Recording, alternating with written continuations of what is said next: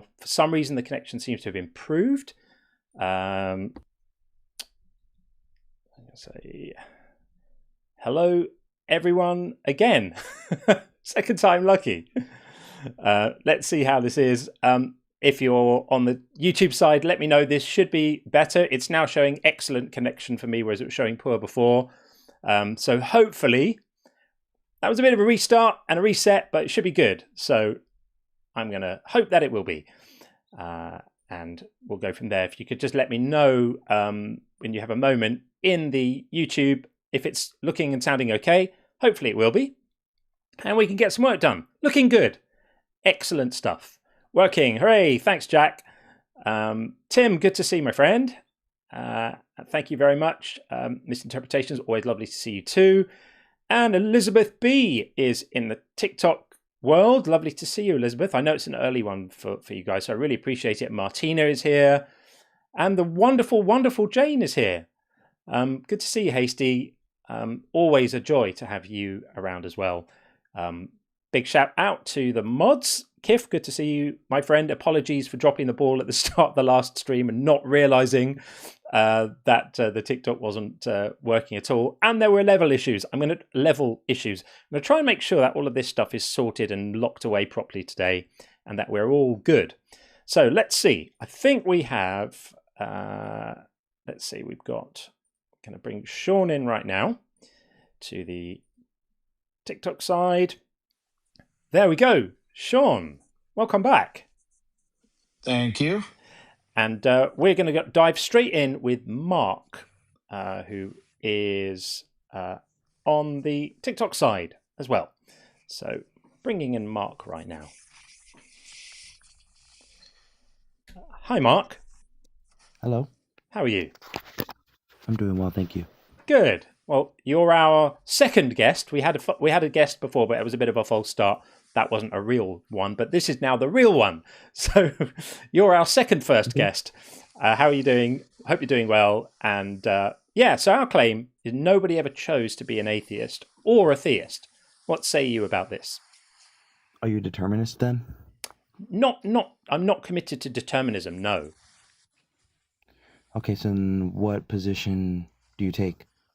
So whether we have free will or not, and whether determinism is true or not, it's still the case that you can only believe something if you're convinced of it. And if you're not convinced of it, you can't believe it. And there's no choice involved in whether you find something convincing or not. It's more like a perception.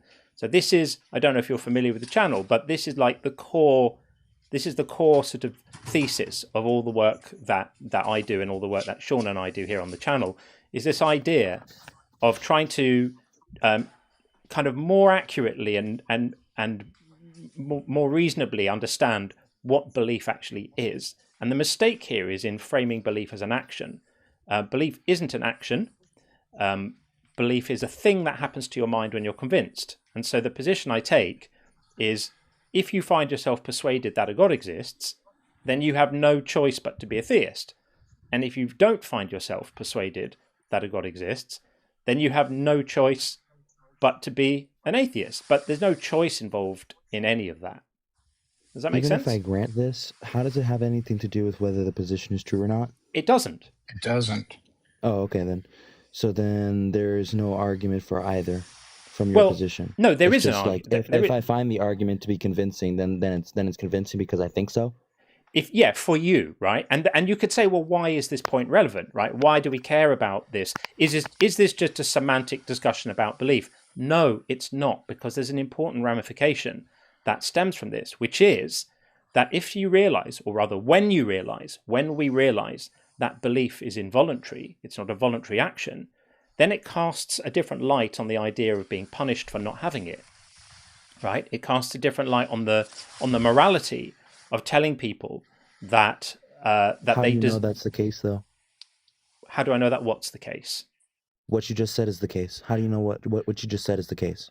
Well, how I know it's the case is that if you're going to punish people for an action they take, that's categorically different to punishing people for an action they didn't take. Do you agree with that? Yeah. Okay. So if we can determine that belief is an action, then it's amenable to moral consequences.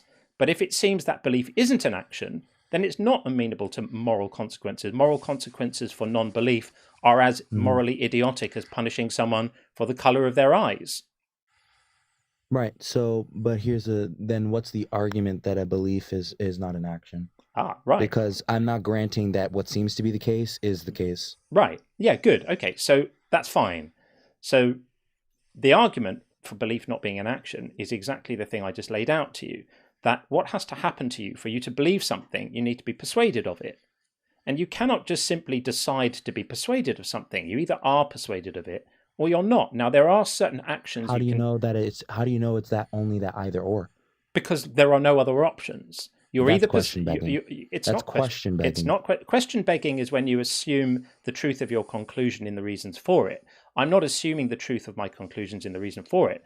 I'm just saying I'm asking you what's the basis for the either or, and you're saying, well, there is only the either or. Well, so you're appealing back to the either or. No, the either or are because those are the only two possibilities. You're either persuaded of something or you're not. The only two possibilities. No, I'm appealing to the law of excluded middle. It's just P or not P is a true dichotomy. Yes, convinced or not convinced. I know P and not P is a true dichotomy. Okay, so convinced and not convinced. I'm asking you to justify that this is true, and you're saying, well, this is the only dichotomy that's the case. Well, what else could it be? You're either convinced of a thing. P or not P, the proposition, you are convinced of X. You are either convinced or you're not. It's a true dichotomy. How do I know it's this P? How do I know it's this P, not P, versus some other this P, not P? We don't care about some other thing. We're talking about a proposition. Let P be the proposition. Hang on. What's the normative force upon why I accept the proposition? Okay. Calm down a little bit. Okay. So the proposition is a God exists, right? One or more gods exist. We can make the proposition as flexible as you like, right? We can just say the proposition is a God exists or some gods exist. Now, with respect to that proposition, you're either convinced of it or you're not. If you think that there's another position that you could take, then what is it? I don't hold that being convinced of a proposition entails that belief becomes involuntary. I don't hold that. Right. Well, then you're wrong. Because that's literally what belief means. Belief is the condition of being persuaded that something is true or likely true. You don't need to be certain, not specifying certainty here. That's literally what belief means. And if you have a problem with that definition, then give me a better one. Okay, I'll use your own position. I'm not convinced that your argument is the case, therefore it's not, because I don't think so. Right. We didn't say therefore it's not. We actually acknowledged at the very beginning that whether someone believes something to be true is independent from whether it's actually true. So I don't know why you're making that argument. Yeah, exactly. I'm not. Then it has no normative force. What's the normative force behind the argument? Okay. We don't worry about normative force at the moment. We're not worrying about whether the proposition there is a God is true or not. And for the purposes of this argument, it's irrelevant. The purpose of this argument is to discuss what it means to believe something, right? This is about belief. It's a psychological state. It's something that happens to you when you become persuaded of something. Now, if you don't think that a belief is something that happens to you when you become persuaded of something, then give me a definition of belief which makes more sense than that. Yeah, I'll grant you your definition of belief. Great. Then the next thing is, can you decide to be persuaded of something, or is it more like a perception, a kind of judgment you make when you're evaluating evidence and you're weighing it up? Or is it just a whim? Is it just like you feel like... You can decide. Okay, great. Well then decide right now to be persuaded that my statement is correct. About what? Belief. Decide right now that my position on the involuntary nature of belief is correct. You should be able to just decide to believe my it. My position is the correct one, because that's what I'm persuaded of. Right, because that's what you're persuaded of. No. Because that's the one I chose. Because you said it yourself. Why can't it be both? You said this. You said the quiet part out loud. Because that's what right you're now you can choose persuaded of. otherwise, right? Because it's a choice. That means you can choose otherwise. Yeah, I wouldn't, because the choice would be false. Right. So you wouldn't. But can you erase because your? The choice would be false. Because in my paradigm, he did prove my position, Strings. Because in my paradigm, we believe that choosing to reject what's true whilst being aware of it, even if you are persuaded to believe something, it would be a contradiction. You can't do it. It's an impossibility. Yeah. Choose to believe cars don't exist. Can you do? Is it possible for you to do that? Yes or no? To choose to believe cars don't exist? Yeah. Yeah, I don't see the logical contradiction. Okay, so I didn't ask you if it was logically possible. I asked you if it's actually possible. Something being logically possible doesn't mean it's like it's logically possible for me to jump to the moon, but it's not actually possible. Is it actually possible for you to choose to believe cars don't exist and actually be convinced they don't exist? Yeah, perhaps if you're like a monk who lives on a mountain, who's never No, I said you. with... I said, are you a monk who lives on a mountain? I asked No, you but that would for be, you. but the in principle. So is it possible for you? Yes or no?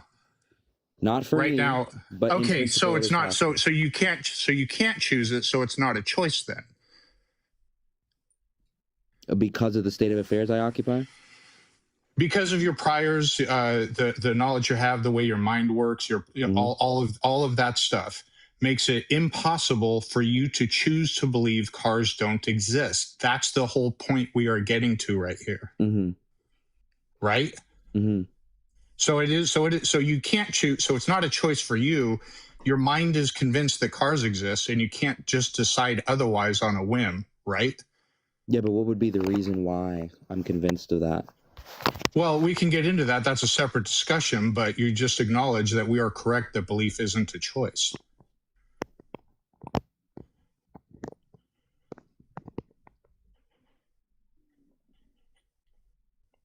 That's the position. It's not a wild claim. It's not even really a controversial claim. It's just another. Hang on a second. More people are saying that we're buffering on YouTube, but I'm showing a good connection here. Is it buffering on YouTube for everyone? This is getting very, very irritating. My thing Mark, here. You have some clicking. My thing here is showing an excellent connection to YouTube and not a problem. So I don't know. I don't know why people are still having problems on YouTube. Not buffering for typing only. I think we're going to have to just push on with it. Niddy's good on YouTube. No, not buffering. Okay, I think we're going to have to press forward. My console here is saying that the data connection to YouTube is good, so we'll just have to keep on going. Hopefully, it's okay. Hopefully, it's all right. So, Mark, are you still there? Yes. Okay. So, do you grant that there are certain psychological processes that are involuntary? I'll give you an example of a couple more. Okay, so yes, I grant that. Okay, you grant that. Okay, so I'm literally just making the claim that belief is one of those. So in the same way that you don't choose what you find funny, and you don't choose what you find frightening, and you don't really choose who you're attracted to, you also don't choose what you find persuasive. Now, that's not to say that you can't make any choices around that stuff, right? You can choose how you use your attention. You can choose your attitude towards beliefs. You can choose how open-minded you are. You can also shut yourself off very deliberately towards certain beliefs, right? You can be closed-minded. You can have a sort of rebellious inclination towards certain things. It could be the case that you know something's true, but you refuse to acknowledge it. All of these things are true, but none of those things. That's an interesting point you're making, because I actually hold that. I believe that people, in my paradigm, we believe that people know that God exists, but refuse to believe it anyway. That's just what we hold in our paradigm. That would be a contradiction. I cannot. If I know God exists, then I believe He exists. So belief is to consider something. Hold on. Let me finish. To believe something is to consider it to be true. I can't know something is true without considering it to be true. That's literally a contradiction. You can't know something to be true without considering it to be true? Correct. Like I know 1 + 1 is 2. And so by that knowledge, I necessarily consider 1 + 1 = 2 to be a true statement. Right. But can I know that that's the case if I don't know what numbers are? Yes, conceptually you can. I don't know where you're going with this. How would that be the case? Well, it depends on what. So 2 is a language. So you can have a concept of like quantities if you don't know the like a name for them or have a name for them. But what's the relevance of this? Right, because there's a set of principles that you hold to, that you use, like the law of identity, the laws of logic, mathematical entities, but these are not things that are like in the sense data. You don't find 2 in the sense data. It's a intangible concept. So well, yeah, but then you'd have if there exists intangible concepts that only exist in the mind, but then the number two exists prior to your mind, then are these things that are transcendental exist in a mind prior to the human mind? you We go seem into to have the just slipped. We just seem to have right into slipped into tag. tag. Yeah, Yes. we're not going to run tag in this argument because we're not actually talking about whether or not a God is real right now. We can talk about that perhaps later. That's not the topic. The topic right now is whether you can choose as a matter of will to be persuaded of something, to find something persuasive that you don't find persuasive. And I think you're coming to realize that you can't.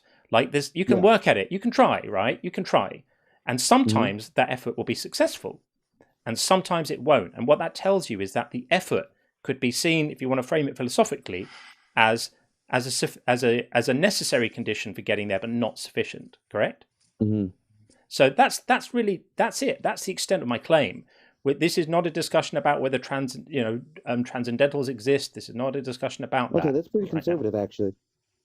It's a small claim, but it has big ramifications, because the big ramifications are that it's morally insensible to punish someone for something that they can't choose differently. So if I'm looking at Christian theology, which says in John 3:18 and Mark 16:16 and Revelation 21:8 and other places, that I'm in line for punishment for failing to believe in Jesus, then I would argue that that's... The claim is not failure to believe. The claim is failure to obey.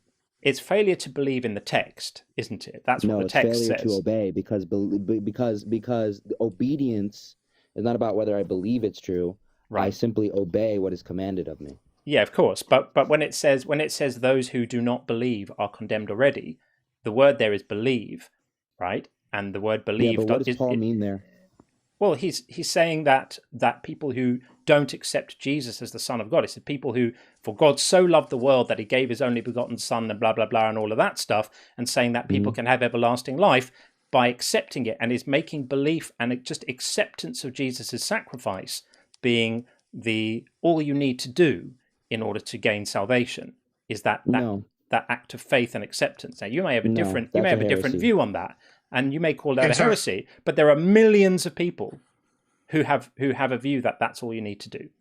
Belief is what you need. That's irrelevant to whether the position is true. Well, so the historic Christian position was that was not just intellectually assenting to the notion that Jesus dies for you, but you actually have to build works. So no, I got you on that. But in order to do the rest of it, you have to start by actually believing that Jesus Christ is Lord and Savior, right? Yeah, but that comes by that's the thing that's not a choice. The belief there comes through the Holy Spirit, who allows you to be able to participate in that belief. The Holy Spirit is the one who draws you in. So it's not an action I took. So it's basically the Holy Spirit drawing you in. Yeah. Oh, okay. So if the Holy Spirit doesn't draw me in, then is it a moral failing on my part? Hold on. You gotta let me finish. Sorry. Go ahead. Yeah. All right. If the Holy Spirit doesn't draw me in and convince me that God is real, then I'm unable to believe God is real. And so is that a moral failing on my part? No, but that's why the Holy Spirit draws everyone. Oh, he draws everyone. So, yeah. Okay. So am I drawn in by the Holy Spirit? So I'm a believer? No, so the Holy Spirit is supposed to draw you in to realize, okay, I have this moral failing. What moral failing? Yeah, so are you morally perfect? Okay, so you said this moral failing. It sounded like you were pointing to a specific one. So you said the Holy Spirit draws everyone in, but then you said when the Holy Spirit draws you in, then you realize God is real, but I don't realize God is real, so therefore the Holy Spirit didn't draw me in, right? No, it would be a failing on you to accept the drawing of the Holy Spirit. So the Holy Spirit acts. Okay, but it's not a choice. After the Holy Spirit. So if the Holy Spirit acts first, that's what's the case in our paradigm. I thought we established that the act of the Holy Spirit. Now that's a failure on your part because you're rejecting. Okay. I thought you already acknowledged that belief isn't a choice. So it's not like me deciding not to accept it. I'm just not convinced of it. Convinced of the working? that Jesus is Lord and Savior, that any gods exist, etc. I'm not convinced of that. That's not a choice. So you said the Holy Spirit draws me in so that I can choose to accept it, but we already established that accepting a proposition is not a choice, just like you can't accept the proposition cars don't exist. Mm-hmm. So how is that a moral failing? Because I have to think through this.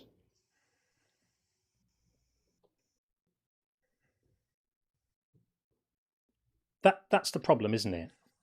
Is that all of these other things, the obeying, the accepting, the having the relationship, all of those things are downstream of being convinced that there's anyone there to obey, that there's anyone there to have a relationship with, that there's anyone there to be subservient to. All of these things. If you find yourself just literally not convinced of that, and think about, if you want to experience what that feels like, think about how you feel about the claims of Sikhism.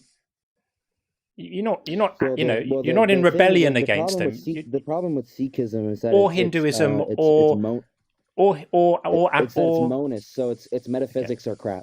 It doesn't matter. You could put in there any religion you like in the world, and the fact that you say its metaphysics are crap is basically just you saying you don't find the claims of that religion convincing. That's fine. No, it's that the metaphysics lead to contradiction. Right, and that's the reason why you don't find the claims convincing. So I think that the claims of Christianity lead to contradictions too. Are we deciding that accepting a proposition based on whether it's coherent or not is now subsumed under I just don't find it convincing? Nidhi in the YouTube chat has made a very good point. I want to give you props for agreeing that this is a reason to stop and have a think and consider. I want to respect you for granting that. Okay, so I want to just mark that. Good call, Nidhi, and good call to you, Mark, for agreeing with that. So if the only thing you take away from this conversation, we're 20 minutes in now, if the only thing you take away is that you can't decide to make yourself convinced of something, and that fact is going to throw some different shade of color, isn't it, over the idea of punishing people for not being convinced of things. If that is all you take away from this, then I think then I would call that a productive conversation, don't you think? Yeah, I just need to. I need to refine my position a little bit more because I'm still quite a novice with regards to philosophy and formal logic. Sure. I mean, I've only been studying it for 2 years, so. Well, good for you. And I would argue that we maybe don't need too much like formal logic and philosophy here. It's so much of this is just common sense. If you examine your own experience of feeling what it's like to not be persuaded of something and contrast that to what it feels like to make a choice to do something, and you'll realize how different those experiences are. If the contrary position would be to say that there's no difference between those experiences, and just your own self-examination will make you realize that that's an untenable position to hold. So, good on you for being willing to reflect. I think that shows integrity on your part, and I respect you for it. And if you want to say, going to go away and think about it for a bit and then come back and present another perspective, I think that's perfectly reasonable. I'd be very happy with that. That's a very good idea. Well, thank you. I'm gonna go take some time to think about this. Good for you, Mark. Is there like a way for me to sort of summarize your position so that I can go and look at it? Yeah. Like have it on a sheet of paper so I can actually look at it. Yeah, I mean, it's like a textbook. Yeah, I mean, funnily enough, I've written a book about it, but it's not out until November. You can buy it now on Amazon or anywhere that sells books. All booksellers, you can pre-order it. But I'm not asking you to go and buy my book. There's buy it. Well, it's, as I said, it's not out until November, but you'll be able to buy it from every bookshop anywhere. It's not like a self-published, Amazon nonsense. It's. Can I write the name of the book down? Yeah, it's called Unconvinced. And if you go to anywhere that sells books online, they'll have it available for pre-order now. Are you in the US or Canada? I can't. I'm in the US. You're in the US, yeah. So if you go to Barnes and Noble, it's on Barnes and Noble for pre-order, but it's not out till November. So if you want something to engage with before then, if you find me on YouTube, there's a video on YouTube where I've kind of spelled the arguments out. It's a couple of months old, and it's called something like "Why Belief is Not a Choice" or something like that. Just on my YouTube channel. And that's awesome. a kind of primer for this position. But thank you, Mark. Appreciate your good faith engagement. I really do. Thank you very much indeed. All the best. Take care, man. Thanks. Good on him. Yep. And if you want to know if someone's from the US or Canada, just ask them to say the word about. Yeah. Oh, you knew what I was going to say. Of course. You knew. Okay. Yeah, of course. Okay, we're going to get INFJ in a moment. Mike said, the Christian insistence on obedience as a moral value in and of itself makes my blood run cold. What good is obedience if you're obeying a monster? I mean, I would agree with that, and that's the point of discussion that we get to every time we talk about morality and biblical morality. We always get to the realization that what the believers frame as morality is in fact just obedience, and no question about why it's good to be obedient. That's just assumed that it's a moral virtue to be obedient to this powerful thing. But it's tricky, isn't it? Because who are you being obedient to? Who are you being obedient to?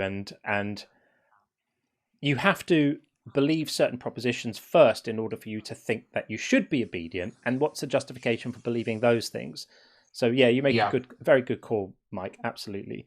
Okay, we have Steve Lambert is on the TikTok side, but we're just going to speak to INFJ first, and then we'll get to Steve after that. Hi, John. Hey, how are you? Okay, thanks. Excellent. Yeah, I just had something. I believe, like you, that nobody can choose their beliefs, right? Yeah. Now, I understand that principally through intuition, but also with some logic. And what I'm trying to do, and I want to put this to you and see what you think. Yeah. The essence of why that is true, right? Now, instead of you explaining it, which you may want to do that subsequently to what I say, but I think, is it because of this, simply that when you have a belief, it's formed on reason and logic, so it's a process, right? And then you reach a conclusion. Obviously, that could be right or wrong, but it's your conclusion, which is your belief. Go on. I was just going to say, it's not always based on logic. We'd like to think, and logic and reason, we'd like to think it is, but human beings are much more emotional than we are logical. So we have motivated reasoning, which affects our actual perception of what's true. Yeah, I agree with that. Yeah, so it can be a combination of emotion and logic. Yeah. And values that you prioritize, sort of thing. So it's effectively a process that everyone has a sort of slightly different one in general that gets to a conclusion, which is a belief, right? So when you make a choice, what you're doing, that's in the instant pretty much, isn't it? When you choose something. I mean, if you choose something simple like, say, a colour for a car, that's not based on a belief necessarily. It might be, but whether you're attracted to somebody, that's like a natural kind of choice, isn't it? Which is kind of separate from belief. Do you think? Well, that's like a bit of a. It's not essential to what we're talking about here. Yeah, I mean, if you are deciding whether you want tea or coffee, you're not evaluating what's true about the world. You're just expressing a preference for an experience you want to have. That's a totally different thing. Yeah. Whereas if somebody puts the sugar bowl in front of you and says, "Is there a sugar bowl there?" You're no longer expressing a preference. You're just having a perception, and then you're evaluating the claim of a sugar bowl is there against what your perception of reality is, and there isn't any choice involved in that. Yeah. And what some people, I'll just finish this one point. Sorry. So what some people do is they say that there's an important difference between a situation where your senses can immediately confirm or disconfirm a claim.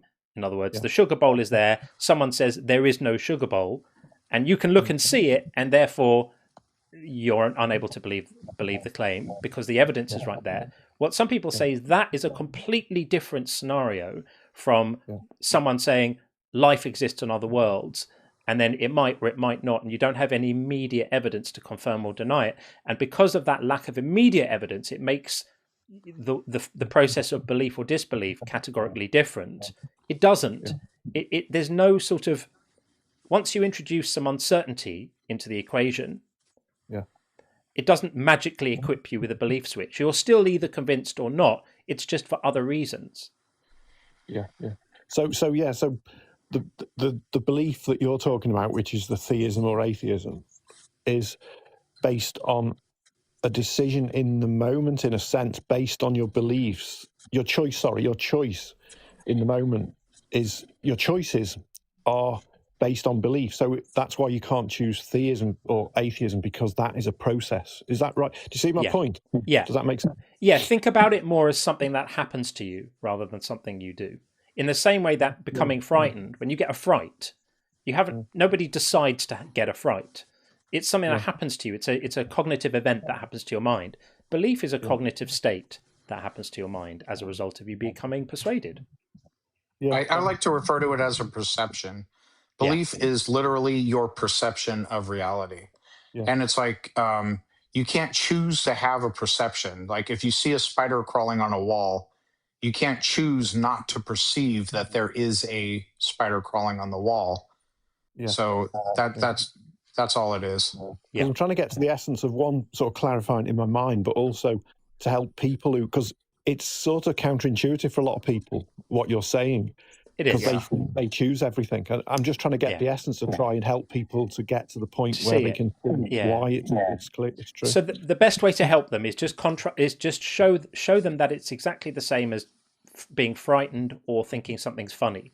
Nobody chooses to be frightened, and nobody chooses to find something funny. You discover that something frightens you. You discover that something makes you laugh, and you discover that you believe something. And the evidence that backs that up is the fact that the networks in the brain that evaluate belief operate before we're even aware of the results. So we've got networks that sort of operate primarily on our emotional engagement with the idea, and also with sort of logical engagement with the idea, and they combine and they produce a feeling of being persuaded or not being persuaded, and that is then fed forward to other networks in the brain where we then become aware of them. So all of that processing happens offline, if you like, before we even know it. Your brain's already decided whether you believe something before you know it.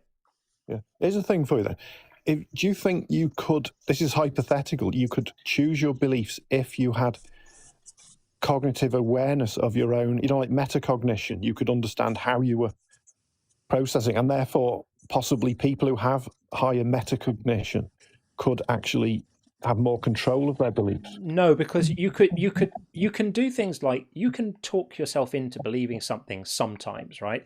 You can meditate on something, you can use affirmations. I'm not saying that there's nothing you can ever do to modulate your beliefs.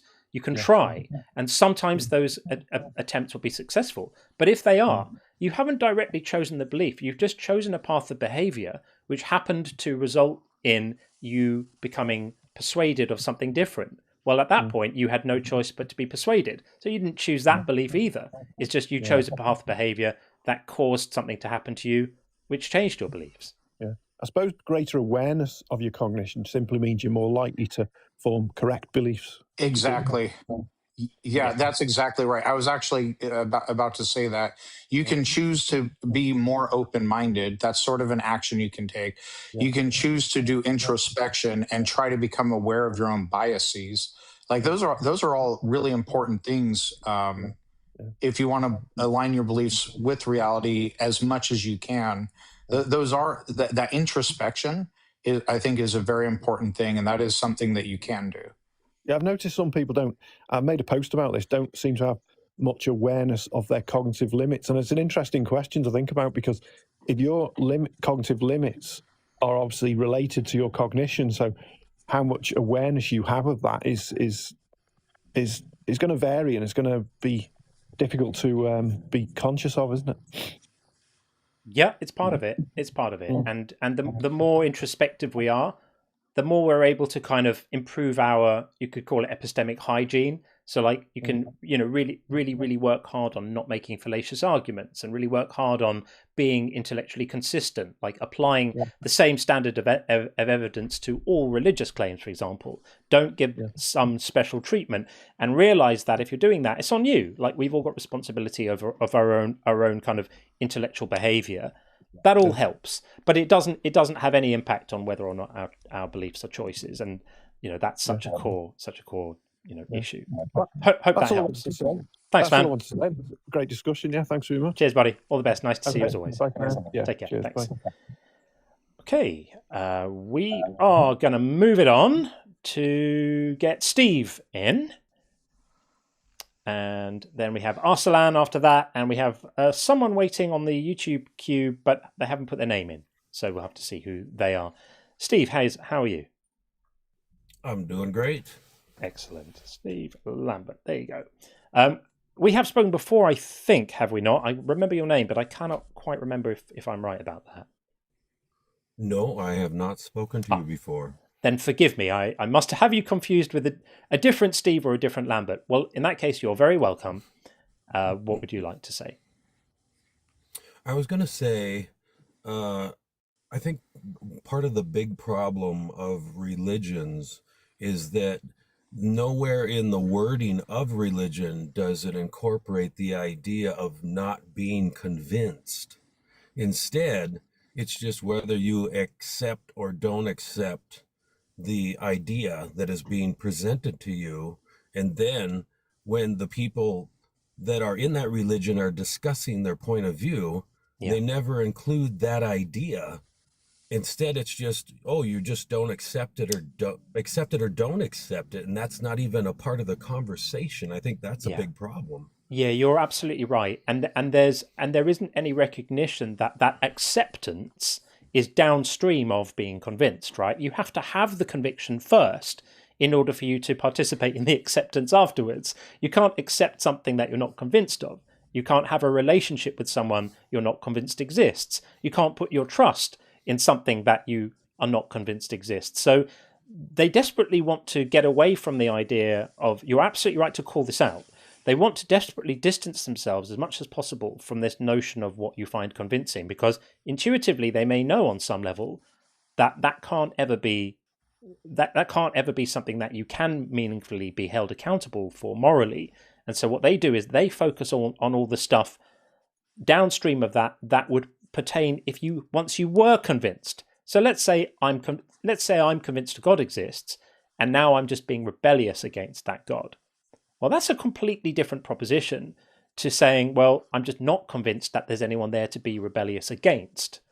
And so you're right to call that out. And there is a reason why. There's a reason why they don't want to talk about what you find convincing, because it makes a nonsense of all the stuff that comes later. Because it's almost like when they do that, it shuts off their ability to think for themselves critically. And now it's just an issue of that thing is real. And now it's just you're accepting or not accepting it. And they don't realize that because that idea isn't incorporated into the religion in the first place. Yeah. Absolutely right. And again, it's this need to be able to frame it as a moral dereliction. You know, I have to be made bad in order to keep their God good. Because if I'm just an ordinary person who's just not persuaded of some claims, and their God is going to chuck me in the fire for that, what does that say about their God? And so in order to preserve the moral acceptability of their deity, I need to be made into a moral monster. And the way of doing that is by conflating non-belief with rebellion. It's saying that if you don't believe something, you know, even this word of acceptance, right? What does it mean when they say you have to accept? Just to accept it. Well, what does that mean? Is that propositional assent? Is that the same as saying, you know, I am persuaded it's true? In their world, it's something different.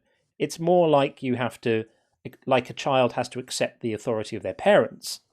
But a child knows their parents exist. And if their parents have never made an appearance, and every time the child has looked for their parents or cried out for their parents, the parents have hidden away, well, then how would it be sensible to say that child has to accept the authority of their parents? It would be cruel. So that's why this dynamic happens. It isn't a bug, it's a feature. And that's why we have these conversations, and that's why I felt motivated to write a book about it, and that's why we talk about it so much here. It's a central pillar here, because we can have all the interesting discussions all day long about the cosmological arguments and the teleological arguments and the contingency arguments and the irreducible complexity and all of that stuff that people have been debating in these circles for years and years and years. I actually don't really care about that stuff that much as it's fun to joust about it. What's more interesting to me is whether or not there is a God. Christianity could even be true. Islam could be true.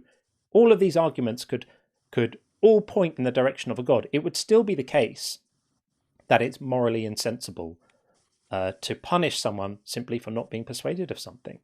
So that's the drum we keep on beating here, Steve. I agree. I always tell all the friends I talk about this issue is, as aside, like you just said, aside from every argument that you make about what God is like and what he does in relation to his creation, the one thing that would answer all of it is if he just showed up. Yep. That's it. Would it be would be trivially easy. That's it. It'd be trivially easy. Just make an appearance. And not just to me. Oh, and I didn't mean to interrupt you, but not just me. Just show up to the whole planet at the same time and make yourself known to everyone. Yeah. But that doesn't happen. Instead, Absolutely. we have all these arguments about what he's like, what he's doing, and, you know, like morality. Just show up. Yep. Absolutely right. I'm glad we're in agreement, Steve. I really appreciate that. Thanks for calling in. Nice to speak to you. And forgive me for having confused you with someone I may have spoken to before, but next time I will remember you properly. I'm amongst many other famous Steves, I guess. Many Steve Lamberts in the world, but none as fine as this one. So thanks for calling in. Thank you. Take care, friend.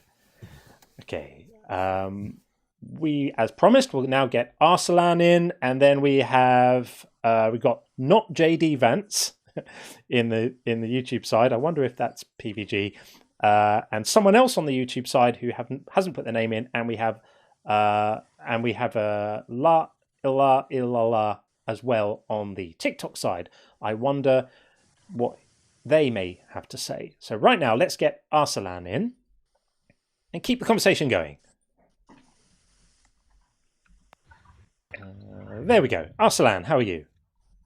Hi. Thank you for bringing me up. How are you doing? Very well indeed, thanks. You're welcome to be here.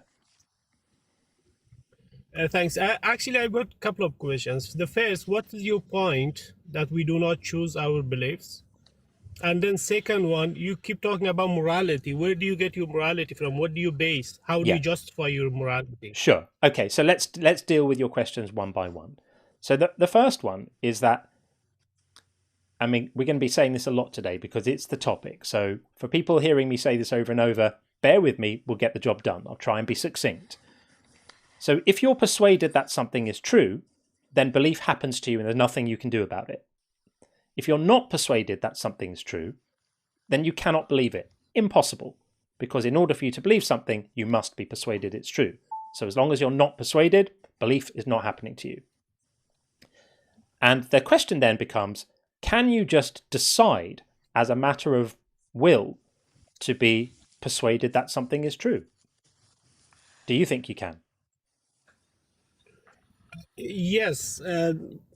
Let's say I've got a belief and I cannot be sure whether my belief is true or false. In order to do that, I need to choose to search for it. Yes. See so if my belief, I will go examine it if my belief is logically consistent and coherent.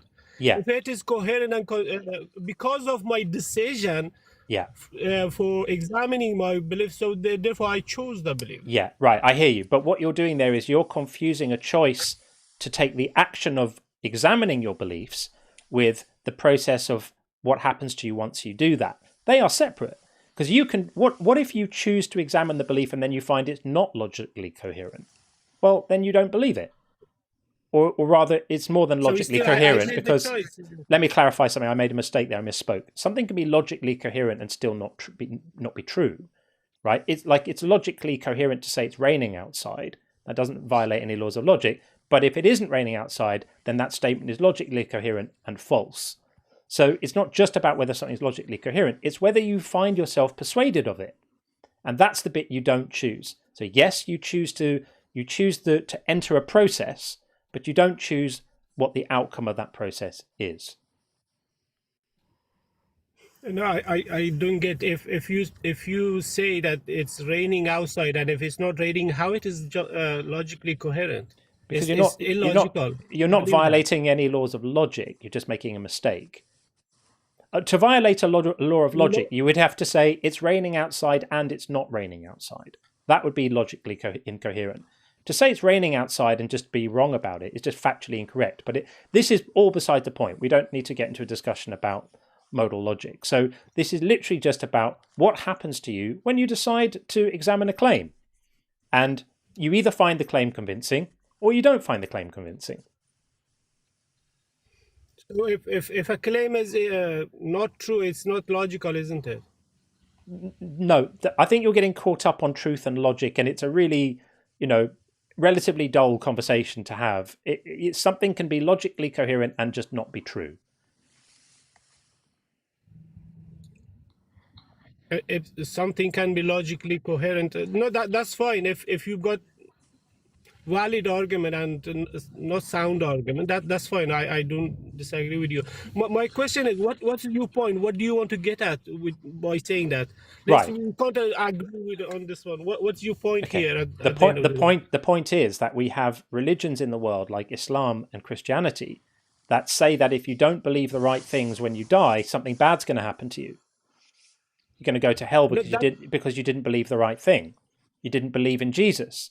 Or you didn't believe that Muhammad was the final prophet of God. You didn't believe the right things, and therefore there's some punishment that awaits. And that is a problem once we realize that you can't just decide to make yourself believe something. If you don't find it convincing, then belief is not an option for you.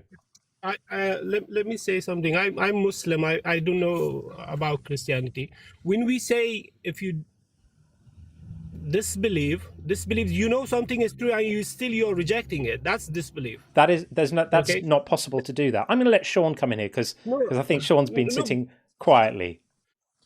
No, it's okay. So, all right. So, Arslan, when we say believe, we mean to consider it to be true. So, like, I believe I have a sister named Shannon. I consider it to be true that I have a sister named Shannon. It is a logical contradiction to know something to be true, but not consider it to be true. Both of those things cannot be true simultaneously.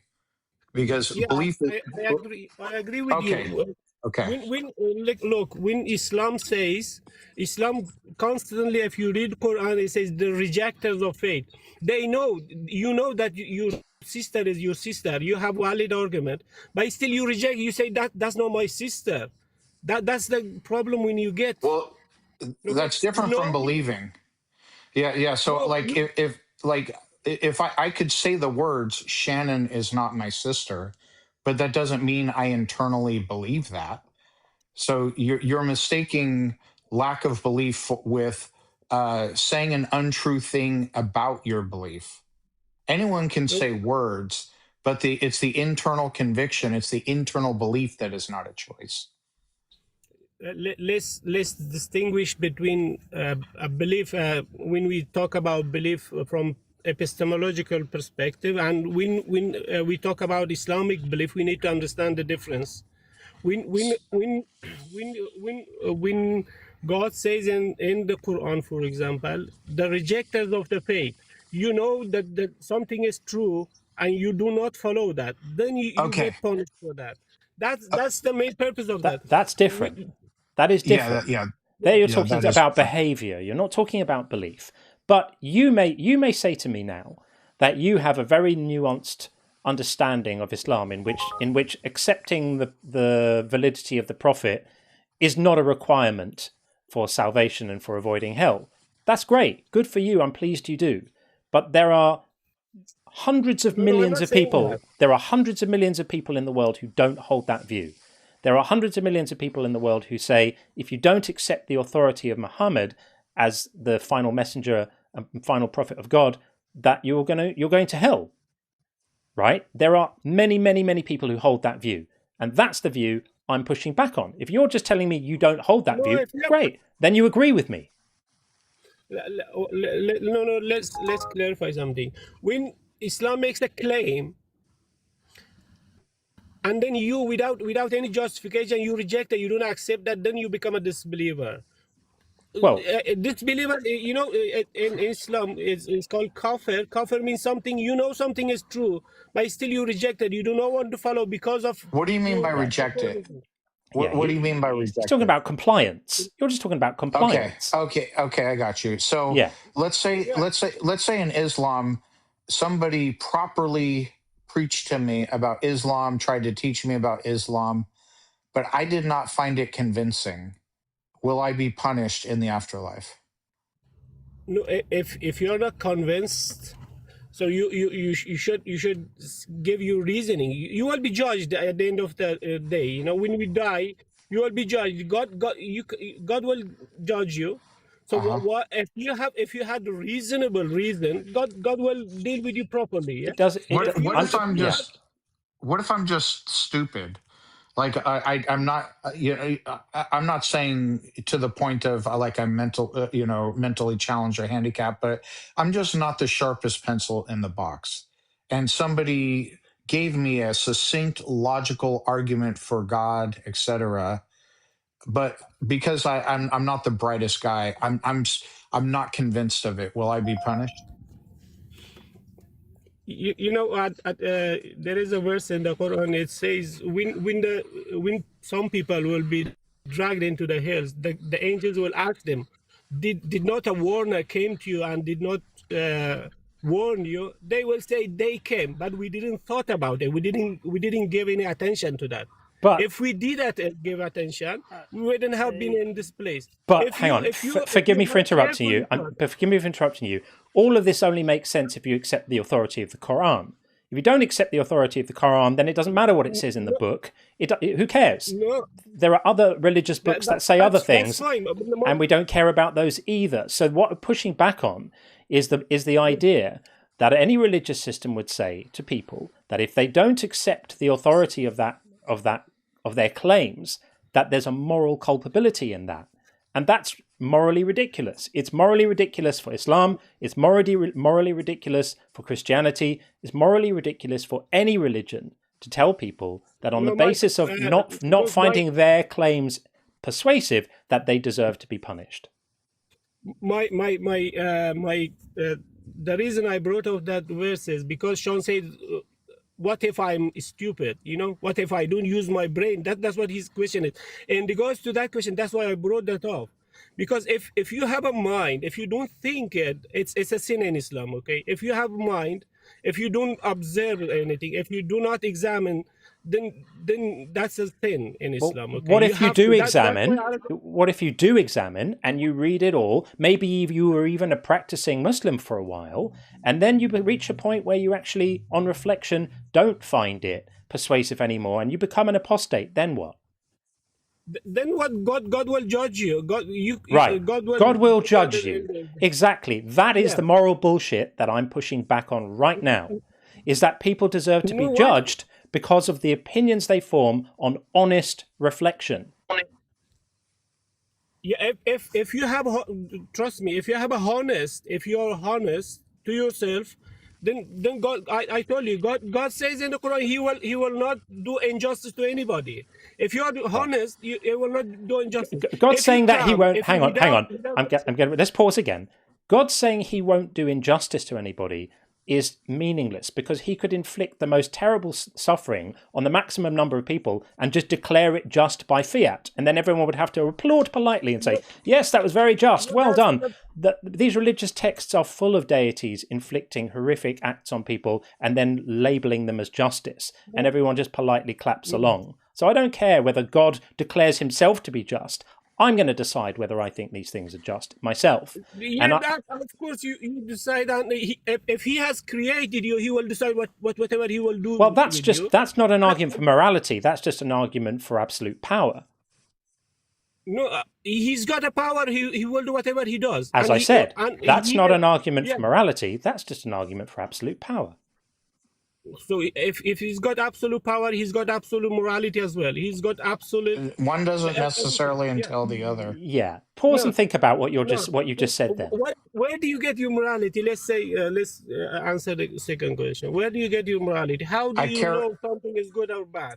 It's simple. I care about the well-being of others, so I evaluate how actions affect the well-being of others. If they do more harm than good, I don't like them. If they do more good than harm, I like them. How do you know something is good? What do you base your good and bad on? I just told you. So it's your preference, isn't it? Aslan, Yeah, so is yours. do you think that we're incapable of... If you have preference, then we are not in a good position to say hang this on, is good or this is bad. Aslan, do you think that we are capable of evaluating whether an action leads to suffering or well-being? Do you think that's something that we're incapable of doing? We can to some degree, yes. Right. So this is how we evaluate our morality. No. Let me tell you. And Okay. you cannot have an absolute morality. You can't be true absolutely without. You can't say this is right or wrong when your morality is subjective. Yeah. So is yours. You're just calling it objective by decree. So is yours. Your subjective preference is to obey God's subjective preference. You have two layers of subjectivity instead of one. So therefore, if it's mine is, if I say something is good and you say something is good, right? We are not in a position to say this is good or bad. This is just preference. You can't say there is something good. Okay, do you care about the well-being of others?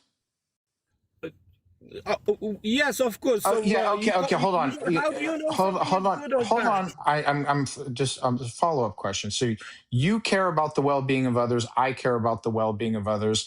If it turned out no God exists whatsoever, if you found that out, would you still care about the well-being of others? How do you know something is well-being of others? How do you know something is good? Would you still care about you said you care about it. Okay. So even if no God exists, we still have common ground because we have mirror neurons in our brain. We have to live together in a shared society. And so now that we have that common ground, we don't need a God to care about the well-being of others. No, we don't have. That's what I'm saying. We don't have common ground. There is no common ground. That's what I'm asking. My question. Caring about the well-being of others is common ground. If you care about the well-being of others and I care about the well-being of others, that is something common between us. That is common ground. No, but the thing is, you don't know what is good for others and what's bad for others. You don't always know. You don't always know. So look. There are okay. So there are areas where ethics. Hang on, calm down for a moment. There are points where ethics is not clear cut. Right? So there are some things where we can be very, very clear-cut about it, right? Chopping somebody's arms off is not good for their well-being. We can all agree that chopping people's arms off for fun is bad because it leads to easily... Hang on, just calm down. I'm explaining. Calm down. Okay. Okay, but let me finish my point. So there are some areas where it's very obvious what's going on and there's no ambiguity and everyone would agree. Chopping somebody's arms off equals bad because it doesn't increase their well-being and no one's going to disagree with that. No one's going to make a case that they were better without their arms than before when they had them. So that's clear cut. And there are other cases where knowing exactly what's right is a little trickier because there might be competing interests. An instance would be something like assisted suicide. It's a morally complex notion, right? You can make cogent arguments for it and you can make sensible arguments against it, and it's not always entirely clear which one is actually going to lead to a reduction in harm and an enhancement of well-being. That's because ethics is a complicated area. Nobody ever promised us that ethics was going to be simple. Deal with it. Ethics is complex. It's not always amenable of simple answers, but we can be guided by the principle at least of wanting to know what's going to cause the least suffering and what's going to enhance well-being. And if we're united on that, then that gives you a framework by which to judge moral actions.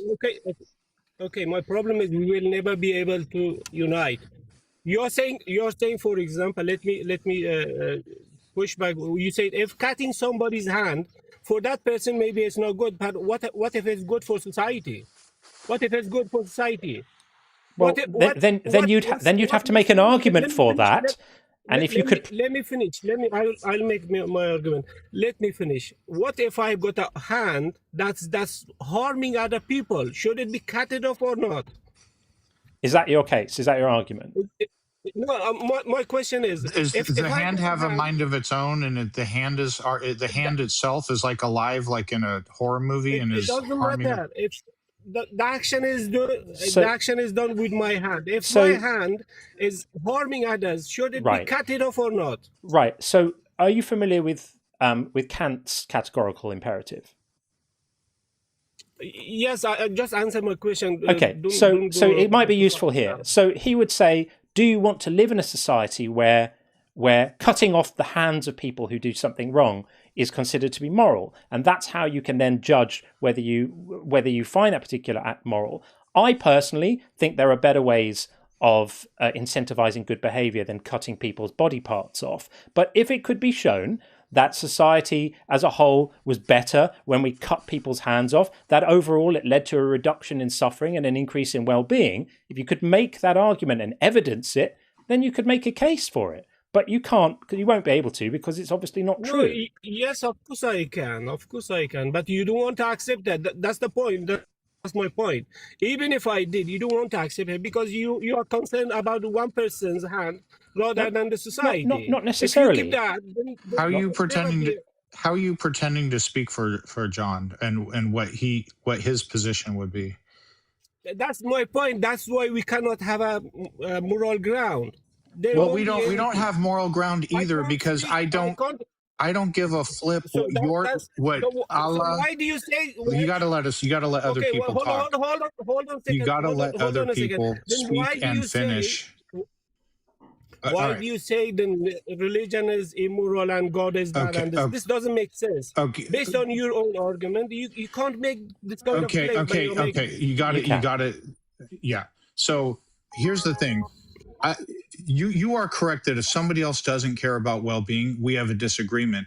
You have the same problem because I really at least we have common ground with the well-being part, and you admitted that. I don't give a flip. Let me say, all right, dude, I'm going to start muting you. It's all right. We got this. I got it. Okay. All right. More listening, less talking. Okay. So we have common ground with our basis.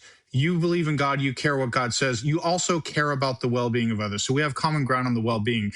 I genuinely don't give a flip what Yahweh, Allah, Shiva, Thor, Odin, any God has to say about morality. I care how actions affect the well-being of others. I don't care about blind obedience. To me, for me, that doesn't move my moral compass whatsoever.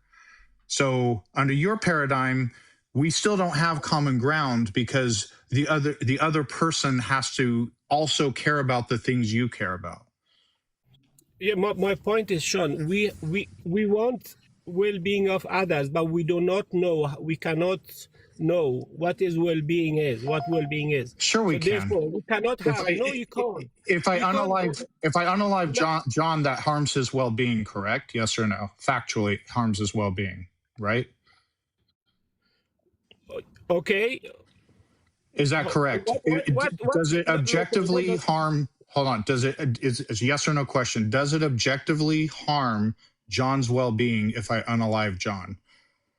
Objectively, yeah, you are harming his there you go. Right. Okay. There you go. So here's the thing. In the vast majority of cases, we're not saying morality is simple. It's never simple under any paradigm. But under the vast majority of cases, you can evaluate based on well-being whether actions are good and bad.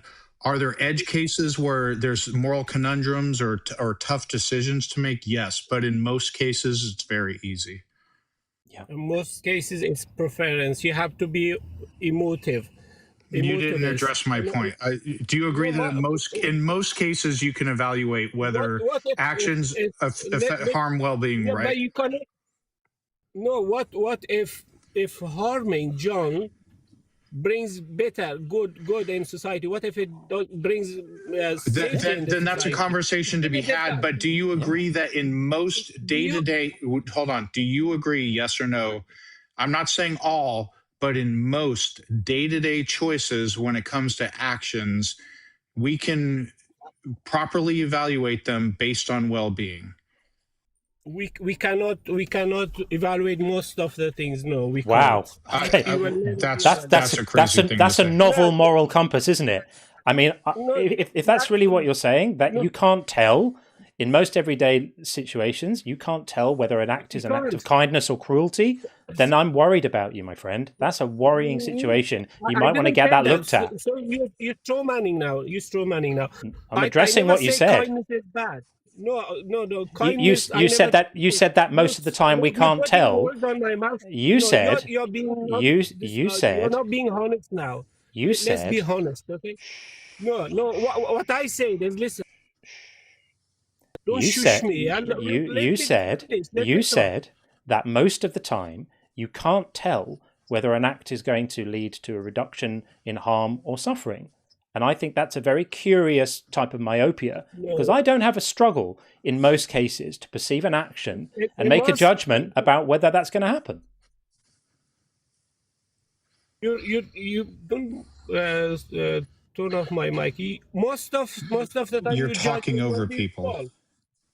No, you don't let me talk. You're talking right now. What I'm saying is, if harming John brings much safety in a society, is it still bad?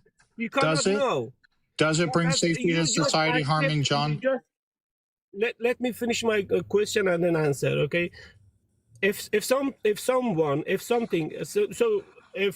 is harming society and getting rid of him, how do you know it's bad, that one? Right. How do you know? So if you can make a case and evidence it that harming people is good for the society, then you could make a case for it being ethical. The thing is, you won't be able to, because people have tried. People have tried to enact policies based on harming groups of people according to their identity or their ethnicity, and they've tried to justify it on the basis of it being good for society. The middle of the 20th century showed us how well that works out. And so we're justified in looking at that and saying, you can make that claim. That's what ethnic cleansing is about. But most of the case, you're going to fail to be able to make that case. So what you're saying is putting a criminal into the prison is not good, right? I'm not making that case at all. Because putting a criminal into a prison is done to protect the other people in the group from that person's actions. So that's why we generally accept that incarcerating criminals has some moral acceptability to it, because it protects other people. It's weighing the interests of the other members of the group against the interest of that member of the group, and so it makes some kind of sense. So you accept harming sometimes is good? Yeah, there are instances in which inflicting. That's my point. Yeah, there are instances. You can't say. You got to stop talking over people. From now on, if there's sound coming out of John's mouth or my mouth, I'm just gonna. And you start speaking, I'm just going to mute you, because you are talking over us instead of waiting for us to stop and then taking your turn. So yes, you evaluate harm and enhancement to well-being in totality. Sometimes a little bit of harm is for a greater good. Like if you give a child a shot that gives it a little poke and is painful, but you give the child a vaccine, you evaluate that. Getting somebody off the street and into a prison who is a violent criminal is ultimately beneficial to society, but it does some harm because it does harm to that person. That stuff can get evaluated. Okay, that's the point. You're agreeing with me. Sometimes it's okay to harm others. And as long as the harm is unavoidable in such that, hold on, you got to let me finish. I'm going to give you the criteria. Sometimes it's okay to harm others if the harm is unavoidable in order to achieve a greater good. So, for example, the defense of another. If there's an active pew-pewer at a school, I'm going to pew-pew that person to do a greater good because it's necessary to do so to prevent more children at the school from getting harmed. That's an example. No, that's my point. That's what I'm getting at. So you agree when God punishes someone, let's say cutting of hands, it brings greater good, then it's okay. You can't disagree with me. That's my point. There's a You broader don't let me there's a finish. broader Let me finish context. now. You're talking over me now. Okay, that's the whole point. I'd like to okay? respond to the But point you just made. no, you're not letting me to finish. Okay, make another Okay, point, and then we'll because respond to both your points. that's my point. Okay. You agree to me if harm brings greater good. We then understand the that's fine. point. We all understand the point you've just made, but I'd like to respond to it. No, you're not. No. So you earlier you rejected. You said it is bad, but I said Right. if it's good for society, that means it The brings question is, good. I don't Then think it's it is good for society. Chopping people's hands off is arguably not good for society, even if it appears to confer a short-term advantage in some way in terms of its deterrence or stuff. It's very, very cruel, and it's not helpful, and there are more effective ways of incentivizing good behavior than cutting people's body parts off. That's we can talk, we can agree. I can give you examples. So many people, when you put in prison, okay, they come back and they do the same thing again. The prison doesn't work as well. If you're referring to, dude, you want to live in a culture where people's body parts get cut off, good for you. I don't want to do that. I'm not persuaded by the I'm not persuaded by the arguments that it's good, that it's moral, and that it's helpful. You're being genuine and dishonest. Seriously, I'm not saying that. I'm not saying, but my point is when prisons are harmful.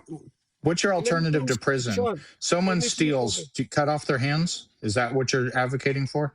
No, I'm not saying. If someone if someone's job is stealing and kidnapping and all these things, they better off be out of it. If their hands are cut off, then that's fine, because that brings greater good. That's what you agreed with me. No, we haven't agreed. No one here has agreed with you that cutting people's hands off is good. There are other ways. There are other ways of doing it. We're not going to debate your barbarous inclinations here. That's not really what this is about. You did agree already. If somebody, you did. Sean already gave an example. But I don't think it does bring a greater good.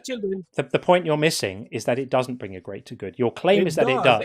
Your claim is that it does, but my contention is that it doesn't. I think it's barbaric. I think that cutting people's hands off, it completely fails to build the kind of culture and the kind of society that I would want to live in. I would like to live in a society where prison is about maybe rehabilitation. There are programs that are being introduced in some prisons where they introduce people who have enacted crimes to the victims of their crimes, and those kind of engagements have been shown to be much more effective in reducing recidivism rates.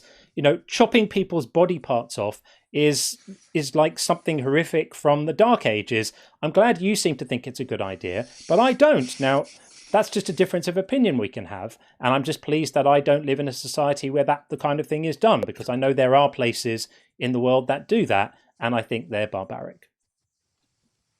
Yeah, but what I will say is to you, if you allow, let me give you an example. Think about United States. The crime is happening in the United States, and compare the Saudi Arabia.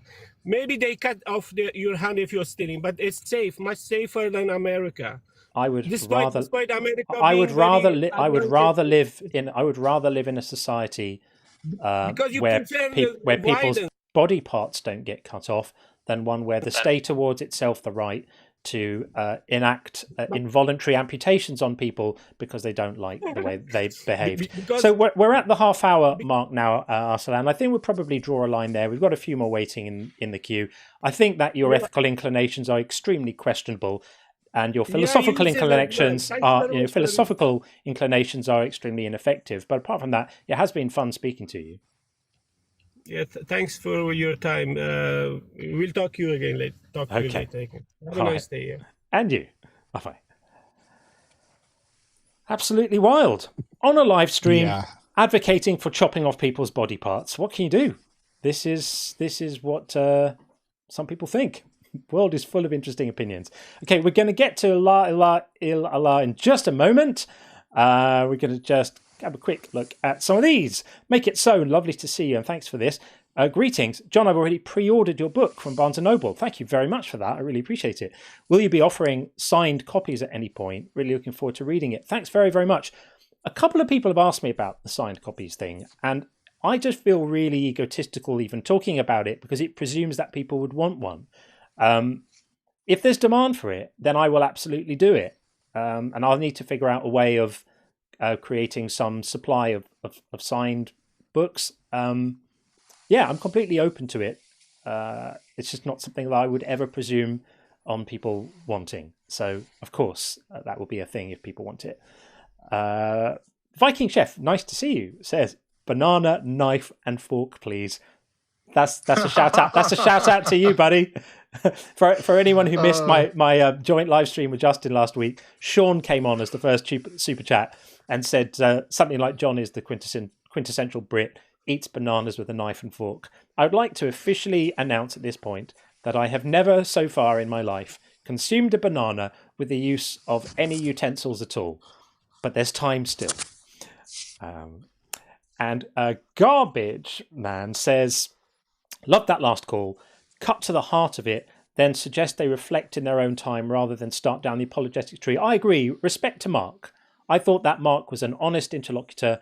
I thought he came in sort of firing on the Philbro thing and then calmed down a little bit. And actually, to his credit, he was more open to what we were saying. And his response was absolutely perfect. For me, it was pitch perfect to say, you've given me something to think about. I'm going to go and think about it, think on it, and see where I land with it. I think that is the height of intellectual integrity, and I massively respect him for that. So, Mark, if you're still listening, big up for that, and you're welcome back anytime you like. And then one more message, and then we'll get our next guest in. Duskframe says, I think God is just a sick freak. Well, yeah, I'm inclined to agree, which is why we quite often run the God is evil topic here, and we will be running it again very, very soon. I think God is a bit of a loser, really. Not someone you'd want to hang out with on a regular basis at all. Right, let's get La Ilaha Allah in, who's been waiting for a while, and see what the conversation says. Hey, how are you? How are you? I'm good. Good. Thank you for waiting so long. Thank you for having me. Sure. I basically want to ask a question, and don't worry, you guys don't have to answer, but I'll give you to my perceived answer what I see from individuals as in human wise. Meaning, if you take the religion out of the equation and if you put human to human, it gets one to know another. Meaning, all of us, females, males, kids, are in the end trying to rule over each other one way or another. It's a habit. It's a habit of human nation. Yeah. So could it be that anyone who refused whatever they refused, regardless it being true or false and all of that, they are basically blatantly refusing, no, you don't get to rule over me, period. That's the gist of it, as in your subject in this conversation that you guys were having so far. Yeah. Am I able to perceive that correctly, or correct me if I'm wrong? No, thank you for that. So let me try and reframe your question back to you, and you tell me if I've understood you correctly. So okay, if I understand you correctly, you're saying that human beings often have disagreements about power and about authority, and could this what's being framed as a non-acceptance of God just be another one of those? Could it be an instance where, rather than just calling it disbelief, it's actually saying, no, I refuse to let you rule over me, and I don't accept over me, and I don't accept your authority. You could frame it that way, but there's a problem with that, which is that anybody's non-acceptance of any religious claim could be framed that way too. So, like, I could say you're just being, you're refusing to accept the authority of Puff the Magic Dragon, and you deserve to be punished for that. Whereas what all of that argument fails to do is realize that to accept the thing that you're talking about, to accept that authority in the first place, you have to be convinced that there's someone there to have the authority. You have to be convinced that there's someone there for you to give that authority to. You have to be convinced that there's someone there for you to have a relationship with. And if you're not convinced of that, that's the starting point. That's like the bare minimum that you need, right? Without that, all of that other stuff is completely impossible. Then the second question would be, wouldn't the bias kick in within all of us, one way or another, regardless true or false? Yes, we all have biases. That's true. So again, back to the first question, no, my way is the correct one. No, you're not going to rule over me. I'll have it my way, my desire, blah, blah, blah, blah, which every one of us. I'll give you an example. Within the, by the way, I'm Muslim, yeah? Within the Muslim context, you have the people, the Muslims themselves being told the three Abrahamic religions. First, the Jews, the Judaism, they will be divided into 72 sects. Just go along with me for the sake of this conversation, okay? The Jews will be divided into 72 sects. The Christians will be, 71. The Christians 72, the Muslims 73. And all of it will go to hellfire except one. So regardless it being true or not, the gist of here is with you being the proof, even if you say to me, no, I don't agree with, I see that ingenuine. You're not genuine in that case. Bear with me, I'm not finished yet. Meaning, from day one, since we have grown to whenever until we die, we are quarreling all the time, like two toddlers, one way or another. And it has been that way, and it will be that way. And I don't know what's coming to what is to come. Yeah, I think you're just recapitulating your first point, aren't you? But yeah, so here's the wait. The bias part cannot be refuted because you said yes, we all have bias. So if we have all bias, it goes back to the first. No, you're not going to rule over me one way or another. No, that's not what bias means.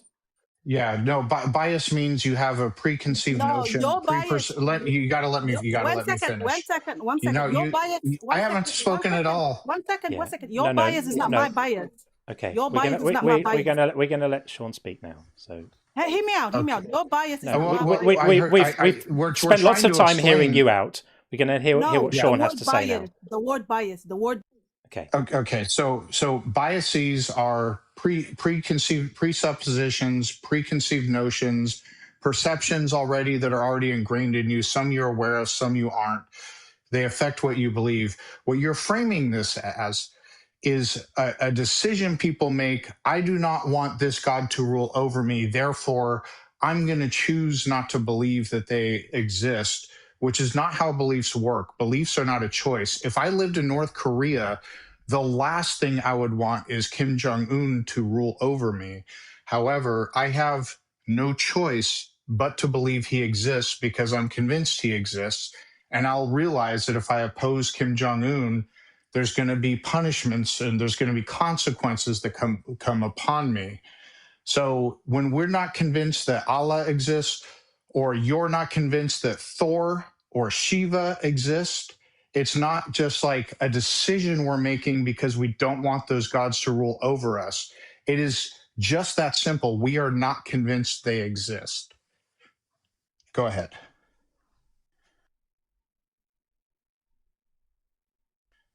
You have to unmute yourself. You can unmute now. Click the little microphone at the bottom. Okay, listen, let's not boss it on, okay? It's very simple. You're not my boss. We are not each other's boss, okay?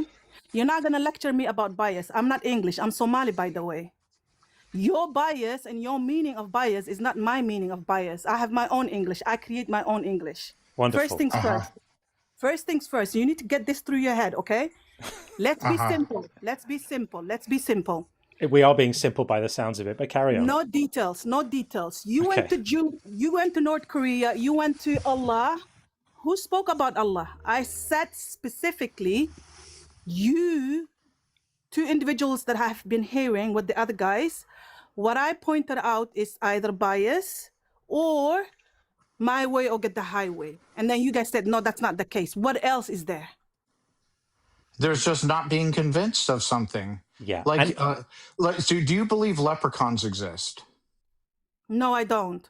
Okay, is that like a conscious decision you make to rebel against their authority, or are you just simply not convinced they exist? It never crossed my mind. Okay, well, now you've thought about it. Now you're still not convinced they exist. It's that way for me for every God that exists.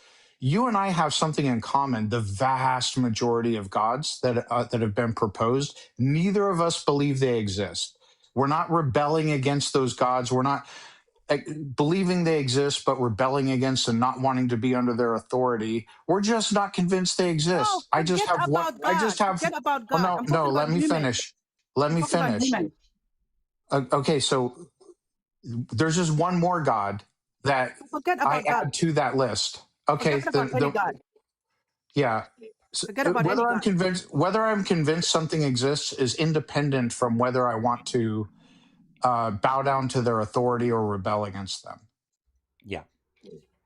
So you being convinced is your bias has taken you there.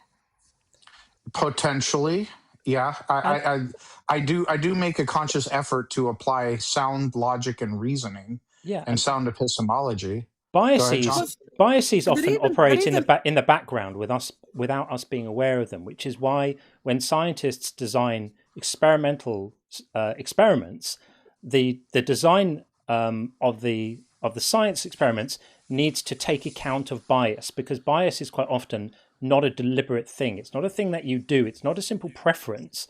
It's often cognitive forces working in the background that shape your perceptions and shape how you see things, which is why it's not amenable to moral judgment. You just need to account for it sometimes, right? So if I'm unable to believe something because I have biases, it's still the fact that I'm unable to believe it. It's just that my biases might lead me to have motivated reasoning or things like that. It's still the fact that I'm either convinced or I'm not convinced. This is the extent of the claim, so right? Everybody gets to decide in the end for themselves. So it's not a decision. This is the point. You said thank you and then completely disagreed with me as if I'm agreeing with you. I'm disagreeing with you. I'm saying that what you're framing as bias in your view is some sort of preference. I'm not talking about preference. I'm speaking at the moment. This is what happens when my mouth moves and noises come out. So at the moment, what you're framing as bias is actually preference. We're not talking about preferences. We're not talking about preferences. We're talking about the way that your priors might shape your perception of the world. You don't get to do that with me. You don't. I do. I actually do get to do it with you, because this is no. This is you're not going to be heard out. You're going to just listen quietly for a moment, and when I finish speaking, then you get your turn. That's how adults do it. So I'm pushing back on your use of bias as being something by which moral culpability for beliefs can be injected into the equation. And now you may respond. This is what I was going all along. You get to boss around.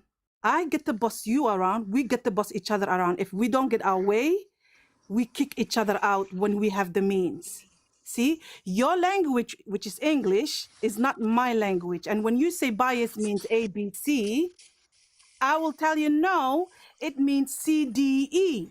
That's wonderful. Okay. But we're having a conversation at the moment where we're trying to agree on concepts. If you're going to start using your own, if you're going to start, I'm giving you an example. I'm explaining to you. I'm going to have to meet you again, because we're just going to try and clarify something. Okay, we are having a conversation in which we're talking about concepts. If you're going to start introducing your own personal definitions of words, then that's going to make the conversation much more difficult. So I grant and accept that English may not be your first language, and I hugely respect you for how well you speak it. But that doesn't give you the doesn't give you the rule to it doesn't give you the grounds. I'm sorry. To start using your own personal definitions of words and expecting other people to accept them. It's not about acceptance, it's about a dialogue, okay?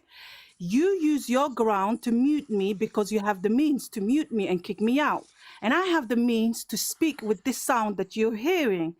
And we, down the line, through history, until the end of whatever end it may be, gets to decide how we move and go forward. So when you tell me bias means this and that, I disagree. Just because you made up a word on the basis of the dictionary doesn't Lovely. mean I can I made fight up. to it. I made up the normative use of the word bias is one of the most No delightful problem, no arguments problem. I've heard But in it's a while. still a So dialogue. we have It's still a drifted. dialogue, We right? have drifted quite One far. more question. One more question. One more question. We have drifted quite far One more- from the shores where we started. So let's realign ourselves with the topic of the conversation. We're 12 minutes in, and we've gone way off piste already. So where we started. One more question. Where One we more started, question. she's not even listening at all. One more question. Where we started was a discussion about whether or not people can decide to make themselves One more question. convinced of something, and whether it makes moral sense for them to be judged morally One more for question. not being convinced. Do you One think? more question. Do you think that One that more is the question. case? Or you No, just want to? you don't get to stare. You see, your bias still. I still have the same question. You didn't answer my question. You're telling me how to speak, and that's not nice. I'm not telling you how to speak. You can reiterate your question. If I failed to answer a question of yours, please reiterate it now, and I will answer it. So when I say thank you to you, when I said thank you, what I basically said, what I meant basically when I said thank you was basically whatever you uttered, which was quite long, before I said thank you. And to me, I'm piling all in one go. I didn't want to get into this argument with you, which you guys beautifully, plainly, successfully succeeded. You successfully succeeded. Stop crying about the discussion. Just ask your question. Ask your question. Okay. My question is, since human beings in general don't get their way, they cry out wolf, right? That sentence is clear into Hollywood and whatnot, yes? Me and you are right now crying wolf with each other, right? If I get the means to sort out that cry out that I'm crying out, whatever it may be, for people to believe me, I successfully succeed in that. That's part of life, right? And if you don't succeed, that's also part of life, right? Are you with me? Go along with the conversation, yes? We're waiting for the question. The question is, why not just admit, I want to rule the world, but I have not successfully been able to successfully succeed in that? I don't want to rule the world. Is that your question? Yes, that's the question. Why don't you beat around, why you beat around the bush and not say, I want to rule the world? Why don't The you reason say I that? won't say that is because it's not true. Because that's how you feel. I have no desire to dominate other people. Wallahi, that's what I was hearing the whole conversation through. No. Demanding that we have a back and forth where each person speaks after the other finishes speaking is not domination. No, the tone. I was watching your tone, both of you. You guys were frustrated, like I'm frustrated, but you guys don't admit that part. I'm not frustrated as much as perplexed. And you built up this whole thing about a question that you'd asked that hadn't been answered. We gave you an opportunity. We gave you an opportunity to ask it. So your question is why don't we admit that we want to rule the world? Is that really what we've built up to at this point? No. The power. The question is about the power. It boils down to power. I ruled the world. Sorry. Yes, exactly. Yes. You guys want as good as everyone else, including the females, like the Western females who have successfully succeeded to be copied by all over the world. Every woman, female on the face of the earth is copying the white female. What are you talking about? Same thing. Focus. Same thing. Focus. This is wild. No. Not exactly. Not exactly. Focus. Ask your question, because I still can't discern what you're talking. You just saying the word power isn't a question. Why don't you admit you like power? Right. But Sean's already answered that, and I concur with him. Do you have another question or more nonsense? No, that's it. That's it. Okay. That's it. Thank you very much for my that. Point. I'm glad you think you made a point and that it was proved. Absolutely wild. That was weird. That was completely weird. I feel like I've just come off a trip or something. That was completely strange. I think she was just randomly stringing words together and then saying, "But you didn't answer my question." Very interesting and amusing. Wild. Sean, you don't admit that you just want to rule the world. Very, very strange. Okay, we've got Lux and Alfredo and Joshua. We're going to get to all of you. I have had a caller waiting on the YouTube side without a name, so we're just going to see if this is just a ghost of a call or really a call, and see, are you there, caller without a name? Feels to me like it probably isn't. No. Okay, that's not a thing, so we're going to get rid of that. I didn't think it was. So that caller is going to go. And we're going to get in Lux. And then after that, we have Alfredo and Joshua. Lux, how you doing? Good evening, sir. I'm doing fine, thanks. What about yourself? Very well indeed, thanks. May I ask you a question, if you don't mind, sir? Of course. Do you deny the affirmation of God's existence? Do I deny the affirmation of God's existence? I don't necessarily deny it. I'm just not persuaded by it. What do you mean by persuaded? What's the principle of persuasion? In other words, calm down, right? We're not going to just go racing out the Philbro University 101 gate. So if you make a statement, then there are three positions I can take with respect to that statement. I can agree with it. I can believe it, right? That is one. I can agree with its negation, which is to say I believe it's false. Or I can take a third position, which is to say I'm not persuaded it's true. Are you aware of the difference? Are you aware of the difference between position 2 and 3? Sure, definitely. I would imply that there's like a formal distinction between those three propositions, but inherently we can say that it's either X or Y according to the law of excluded middle. For a proposition, it's either true or false. Yeah. A proposition. There is no third factor. There is no third ground. I know, but you're confusing the truth or falseness of a proposition with somebody's belief state. So a proposition can only be either true or false. But with respect to that, you can actually have more positions than that, not only those two. As I said to you, you can have position 1, which is that you accept the truth of the proposition. You can have proposition 2, which is that you affirm the falsity of the proposition. And you can have proposition 3, which is that you do not accept the proposition, but you're not affirming the falseness of the proposition. Are you able to distinguish the difference between the second and third positions? I don't really think that there's like a distinction between the second and the third. So that would be a no. That would be a no. May I have the chance to finish? May I have the chance to finish? I did not like stop you while you were speaking, right? So as I stated priorly, right, there is no such thing as third ground, third position. When it comes insofar as classical logic, which is the principle of parsimony, implies there's always going to be a position which is either you're not understanding. So I'm sorry. May I have the chance to finish without getting like obliterated? Saying the same thing. Okay, right? Go ahead. Yeah, thank you, sir. Thank you. Notice how I did not stop you people from speaking. Don't need the meta. Don't need the meta. Finish. Yeah, notice my behavior, my ethics, and my moralities are coming from an objective criteria. You're an exemplar. We've never seen a better role model than you. Now, get on with the point. Yeah, God bless objective criteria. So let's continue in our conversation. For as I stated priorly, right, a proposition is either true or false, and that's an axiom, which we can derive from classical logic, which is the most parsimonious logical position, right? So when it comes to the proposition, sir, please, when it comes to my argument, which we're going to use right now, is possibly, necessarily, G implies actual G.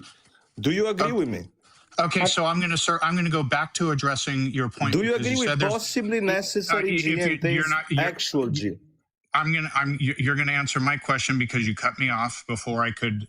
You're running, Dan. Your point. Thank you. Before I could address your point, you said there's no third option. So here's a proposition. By the way, there is an odd number. The third world countries, I speak English cleverly. There's no problems. We can indulge in a conversation. So it would be great if you could speak just a touch less. Would be awesome.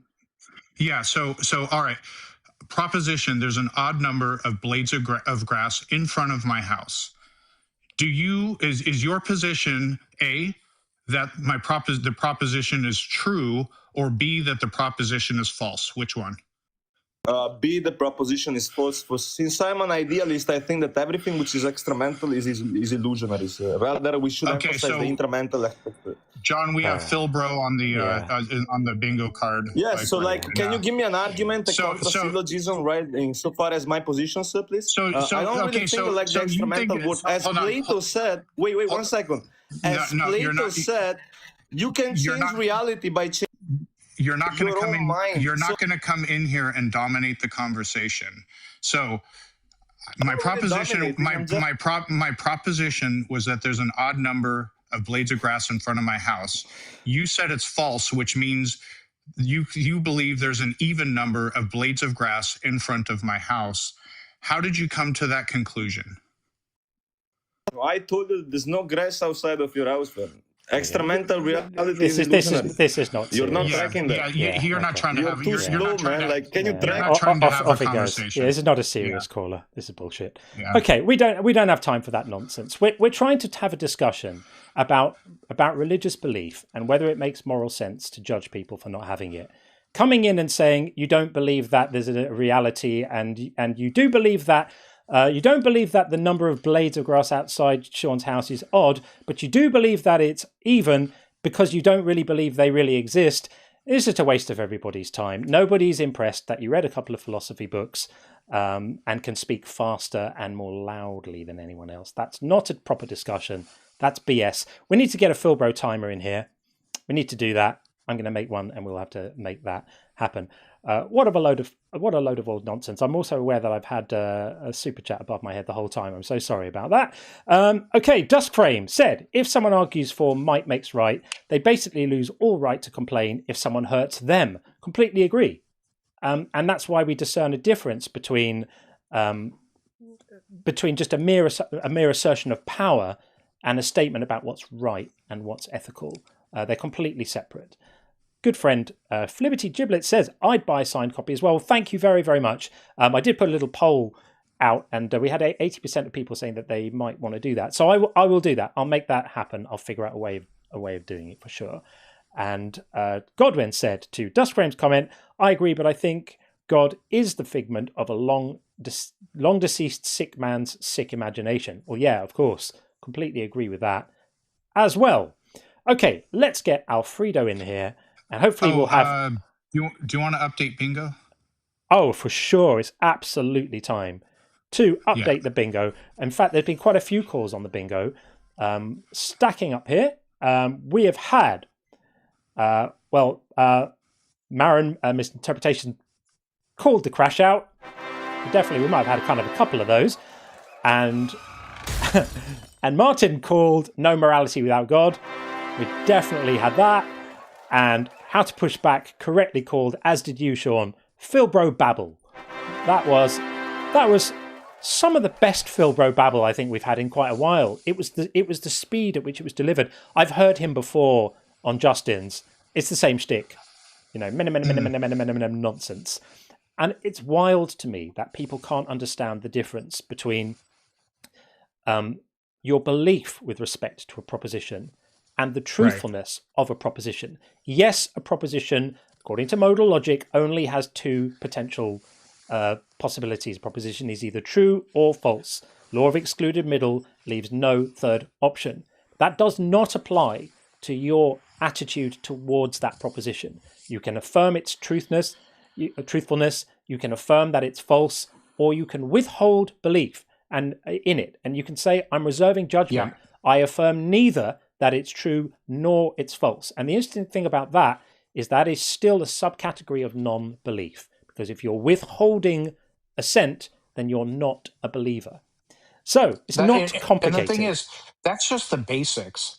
So, coming out with all these Philbro words and speaking real fast, having a good cadence, but can't even pick up on like very basic concepts. Yeah, absolutely. Yeah.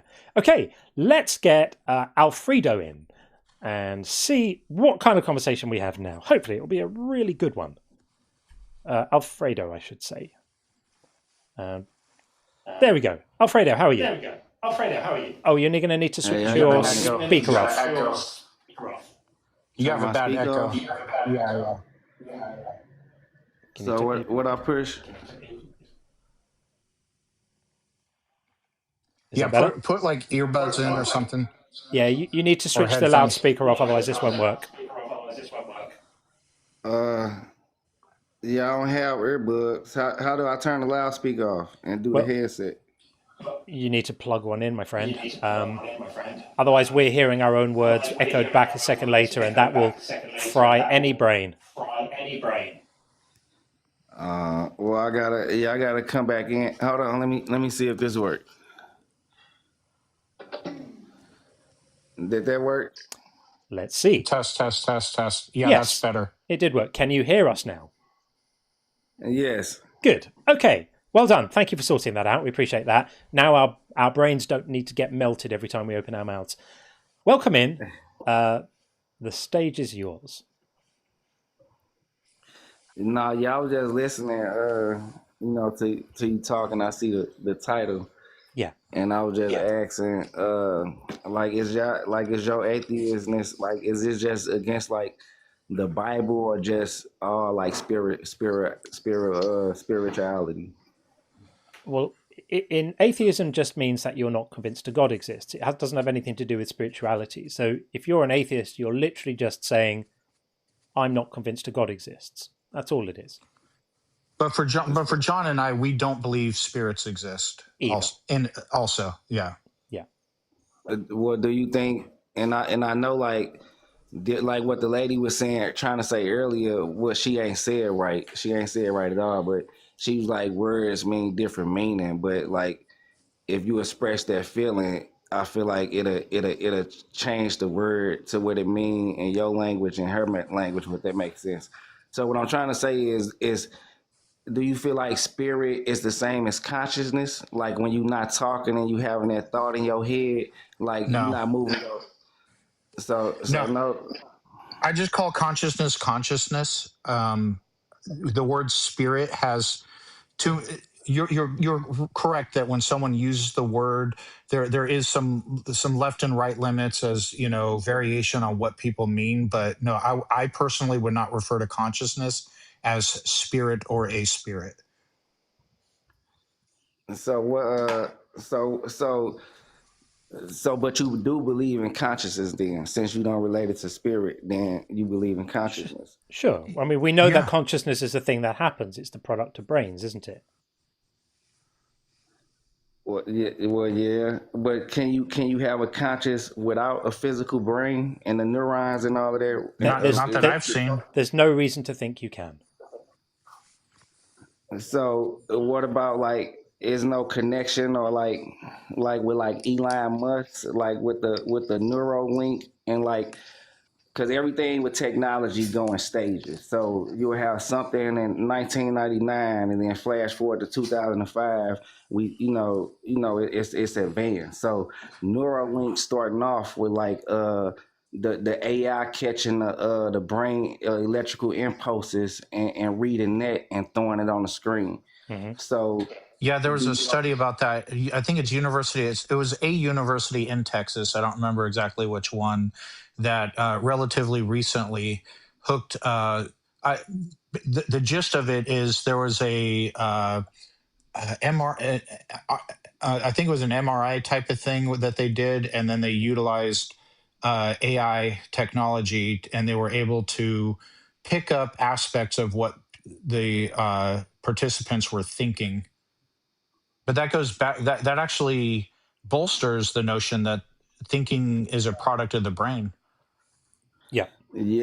Yeah, but I mean, that's what like we using, like an AI is using what an AI using, and we using what we using, which is the brain. But it's all like, I don't want to jump ahead, and I guess I could say all part of the electromagnetic spectrum, and it's like we using electrical impulses and the AI using, Let's see if we can get to a point, Alfredo. So what is it that you're trying to get at here?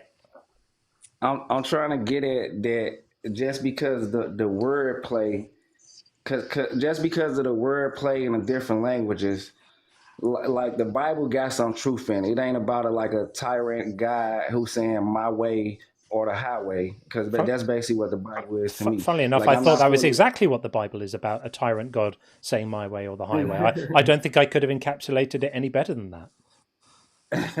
Thank you. But it's still something. I feel like it's still something there. We just been so like put in a wash machine, just so, you know what I'm saying, thrown out of whack and meshed like this English, Spanish, that to throw us all off. You know what I'm saying? But I think we're drifting a bit. Do you understand why I might say nobody ever chose to be an atheist? Yeah, because I feel like you're saying it because of the same problem I'm having. Like, because it's hard. Like when you, I ain't gonna say smart, but like when you like got really true good discernment and like it's in your face and you see it for what it is. you not finna respect the love that God of the Bible. You just not, like, because you'll see, like you said, he a tyrant, he killing people, he doing all type of stuff. And even if he was real, I wouldn't want to praise that or be up there with it. I think we're in agreement, friend. I think we're in agreement, friend. Yeah. And the point of my prompt here is really just to get people to think differently about belief and about the idea that believing something isn't an action you take. It's something that happens to you when you're persuaded by something. So it doesn't make any moral sense to punish people for not being persuaded, which is what the Bible promises to do. Yeah, and I agree. What I'm getting at though, like you say, not to stir off or ran on or go on a rabbit trail. It's like I feel like it's diluting or manipulating what truly matter, and I feel like that's conscious. Like some people say soul, spirit, and I use conscious, and I feel like conscious is what the religious people are mimicking, you know. And I feel like it can't exist without physical matter, because you got metaphysics and you got physics. I feel like it can't exist without the body. I think we're in agreement. I think we're broadly in agreement. And I think, you know, the fact that you would raise something like Neuralink and all of that stuff, whilst not directly relevant to what we're talking about, is very interesting in that it is poking around at that interface between what happens physically between our ears and the experiences we have and the awarenesses we have and the thoughts we have. It's a fascinating area. And I think it's going to be a really, really fruitful area in neuroscience in the coming decades, that we're going to better understand that connection. And it's really interesting. But I don't think that it directly, you know, plugs into this question of whether belief is a choice. So that's okay. So that's what you getting at with the live, just trying to, you know. Yeah. I'm just pushing back. I'm pushing back on the religious claim that people deserve to be punished because of what they find themselves persuaded of. That is morally ridiculous. Okay, yeah, but yeah, that's what I was trying to get at. So like we share the same views. I don't want to, you know, like mostly sound like I don't want to, you know, waste your time. I want you to get at the people who don't see it like the truth how we see it. But it was good talking to you. I'm gonna follow you, man. And you, friend. You too, Alfredo. Thanks a lot for coming in. All right, take it easy. Welcome. Thanks, bud. I'm not going to lie. I thought he was going to go in the direction of dualism. Yeah, I thought so too. I wasn't sure where it was going for a while, but yeah, he's working it out, and he's sound. What he's saying is true. We're going to get My Lies Are Better Than Yours in just a moment, but I just have to quickly put this one up from Miko. Yahweh or the Highway. Love that, friend. Thank you very much for that. And while we're here reading the messages Miko also sent, thank you so much for this. A wee surprise, nice and early today. Yeah, the Tuesdays are the days for the day stream. So this is what we try to do. I know it's really hard for my US friends, especially on the West Coast. It's wicked early. I do get that. Hopefully, I go long enough that, you know, even if you're on that side of the country, you can get something, you know, in the later half of the stream. But on Thursdays and Saturdays, you know, we do through the night here, and it just means that some of my European friends then struggle to get on board with it, because if I'm starting at 10 or 10:30 p.m. UK time, well, that's already approaching midnight for them, and that's a hard ask. So I do the Tuesday day streams to allow some of our friends in other countries to jump on board, and as Lava has over in South Africa, and thank you for that, Lava. Nice to see you. Thanks for coming in. Okay, let's get My Lies Are Better Than Yours in. Pretty good name. How you doing? How are you, sir? I'm Very good. well. Thank you so much. Cool. Good. Floor is yours. Okay. Well, thank you for having me up. I am curious if you honestly believe that a person does not have choice. About what? Anything. No, I don't honestly believe that. I suspect. So, like, I read Sam Harris and Sapolsky on free will, and I find their arguments really convincing. So, on some level, I think it's probably true. that what we experience as the experience of choice may actually not be.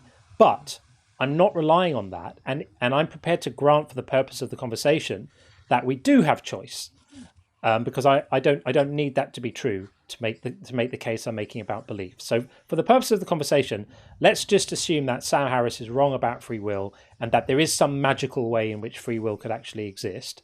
And let's assume, for the purpose of the conversation, that we do have free will. So when I am trying to decide whether I want to pick up my bottle right now and have a sip of my drink like this, that I actually chose to do that, and that I genuinely had the freedom not to do it, I'm prepared to entertain that.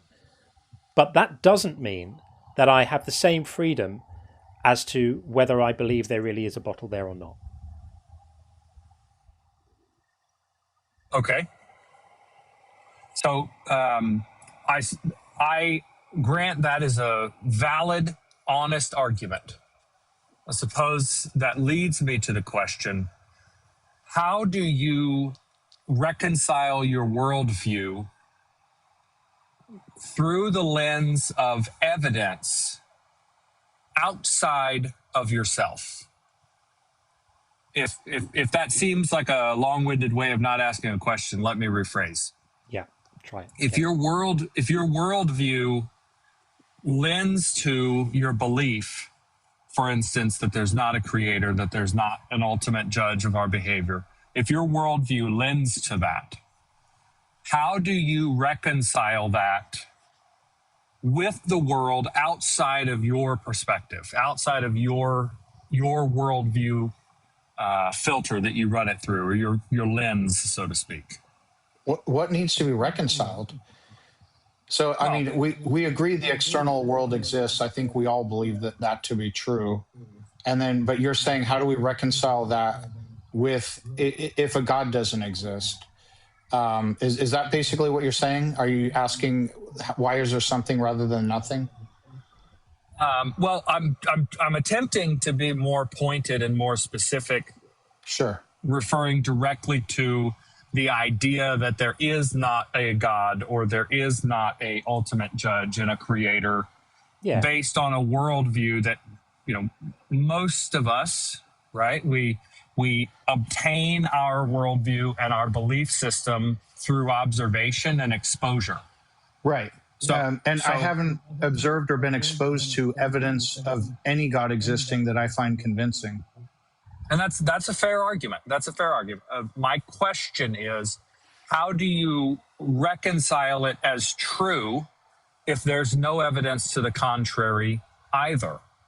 So atheism isn't necessarily claiming or asserting no gods exist. It's just the state of being unconvinced any do. I don't know in the ultimacy of the universe if there's some kind of being that could be fairly referred to as a god or not.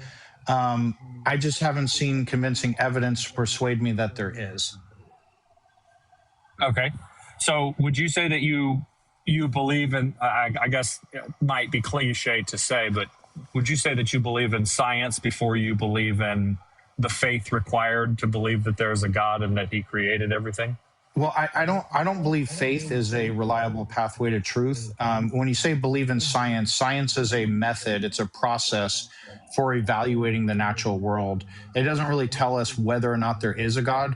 I do believe the modern scientific process is a reliable pathway to truth, if imperfect, still generally reliable.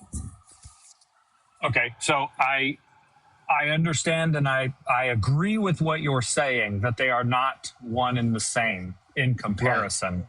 Right. I agree with you 100%. Yeah. Now, as far sorry, go ahead. No, go ahead. I was just going to say, because you had brought up faith. It depends on what you mean Sorry by faith. It just sounds like there's a speaker on in the background, which is causing a bit of an echo when we speak, and it's a little tricky. If there is a speaker, can you turn it down or off? I have my AirPods in. Let me take them off and see if it. Well, it's weird. Usually AirPods. AirPods out should be sorted. Not quite sure why. It might be something this end. Try now. Yes. That's better. Test, it's actually test. I could switch it off. Yeah, that's better. Yeah, apologies for that. So yeah, we're good. We're good. So I don't believe faith is a reliable pathway to truth. You have countless thousands of religions all over the world that people believe based on faith. And they cannot all be true, but they all can all be false. In fact, they all seem to contradict in certain ways. So at most, one can be true. Okay, I will concede and 100% agree with the statement that you just made. Okay. It just so happens that I believe that my faith lends to the one that is true. Sure. So that's what a difference of opinion means, right? You've been persuaded of something based on the evidence that you've seen and your interpretation of that evidence, and we haven't. But the point is, and I'm assuming from what you're saying that you're a Christian. Would I be correct about that? Yeah. Okay. Yes.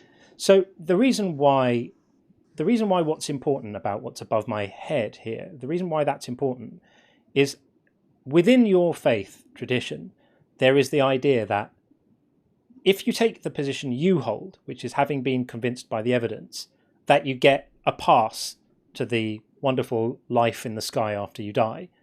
But if you take the position that I hold, or that Sean holds, which is not having been persuaded by that evidence, that there's some kind of punishment that happens after that. And then there's a variety of opinions about what that punishment might be. Some people say it's some sort of separation. Some people say it involves burning lakes. Some people say it's eternal torture. Some people say it's a brief period of torture followed by the cosmic death penalty. There's a whole variety of different positions that can be taken. But the reason why that's a problem is if you're not persuaded, what are you supposed to do about it? If having looked at the evidence, you just don't find yourself persuaded, and therefore belief is impossible because you can't believe something that you're not persuaded by, how do you avoid the punishment? And why is it right to impose it? Well, I think that is obvious, the ultimate question that deserves an ultimate answer. I would suggest that, because your question is not unique and it's asked by many people, I would argue that most people who are posed that question or who ask that question, they confront the question from the wrong perspective altogether from the beginning. Because the entire motivation is focused on yourself, right? So we have this tendency to focus on ourselves first. And I would contend that the reality of the answer to that question is it is written in the description of how we are to behave, how we are to believe, and the faith that we are required to have all contends that we are selfless. Because when a person is focused on themselves, they cannot act well to the benefit of others. And that's what the following of Christ mandates first, is the service of others. So if our entire paradigm is focused on serving ourselves with whether or not we have to have faith, it completely negates the merit of the faith in the first place, because the purpose of the faith is to serve Christ, not serve ourselves. What does that have? We're talking about intellectual ascension, meaning just being convinced that a God exists. So just like you are not convinced Shiva or Thor or any like thousands of other gods, you are not persuaded that they exist. There's just one more that I am not persuaded exists, and that's really irrelevant to like whether I'm selfless in nature or my nature in general. Like I cannot just choose to believe that your God or any other God exists as an act of will. So if we are unpersuaded, what are we supposed to do about that? Right. So I understand what you're saying. You assume that I don't believe that those other gods existed, probably because of all the other people you've talked to that probably didn't know what they were talking about. You would be a You, very unusual Christian if you believe Shiva and Thor are real gods.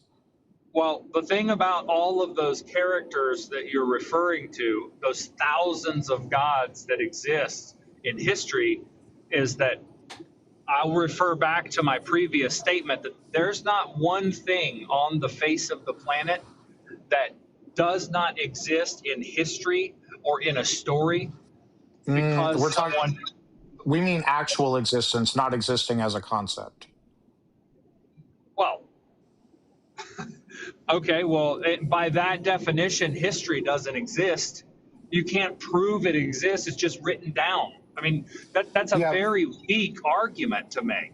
Well, no, because we are discussing actual reality. So, like under your paradigm, Puff the Magic Dragon exists, and so does Spider-Man. Like, if we have to meaningfully communicate with each other, we have to be speaking the same language. We're referring to actual existence in reality. Okay. Well, yeah, I cannot choose to believe Yahweh actually exists in reality. Of course, I agree Yahweh exists as a concept. Like, that's not controversial. Okay. Well, by your definition, by your description, I can argue that dinosaurs are not real. Well, I think we're missing the point here. I think we really are. I agree with you. I think you are missing the point. No, I think the conversation is missing the point, as in it's not addressing the topic. So the topic is that is that belief itself is involuntary. It's not something that you choose to do. It's something that happens to you if you're persuaded. So if I'm not persuaded that the Bible, for example, has any authority, then it doesn't matter what it says in the Bible about what my obligations might be. Starting to read a verse in the Bible is a complete waste of time. You might as well read a verse out of Charlie and the Chocolate Factory. It's no different, because I'm not convinced that the Bible is authoritative. So you would have to, in order to persuade me that the Bible is worth listening to or paying attention to, you'd have to make a case for why. And that case can't be found within the pages of the Bible, because that presupposes that it's authoritative and is therefore circular. So really that's the point. And that's why I say that the doctrine of punishing non-belief makes no sense. And if you're going to look in the pages of the Bible to find the justification for it, then that's fallacious. Well, I would say that the same argument could be made for you to convince me that science is authoritative if I reject it. You're willing to reject what you like, but that's fine. If you reject it, if you tell me that you're not convinced, if you tell me that you're not convinced by scientific claims, such as that the Earth goes around the sun and not the other way around, I'm going to tell you you're an idiot. But I'm going to say, okay, well, if that's what you believe in, fair enough. I accept that that's what's persuaded you, and if that's what's persuaded you, then you have no choice but to believe that. Right, I understand that, but that lends more to my point. It's very fine and good to say, well, you're an idiot because you don't believe this. That is my point. The same can be said for any literature. The same could be said for any history. The same could be said for any belief. The reality is that it's very clearly described in the Bible. The teachings of Christ are very clear in describing what is required but we don't care. Following. But we don't care. I understand that you don't care. I understand that you don't care. So you'd have to make a reason for why we should give a shit what it says in the Bible. Well, on a very foundational level, the fact that you impose an idea as a standard by which you have to follow in order to explore something that you're imposing can be argued against your belief in the first place, and you refuse to acknowledge it. I would argue that would be the foundational block. I'm not imposing a standard. I'm not imposing a standard. I'm just making a statement of fact about human psychology, which is that belief happens when you're persuaded. I know that you didn't necessarily, but the other gentleman here said we're talking about reality, things that are objectively true, right? Yeah. That's what belief means. Perception. A belief is your perception of reality. Okay. So, again, I'm not trying to kick a dead horse, so to speak, to say it again. But again, my point is that if you impose that as the standard and then refuse to acknowledge that that standard is a two-way street, my point is that anyone has to have faith in anything to make it their reality. I mean, there are people who live on this planet that largely don't get on the internet, and if you told them anything that was on the internet, they probably wouldn't believe you because they've never used it. That's their reality. Let's cut to the heart of the matter. Do you agree that belief is not a choice? That belief is not a choice. Right. Like, so for example, you can't just choose to believe that leprechauns exist and actually, I mean, in reality, you can't choose to believe that leprechauns exist in reality and actually believe it. Well, I would argue that there is a great deal of evidence on the face of the planet to the contrary. I mean, there are people who genuinely believe that the earth is flat, despite all the evidence. Well, that's, I'm asking about you. Can you choose to believe? I agree. People are convinced the earth is flat, and that's not a choice either. Can you choose to believe leprechauns actually exist in reality and actually end up believing it? As a matter of choice right now, would you be able to do it? Well, sure, if I was convinced of such, which lends to your point. But are you convinced of such? No, I'm not convinced that unicorns exist. Right, which means you can't. Which means belief isn't just a matter of choice. You're either convinced of a thing or you're not. Yeah, but two things can be true at the same time. I mean, I don't believe that unicorns exist in the form that they're perpetrated on society, but the reality is that the term unicorn came from a scientific description of an animal. Yeah, the point is, belief isn't a choice, and we can discuss why that is and try to look at edge cases or what have you. But like, I didn't choose to stop believing that God exists. I just became unconvinced, and there was nothing I can do about it, even though I tried. So belief isn't a choice.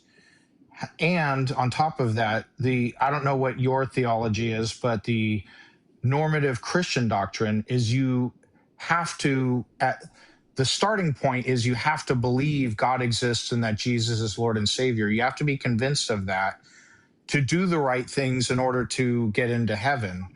And so what you have is people being punished for things they cannot choose, which is morally nonsensical. Yeah, I hear your argument, but I believe that there's an element of choice in human nature that you are refusing to acknowledge in your belief system. Have you ever taken your car to a mechanic and had this belief that they were going to do a good job and they were going to do what was right? Sure, you can be wrong. And you believed that no matter what happened when you got your car back, you had a reasonable expectation to believe that they were going to do a good job and you wouldn't experience any fault or any harm. Yes, you can be convinced of things and be wrong. Yeah, that's happening. Okay, but that is counter to your argument that no, it's not. You can't. It's not. Okay. It's not, because if you take your car to a mechanic, then first of all, if it's a mechanic you've used before, then you have evidence that justifies your belief that you're going to be served well by them. And secondly, if it turns out that they served you well the first time, but today they've got the B team in who are rubbish and don't know what they're doing, and you end up with a poor job that you've paid good money for, it just means that your belief was wrong. That happens. The truthfulness of a belief has got nothing to do with whether it's voluntary or whether it's justified. Okay. Well, in that instance, we'll use this silly car example as just to remain consistent. Because you believed something that was wrong, it doesn't change that you were able to believe it without evidence. Well, you had evidence. Yeah, believing something without... Some people will believe things without evidence. That's not a choice either. Different people, we all have different priors, different biases, different life experience, different biology even, that can affect our belief state. But that's a separate thing from whether belief is actually a choice. Like, I know if belief were in God had involved agency, just deciding to, you would never have anyone who begins questioning their beliefs want to continue believing but can't. Because you wouldn't have people who are suffering from delusions needing to go on medication. Why take medication? Just stop believing people are following you, right? So belief is an involuntary thing, and under classic Abrahamic theology, you have to believe in order to be led into heaven and spared hell. And belief but that's not based on choice. And the thing is God could sort this all out and let everyone know, hey, I'm the right God. Here's the right religion. Here are my rules. It's your choice whether you follow me. But he doesn't. And that's the problem. And that's the problem when he imposes a penalty for not having it. Because he could clear up all this confusion right now. Well, the problem with the premise that in the event that God is real, in the event that God is true, in the event that God created, and in the event that God is imposing this judgment for refusing him, your argument that it's not right or not just or not fair is presupposing that you have the authority to make such an assertion. Of course I have the authority. With that? No, of course not. I have the authority to look at a situation and say, I disagree with the ethics of that. That's not a power claim. I'm not claiming legal authority. I'm claiming moral authority. Like if I see a king or a leader or a president with a really bad fake suntan doing things wrong or covering up the rape of children or things like that, then I have the authority to say, I think that's wrong. That doesn't mean he goes to prison on the basis of my statement, but of course I have the authority to say that. We all do. And it could be argued that we don't just have the authority, we have a duty to call out things that are wrong when we see them. Of course you have the authority to do it. It's not a legal authority, it's a moral authority. That's what being a moral agent means. It means you can discern something, you can make an evaluation and say, this doesn't fit with what I call good. This doesn't look like goodness. This doesn't look like it is in line with the principles that we can all agree make up goodness, like fairness, like proportionality, like decency, like justice. So what is the objective standard of morality that a person has that grants them that authority? Well, first of all, I don't think that a person has an objective standard. I think that all of our standards of morality, including yours, are all subjective. All of them. They are all just expressions of whether or not you like something. But with that said, once you agree on some really, really basic outcomes, the most basic outcomes that you might want, then you can objectively evaluate actions with respect to those outcomes. So, for example, let's say one of your core outcomes is to try to reduce suffering. If you agree with that, then you can say, right, given that that's an outcome, we can now look at every action and say, is this going to be more likely to make that outcome happen or less likely? And the things which are going to make it more likely to reduce suffering, we're going to label good. And the things that are going to make it less likely, we're going to increase suffering, we're going to call those bad. And so that gives you a kind of an objective measure. But you could come back and say, well, who are you to say that reducing suffering is good, right? And what I would say to that is that ultimately is a subjective choice, but so is the choice to follow the whims of a deity in the sky, also a subjective choice. No religious believer I've ever met has been able to articulate why it's a moral good to do what God wants. All they've been able to do is articulate an argument from power and just say, well, he's the big boss, therefore it must follow that doing what he wants is good. Why? He could be an evil big boss. Why is it good to do what God wants? So you don't have any objective morality either. Okay, well, I agree with you that you and I, neither you nor I, have an objective morality because every belief that we hold is subjective to our beliefs, correct, to our worldview. We agree on that? That's what a moral judgment is. But it not being objective is not the same thing as it having no validity or not mattering. You can still have moral judgments. You can still say, I think this is wrong. Yeah, I 100% agree with you. Great. So here's where it falls apart, though. If an individual, their entire morality is subjective, how can we claim that a subjective morality is superior to the possibility of a objective moral value? Superiority has nothing. We're discussing what is actual reality. We're not discussing the superiority of subjective versus objective morality. We're just trying to accurately describe what is actual reality. And so things that are objective are mind independent. For example, the moon exists. It would exist whether any minds know about it, what they believe about it, or what have you. Things are subjective if they're dependent on the stance of a mind. That's what morality is. And even if a God exists, that God has a mind and has a stance. So it would just be God's subjective preference and you subjectively deciding to defer to that. So you would have two layers of subjectivity instead of one. Your subjective preference would be to outsource your morality to God's subjective preference.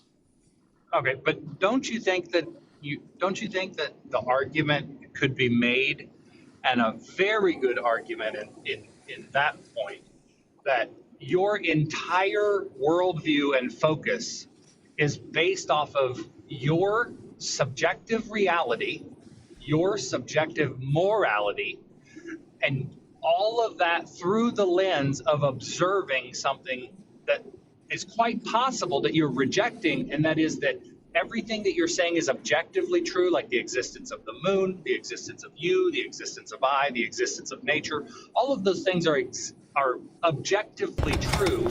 We agree on that because we can see them. We can demonstrate that they're there. Yeah. And your entire argument seems circular because you are depending on objective truth to make an argument for a subjective morality that I agree with you. It's very clearly laid out in the Bible that our reality is subjective.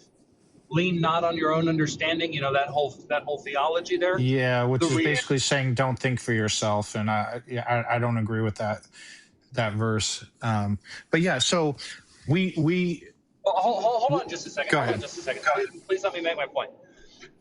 The reality that is subjective in our minds is exactly lending to, I mean, the very premise of this conversation lends to the significance of pursuing objective truth, right? Like the moon is real, like we can see it.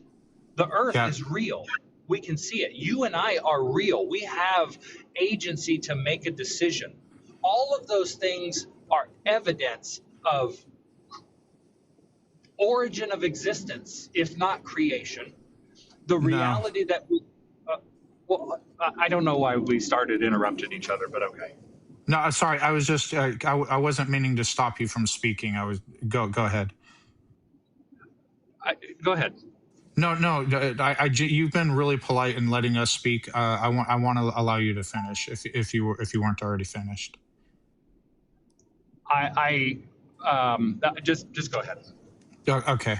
So I think what you're describing, yes, we use our minds to try to map reality into our beliefs about reality as much as possible. And many of those things are objective facts that we accept to be true. Sometimes we're wrong about those things. Hopefully, most of the time we are correct. But we also make subjective value judgments on things like what we like and don't like, and any manner of thing from music to trivial things like music and beauty, etc., or non-trivial things like how others behave. So yes, we are mapping. We try to map objective reality in our minds as accurately as we can, but there's some aspects of how we feel about things and whether we approve of things that are subjective to us. That's basically it in a nutshell. I'm not sure what point you're making with that, or what that refutes, or what the issue is with that. It feels a bit like we're straying into deepities here, where we're sort of, I can't quite grasp hold of the perspective that you're putting forward. So we agree that there's like an objective world that we can try and discern. We agree that we can't be completely certain that it's there, but that we infer that it's there.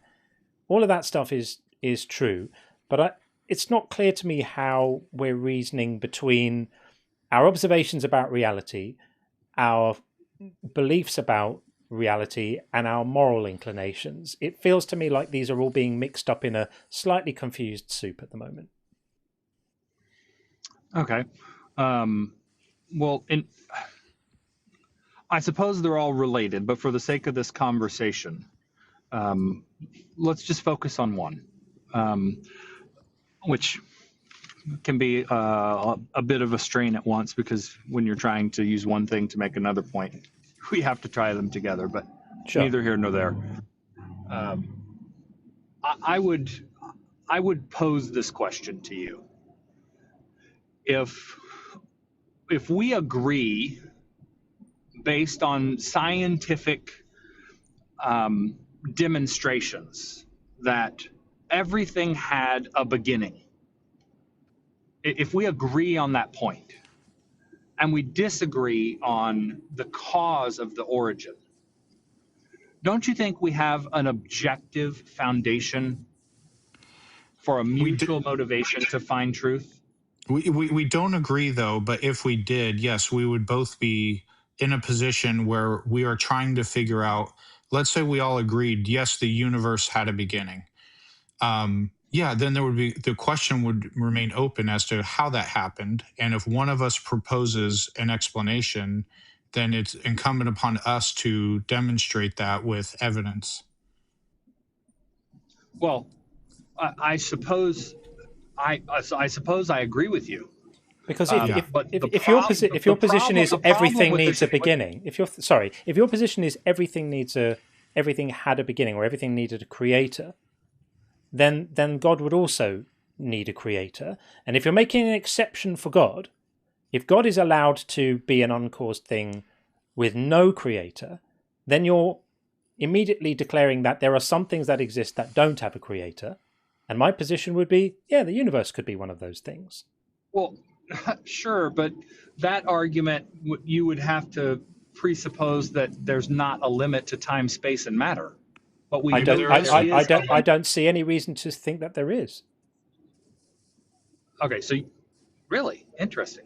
Yeah, and in fact, in cosmology, a lot of it's a commonly misunderstood thing that the Big Bang, for example, was the creation of the universe.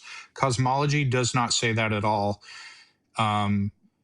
It just says that 13.8 billion years ago, the observable portion of the universe, not even necessarily the entire universe, was in a hot, dense state, and there was a rapid expansion. They don't know how it got to that state, what existed before it, for how long. There's cosmological models that have eternal universes and cosmological models that have finite ones, and all the current models could be wrong. Okay. So I suppose that's very curious, because in the event that cosmology doesn't make an inference as to what is necessarily true or untrue, doesn't necessarily make it true or untrue, nor does the omission of any writings or any scientific demonstration. It also doesn't prove anything. Do you see where the logic kind of falls flat there? I would say if experts that in a field that requires expertise there's a consensus among them for an explanation for a thing, their explanation is likely true. Okay, I think that's a very fair argument, but I would contend also that there are a lot of very smart engineers in the world that don't know how to apply what it is that they put on paper. So yeah, that's why we go. Yeah, sorry. I mean, I'm just pointing that out, because people tend to follow the quote unquote authority on things without asking any questions of it. There is peer reviewed economic paper after economic paper that all the economists get together and they say, this makes sense, this is good. But when you put it in front of a business manager, like, this is absolute garbage, it's not sustainable. because they have real world principle and understanding of what works and what doesn't. So look, I'm not trying to discredit the scientific community. That is not my intended purpose of making that statement. I'm just pointing out that there are varying degrees of understanding on varying things. There are physicists and mathematicians. There are all kinds of disciplines that are far smarter than I am. There are a lot of things I don't know. Yeah, but and me too. I'm just, but what I do know is that.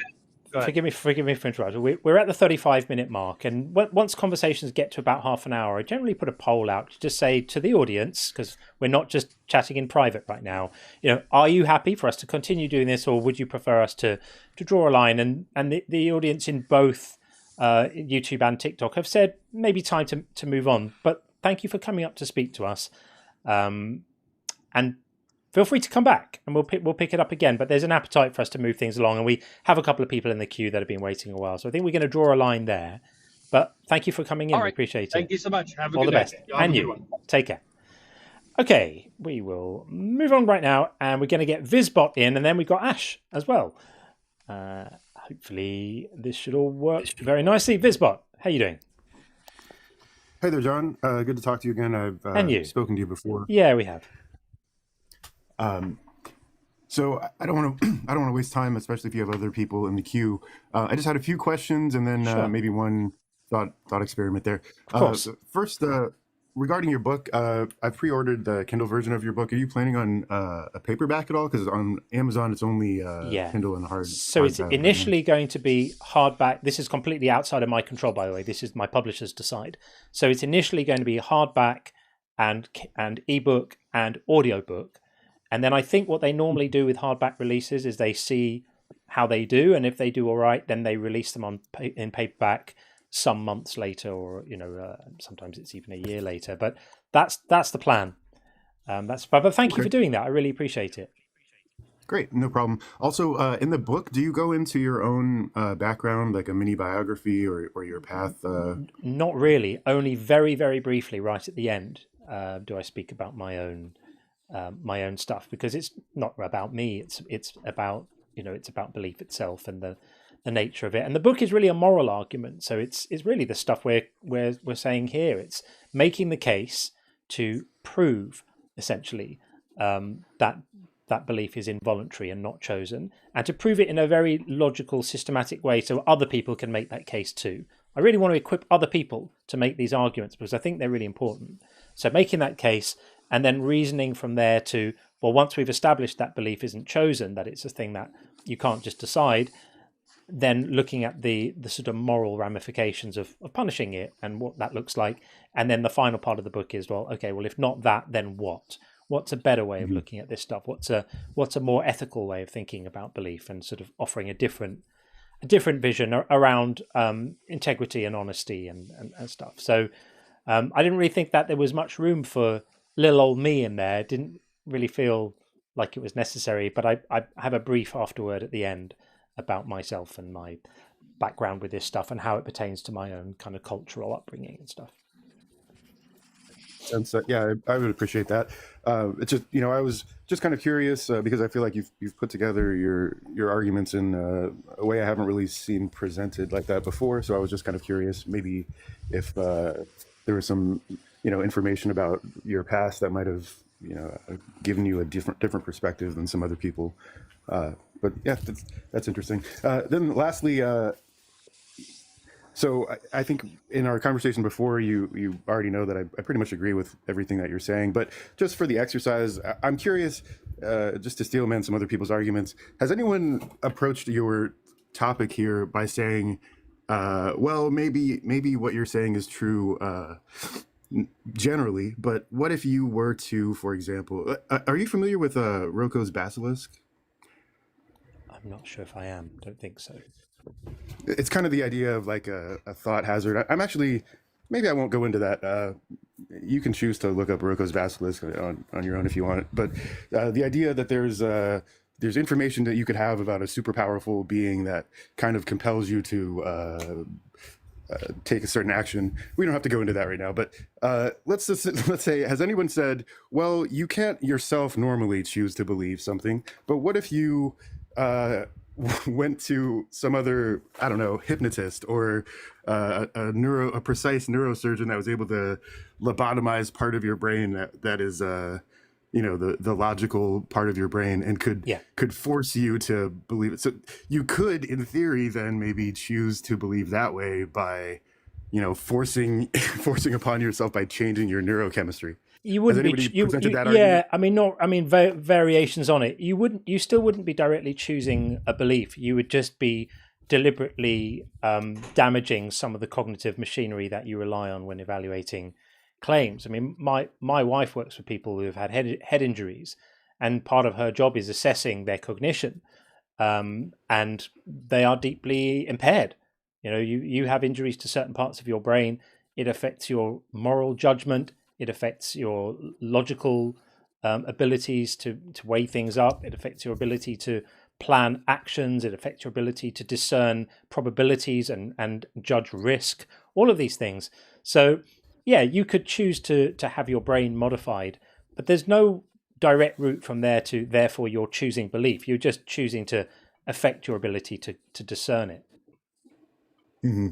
Yeah, I think it's a pretty flawed argument. I was just wondering if anybody had tried to present that as a possibility, maybe hypnotism, perhaps.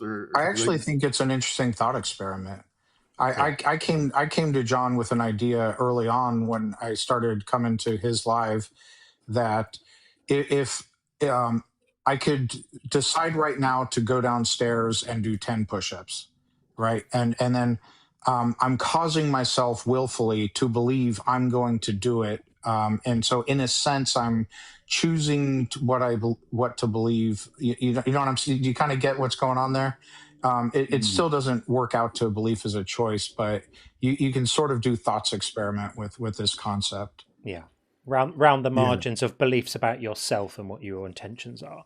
There's a little bit of muddiness there, but none of it gets you to, choosing to be persuaded about things, about reality and the outside world. Right. I agree completely. All right. Well, I don't want to take up any more of your time in case you have people that actually disagree or you're trying to convince. I appreciate everything you're doing. Thank you, man. And I will keep tuning in. Take care. Thanks, Bizbot. Appreciate it. Thank you so much. Thanks. So I did see a message in the chat about the book on Audible. It isn't on Audible yet because I haven't recorded it yet, but I will be doing that in the coming weeks and months. I'm going to get the audio book will be done. Probably going to start it next month. So it won't be too long. And then once it's done, then it will be, I don't know. Again, all of this stuff is outside of my control. This is not a self-publishing scenario where people can put their own stuff on different platforms. My book is signed to Prometheus, who are an offshoot of the Globe Pequot, and it's completely up to them what they do with it, how they price it, when they put it out, what gets available where. None of that is in my control at all. My guess is that they will make the book available on Audible for pre-order once it's finished and they know that it's all fine and finished and delivered. Then they'll make it available for pre-order there, just like the hardback is available for pre-order on other platforms now. But yeah, nothing to do with me, Gov. I don't know how it works exactly. Right, let's get Ash in here. There was someone else in the TikTok queue who just dropped out. So if you were just in the queue a moment ago, there we go, Prince. We'll get you back in. We'll get you in after we speak to Ash. So thanks for being there, Prince. We'll get to you shortly. Ash, what's up? Hi, John. Hi, Sean. Hey. Good to see you guys. Hello. I won't take up much time. Sure. But yes, definitely a fascinating live. Like, I always love the psychology and just the different ways of going about certain things. Like, again, the one individual is like, he did kind of go a lot into it, but it's like the interpretation, like the words we use, like the different languages. There is something there. But this is the whole point. Sorry, mate, you've got a horrific amount of background noise for some reason when you speak. I'm not sure why. Can you hear me? Yes, better? I think that's better. Sorry, it's my phone was on low battery, so I've kind of put it away from me to charge. And yeah, but essentially getting to it is that like the whole point of these like online like live situations is that you can kind of go through the different ideas and where people are coming from. But then I guess it can get lost when it goes through a lot of philosophical type of different situations, and it can get messy very quickly. But what I was thinking about essentially is there's two things really. One is when it comes to belief. Is when people believe in something, is that like the equivalent of saying like hope, or not really? It's more like they know it's true, but they can't prove it. Neither. Belief is just being persuaded that something is true or likely true. So I believe the Earth goes around the sun, and we can prove it. But I also believe that my mother loves me, but I can't prove it. I mean, I can provide evidence for it, but evidence is not proof. So it's literally just it's the condition of being persuaded that something is true or likely true. I see. Like it's basically it's kind of pushing you in a direction. Again, you can't fully know if it's true. It's like a faith, right? Like we use that word. No. Well, it's just going to be sort of just rewording what John said. To believe something is to consider it to be true. Right. That would be that. So things that we know to be true would also fall under that umbrella. So, for example, I think it's likely true that there's life on other planets. But I don't know that to be true. I also believe that 1 + 1 = 2, but in addition to, I know it to be the case. So knowledge is a subset of belief. But could you also have like a person who believes in a God, but maybe has doubts, but would they still be? Absolutely. Sure. Absolutely. They could be, I'm about 70% true, or on any given day, they could go to church, hear the music, get into the whole spirit of things and have certainty. But then 5 days later, they're at home contemplating, and maybe certain doubts creep in. Like, beliefs can go up and down about certain things or what have you. And that's where I guess hope comes into it. Like if someone's got doubts, but they just hope like it could be right, so they continue on that path of belief, right? Or I mean, you could go ahead. Yeah, John. I was going to say there's a role for hope there. So like you can believe something is probably going to happen or is probably true, and hope it definitely is. So I can say like, I believe I'm going to recover from this illness, and I hope I am. So there you have both of those things together. Yeah, you don't fully know if you're going to recover or not, but you hope you may not know. Yes, but you can still be persuaded. You can think I think I probably am is a belief in the probability being greater than the not, right? But I also hope I am, and the belief and the hope are separate, because you can hope without belief. You can say I really hope I'm going to recover, but I don't think I am. Is hope without belief, and you can have belief without the hope. You can say, I believe that I'm going to die, but I don't have a hope that I'm going to. So belief and hope are different things. And you can have hope and not belief. I'm going to play the lottery. I really hope I win, but I think I'm probably going to lose. I hear you. Like, what if someone knows like 100%, which is extremely rare in any situation, to know something to be true? I guess hope wouldn't even come into it, would it? Yeah, I think hope implies some degree of uncertainty. Because if you know something's the case, you don't have to hope for it. You just know it's going to happen. Yeah, just the language of hope is implying uncertainty in the outcome. Think about how ridiculous it would be if I said, I believe I'm sitting on a chair. I hope I'm sitting on a chair. That would be a bit silly, right? Well, my next question kind of comes into the whole, okay, imagine for yourself, John, as well as you, Sean, that how to say it? If there is a God, if there is a God or something, actually, let's say there's evidence or so that doesn't really disprove God. More like, okay, this is it. Would you want a God to exist? I think that's the question. Like, forget truth. And truth is a huge thing. We'll come back to it. But yeah, in the world, like, is there a desire, like, because I'm trying to understand the psychology of it, especially where other people are coming from, that is there like an innate feeling like inside of comfortability of having some form of superpower that created things? So there's purpose, I guess. Like, would you want there to be a God? Or would you feel, you know what? No, I think this is actually a really bad idea for, there's no need for it. For me, it depends on which God. Yeah. Yeah. And I think looking at the world as it is now, if there is a God, I think we could surmise that if that God is all powerful, if the God is the sort of God that people talk about, capable of creating reality and organizing it, configuring it however he or she wants, then we could surmise that that's probably not a morally good agent because the amount of suffering involved. So I think I would be pretty queasy to know that there is an all-powerful force organizing everything we see around here, personally directing every malaria-carrying mosquito to its intended child target, thereby resulting in the suffering and death of the child, sitting by with arms folded while every act of violence and abuse happens. That's not a scenario that I would feel very, very good about. I hear you. It's something that I've been trying to battle in my head because I know of the biases I have inside. So, for example, I do like to feel like I am open-minded, and I'm definitely not convinced that there is a God.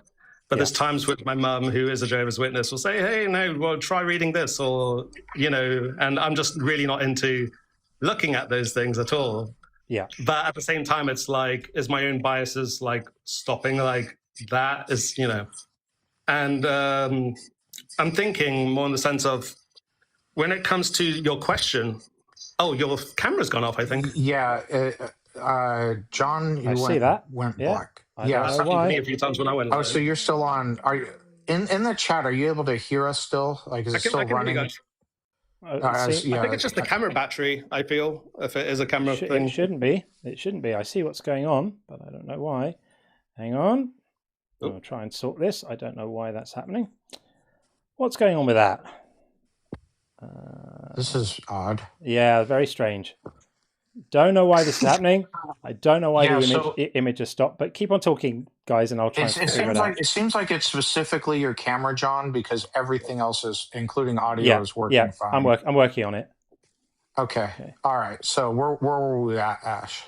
Yes, essentially going to the prompt, the title at the top, saying that we do not choose what we believe. And this is an interesting thing when it, there's obviously things we can choose when it comes to do you want to go to the gym or do you want to lie in bed? And we have easy control of that.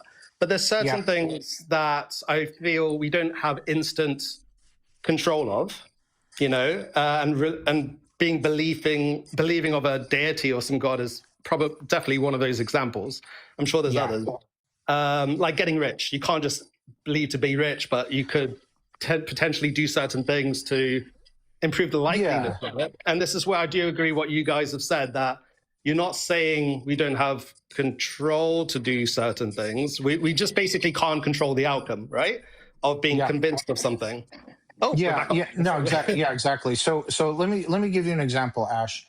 I know for a fact if I read a science book, I'm gonna form new beliefs because I know that I have a trust in science and the method and the vetting process to get in. I'm gonna learn new things, which means I'm gonna form new beliefs by reading the science book. So there's actually a high degree of control there where I'm choosing to believe new things, right? But I don't have the option to read. Just going to put a fan on my camera to keep it cool. Okay. Was it overheating? Yeah, it might be overheating, so I'm just going to put a fan on it. Give me a second. I'm going to switch it off for a minute, but I'll be back. Keep on going. No problem. But what I cannot choose to do is read the science book and decide to disbelieve everything that's in the science book, because I can already tell you that would be an impossibility for me. So I completely, that resonates with me. I'm the same. It's why I don't kind of believe in a God, because the certain religious texts actually start undoing the facts we know about, with science, that you can measure and test, and it just, how can it be, right?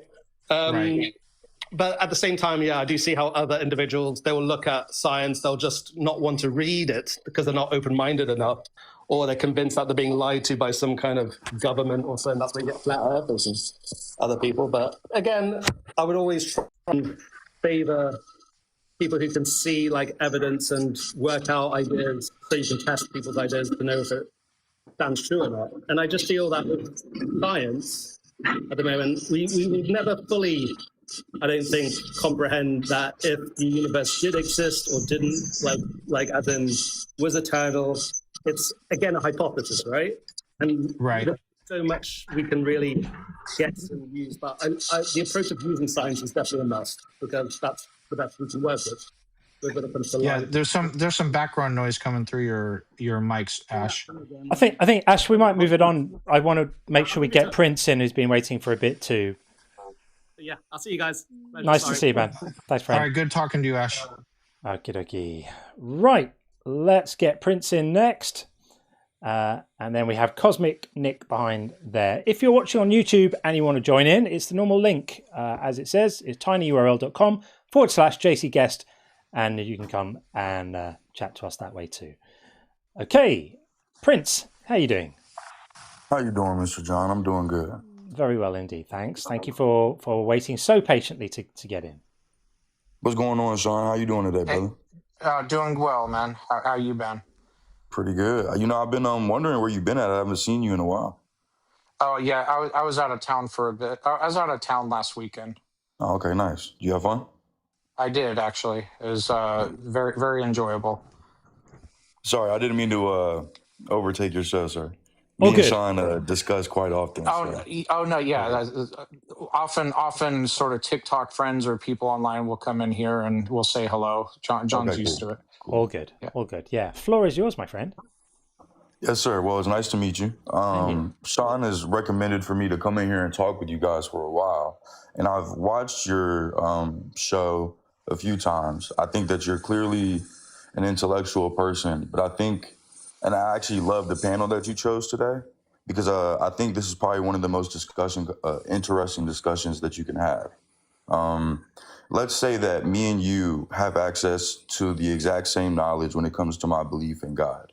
For example, let's say the only evidence that we have for the belief in the Abrahamic God is the Bible, and we both have access to the Bible. What's going to separate our conclusion is going to be our priors and our personal beliefs. Would you agree?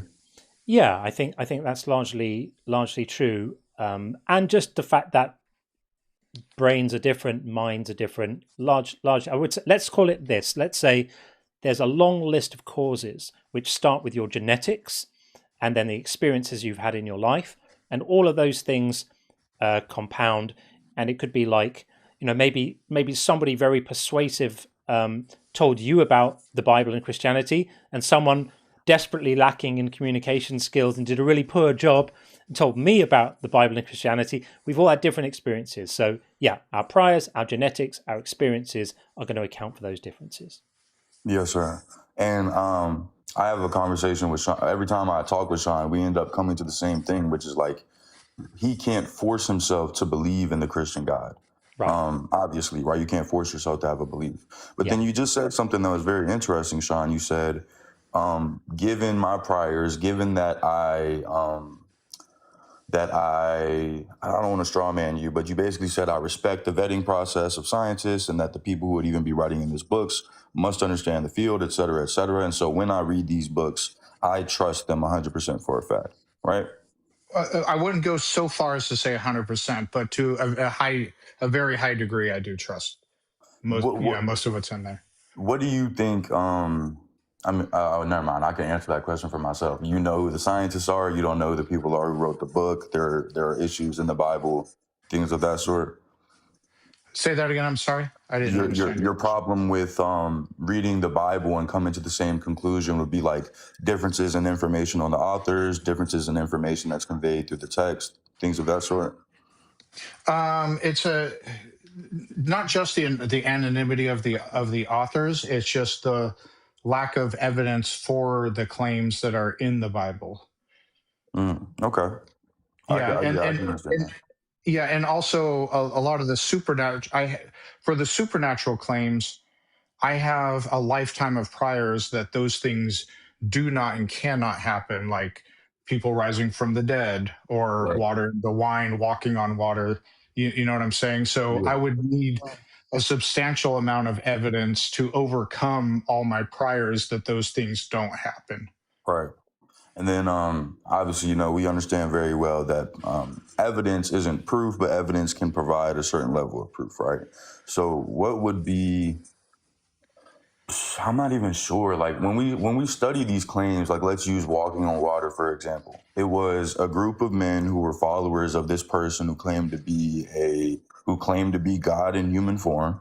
They were on a ship traveling. It was a crazy storm, and they were the only people who saw this person walking on water, and then they documented it.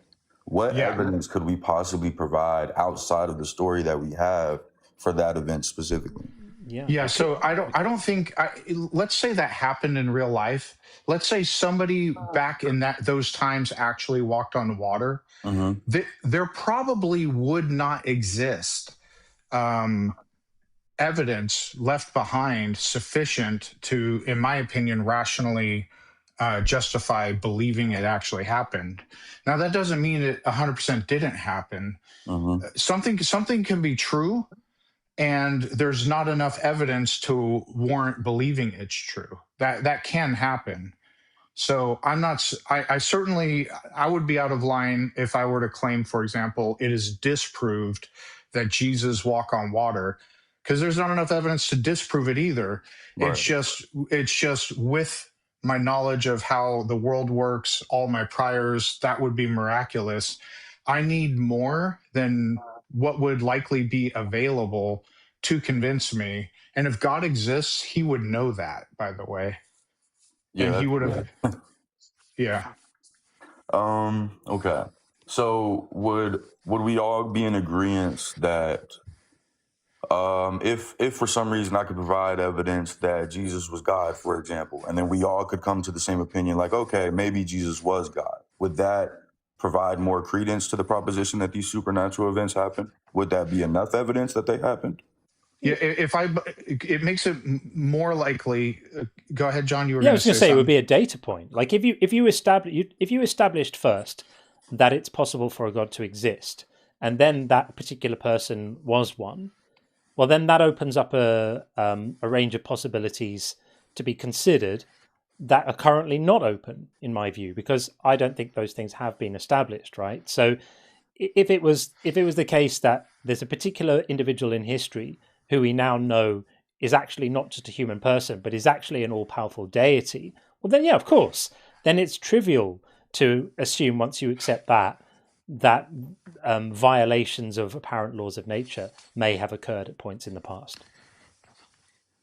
Yes, sir. But obviously my work isn't cut out for me to prove that, right? it's a big ask, isn't it? It's a big ask. Yeah. And Yes, sir. And that's why I say, I don't know if you've ever heard or read, David Hume on miracles, but for me, he really encapsulates the argument, which is that it's only sensible to accept a claim of a miracle if the non-truthfulness of the claim would be a bigger miracle, right? So for me, whenever I hear accounts of, people raised from the dead, or someone levitated and floated in the air, or have whatever, I ever read David Hume? Right. Well, I presume you must enjoy David Hume, because I certainly did. To me, it was such a brilliant way of framing this, because yes, it's possible that a miracle really happened, but you're only justified in believing it if the the falseness of the account would be a bigger miracle, and that's the rule I sort of apply to these things. Oh, okay, that's an interesting perspective. I don't think I remember that quote from him. Okay. Yeah, just Google it. He puts it really beautifully. If you just Google David Hume and miracles, he expresses it more eloquently than I just did. Can we explore that a little bit? Given the way that we understand the way that our universe works, I feel like maybe that I want to articulate myself correctly. Maybe that criteria of evidence for a miracle seems almost a bit too high for you to say like to the evidence to. I don't want to misquote you. I apologize, but you basically said that. Well, misquote David Hume. You basically said that the evidence would have to extremely outweigh the possibility of the fact that the miracle happened if they did happen. That's what you said, right? I'm going to get the quote for you, because he does it just says it really beautifully. Let me just find it. He said, this is in the Inquiry Concerning Human Understanding. It's never rational to believe in miracles because the probability of the testimony being false is always higher than the probability of nature's laws being broken. That actually wasn't his original wording. His wording was prettier than that. Let me see if I can find it. I'm not sure if I can actually find it right now. I won't waste time searching for it now, but you get the idea, and that's the principle. It's the idea that, look, it could be true.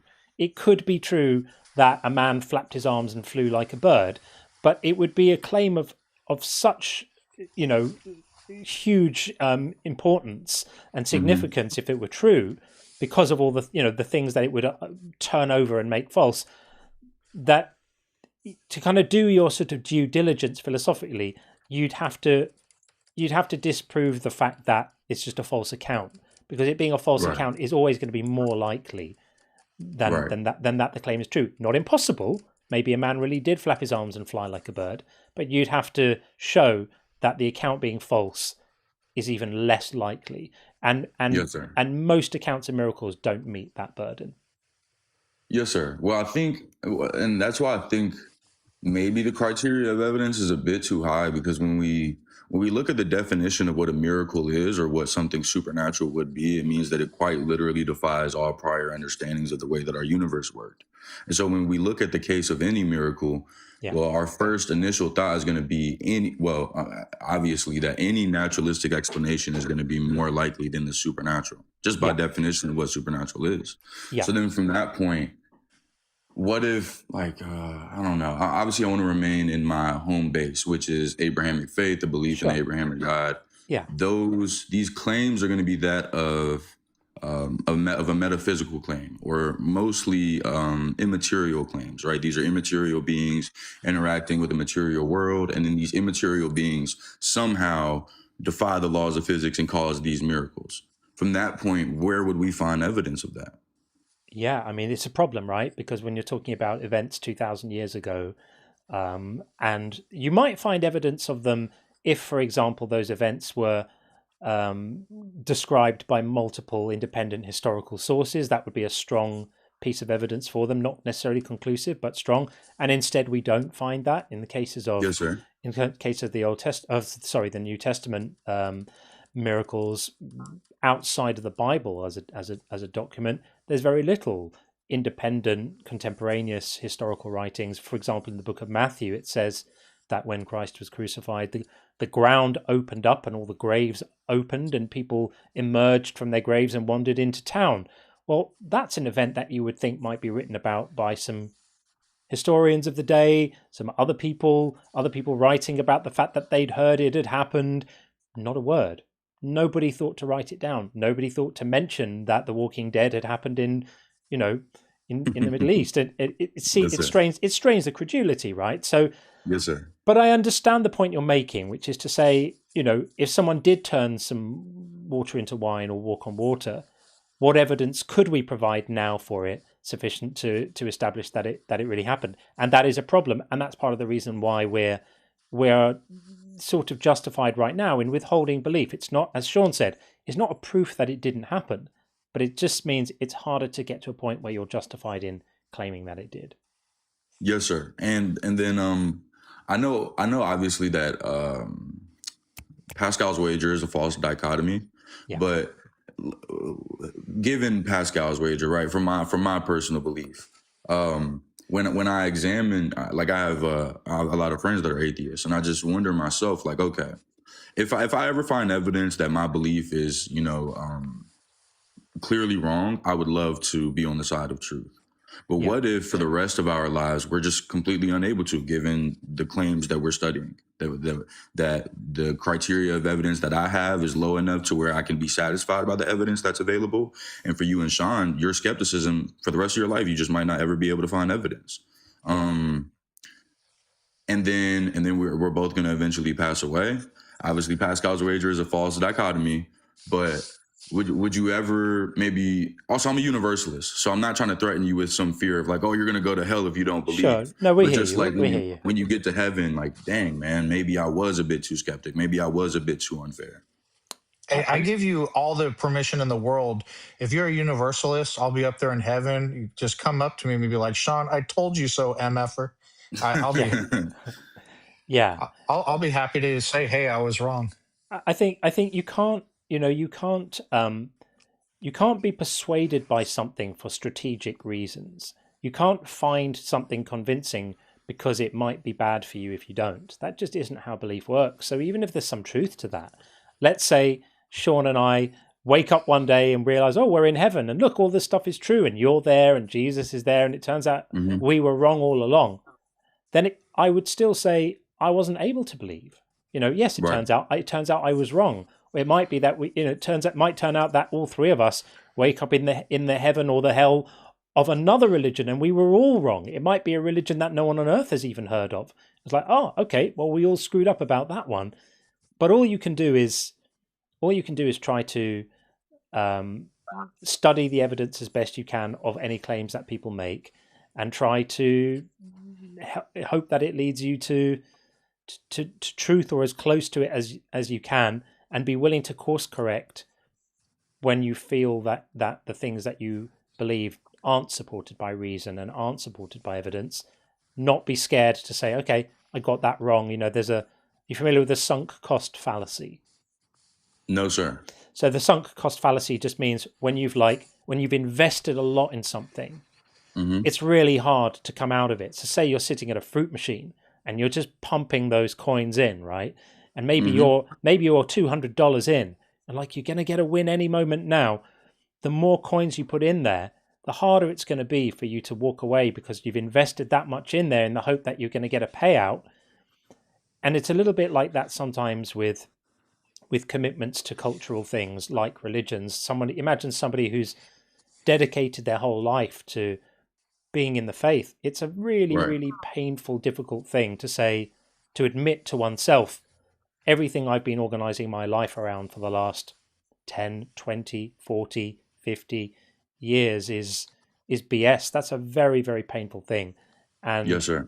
Very, really hard. And so that's part of the reason why I feel for people who are sort of, I'm going to call it, trapped in an ideology where their own emotional reasons are sort of stopping them from maybe looking at it more clearly than they might, because of the fear of what they could lose. I feel compassion for that.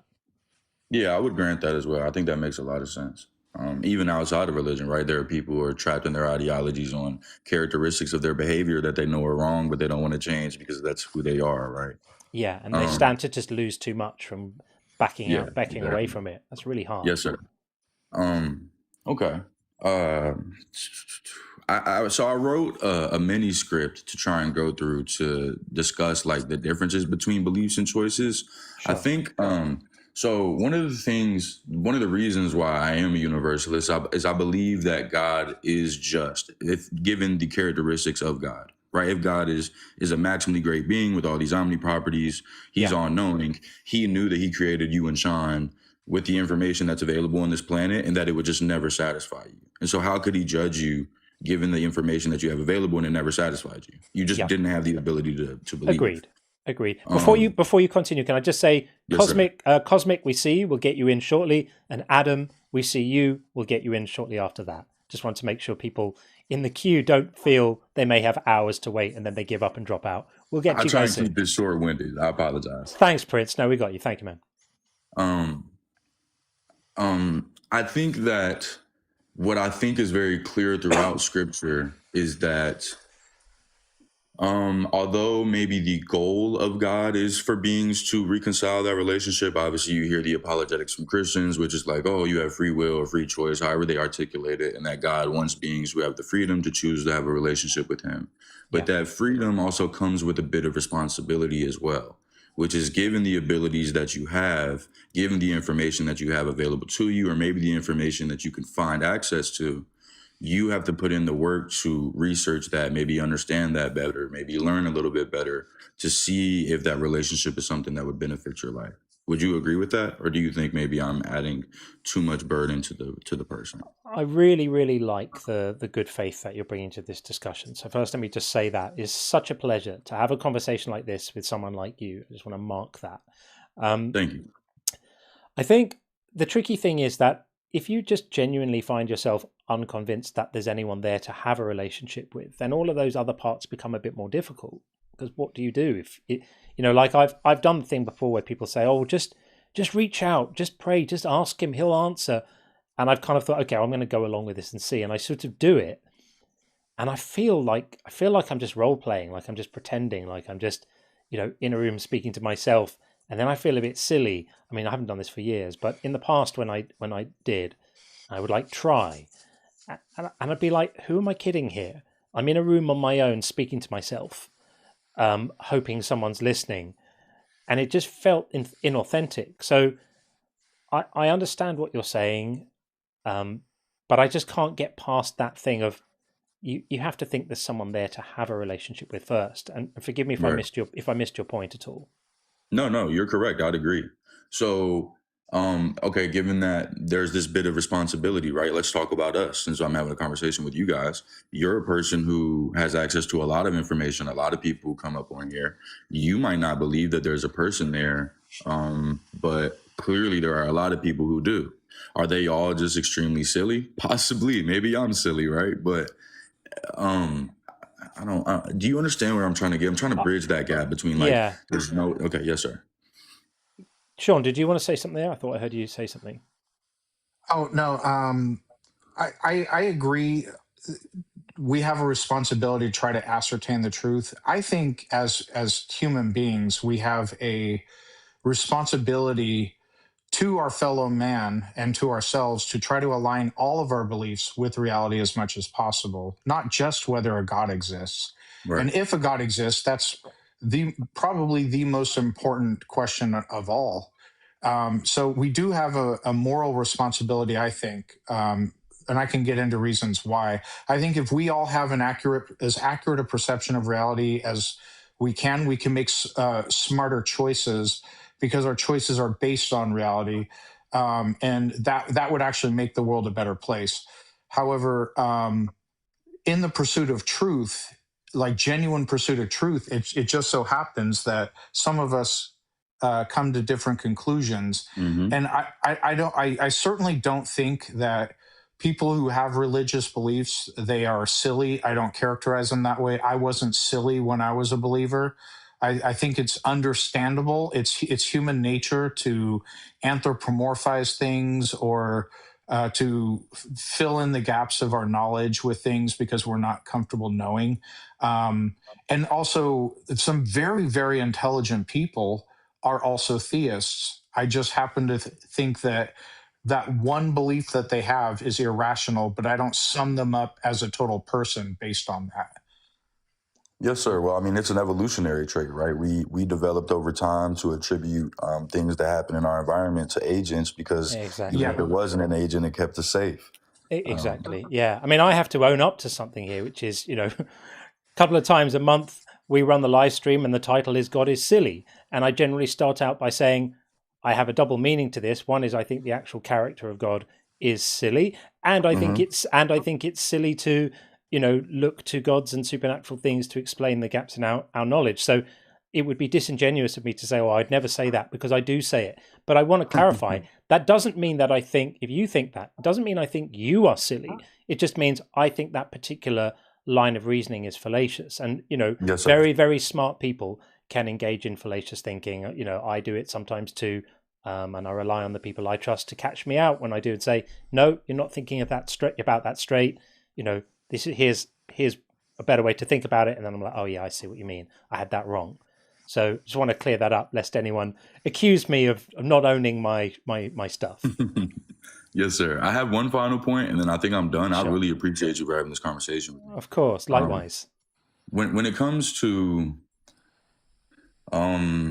seeking out things that you believe, I remember earlier I brought up the example of there are people around you who believe in this existence. So maybe that is some trivial amount of evidence to the proposition that a God exists. Mm-hmm.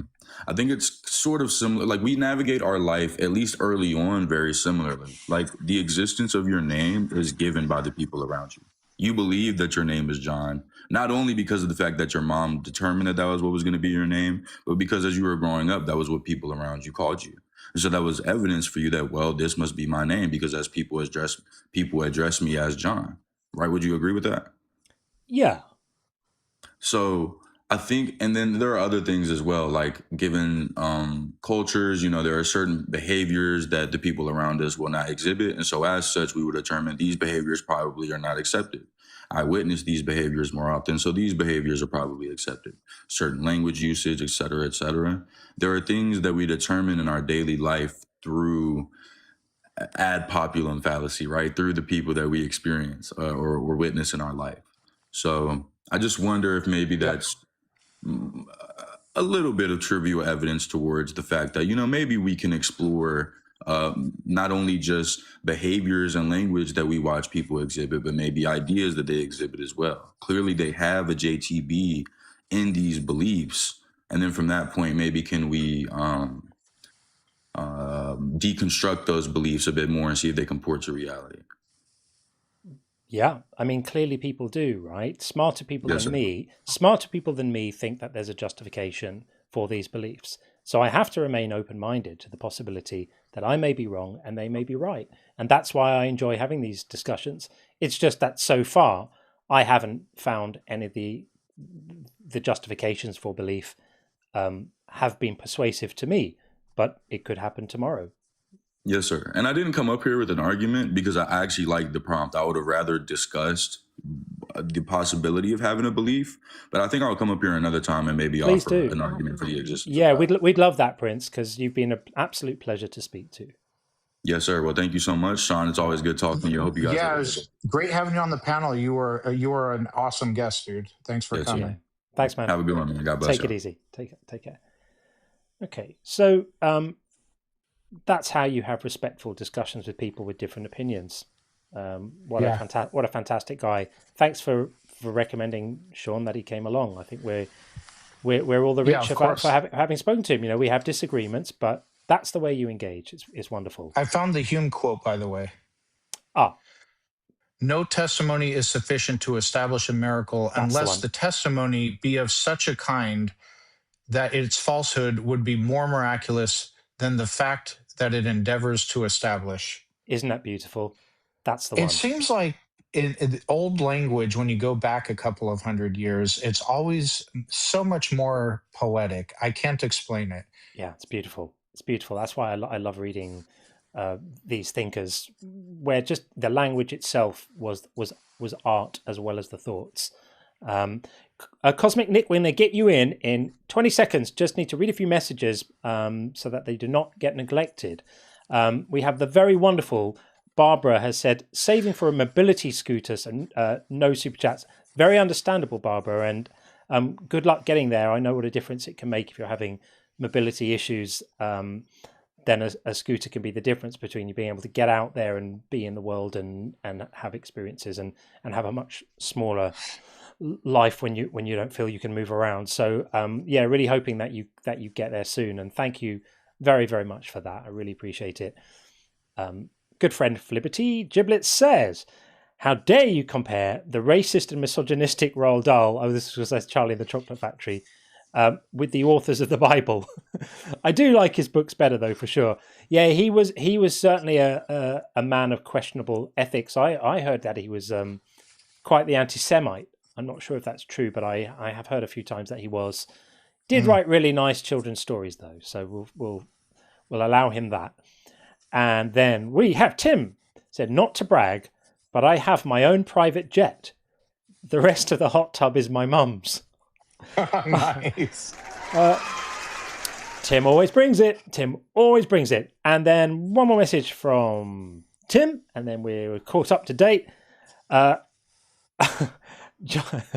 John's so hot the camera is swooning. Well, that's very kind of you, Tim. I don't think it was my hotness that made the camera overheat. It's weird because I've been doing this for a few months with this camera, and it's never overheated before. And I bought a fan for it, and after a while I stopped using it because it just didn't seem to need it.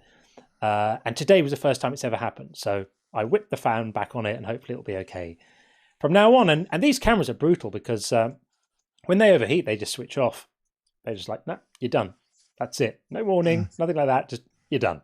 So anyway, fan is in place and all is well.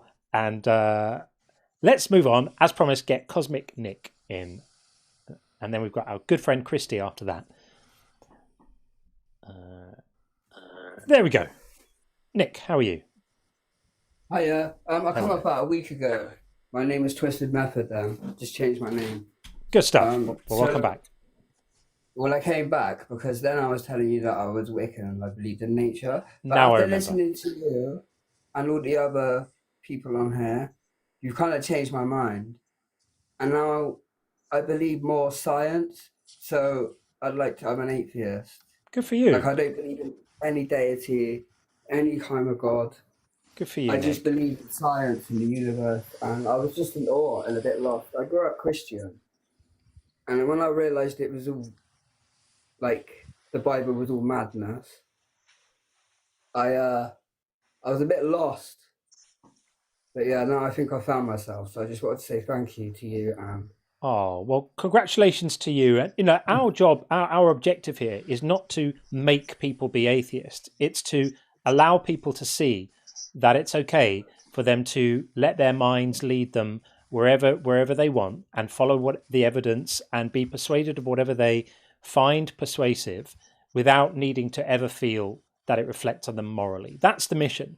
And if one of the things that comes out of this is that people feel enabled to leave controlling religious systems behind, then that's a huge win. When you said you were a Wiccan, well, that's not a controlling religious system, but it's still one that pushes you towards a sort of supernatural view of the world where, in a way, you're prevented from experiencing the awe of the world just as it is with no extra stories, which is, it's wonderful enough. It's inspiring enough. It's beautiful enough. It's majestic enough. And that's a real win for you. And so I'm really, really pleased to hear that. And it's very meaningful that you would take the time to come back and tell us that. So I really, really appreciate that. Yeah. Good for you. Well, I was trying to find a reason, and I've come to the conclusion that it doesn't need to be a reason. You can not know. Like, that's okay not to know. That's it. And That's exactly right. after talking to you, Sean, Justin, Ian, you kind of made me realize that being Wiccan and believing in, like, seeing nature as like a deity is a bit like kind of putting my eggs all in one basket when nature kind of is everything. It's not just one thing. So, yeah. And the other day when I was listening to you, there was a guest on here that was kind of justifying cancer. And my brother died of cancer. So that hit me really hard. I'm so sorry, Nick. No, it's cool. A lot of people in the comments were going off as well. Yeah. But it really hit me. And a lot of people, Christians, use this argument. Now, if there was a God, why would he give children cancer? Their argument is, it's you have free will, it's God's plan. But to me, that's evil. That's unjust. Like, okay, I'm an all-loving God, but let's give kids cancer. Makes no sense. Yeah, it's craziness. And I do remember the guest you mean. And if I remember rightly, Elizabeth came in after that and absolutely completely demolished him, which was quite glorious.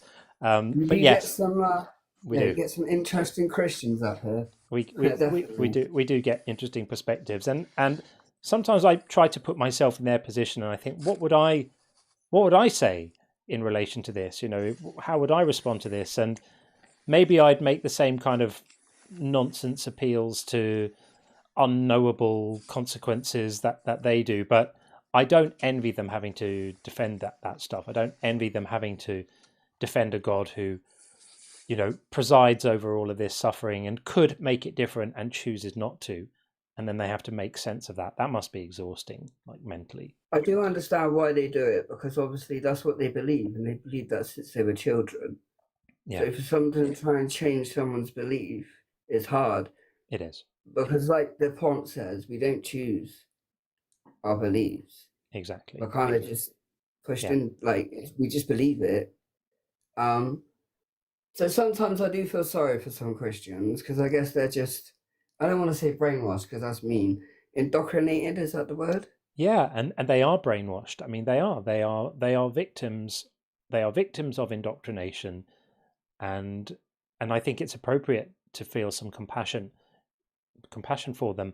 I remember Pat, who was the last caller on the previous stream on Saturday. He broke my heart because he was. In fact, I'm going to be posting the clip of that probably later today or tomorrow, that exchange. He is a believer. We had a conversation for quite a while, and you could tell speaking to him that he really, really struggled with the implications of what he claimed to believe. He really, really struggled with it. And we could all feel the sort of like a person in there trying to almost get out from under it and not quite being able to. And it was a really, really meaningful, very profound exchange. I found it very moving. I've spoken to a few friends since that point who did as well. Sean, I'll be interested to know what you think about it when you see it. It was fascinating to see it. My heart just went out to him so much. I'm feeling it now. I felt so much compassion for him, and I hope that he manages to get to the point where you are, where he's able to leave that stuff behind and not have to constantly be renegotiating his view of reality with himself and with a book and with a doctrine, and that's not a way to live. So I noticed something with a few religion people. They bring up the moral argument. Like, if you're an atheist, how do you have morals? Well, I have empathy, so I know what's right from wrong. Yeah. And I know me being an asshole to somebody is mean. Like, I know that. It's just common sense. It's common to sense. Me. Yeah, it's common sense. And that's why so many of these discussions around morality get overly philosophical and unnecessarily so. Just don't be a dick. If your guiding principle is just don't hurt other people, you're going to be fine. You're going to be okay. That gets you most of the ethics you need. Just don't hurt other people. Be considerate. That kind of gets you there.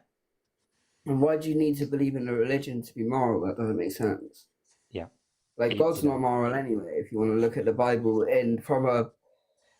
the thing is, when you're younger, you'll read parts of the Bible that they choose, the nice bits. Yeah, right. But when you get older, you read it and you're like, whoa, it's full of misogyny. It's horrific. Like, it's mad, some of the stuff in that. It is. They like never put numbers 31 on the side of an inspirational mug, do they?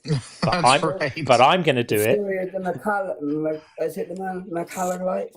The Amalekites. The Israelites to go genocide the whole flipping like men, women, and children. How's that just? Yeah. In Samuel. Noah's Ark doesn't make sense. It's all silly. Lions would have let flipping gazelles. Do you know what I mean? Like. Yep. How do kangaroos get to Australia? Preach, brother. Preach, brother. Yeah. I've been listening to you lot. That's what it is. Good stuff. Ian's really clever. So Ian does ones like, prove to me God exists. So I don't go in his box because if you're an atheist, he says, okay, fair enough, and doesn't really talk to you. Yeah. Which is fair enough. But he's so clever. Yeah, Ian's ferocious. Did anyone see Ian having it with Jordan Peterson? He demolished him. He demolished him. Really? I didn't know that exchange happened. Yeah, it was when he went on that. What's the show when you set the table in the middle and then there's 20 people all around and they run into whatever that's called?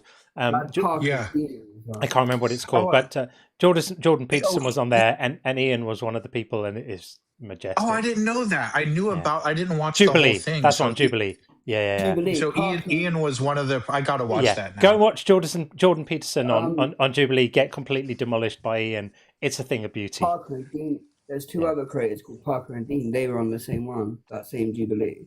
Right. And they're good. But yeah, Ian and Justin, and Joel's funny. Yeah. I like watching Joel's lives because he's really funny. Wonderful. Did Jordan Peterson respond by asking him to give the definition of is and the, or, you know?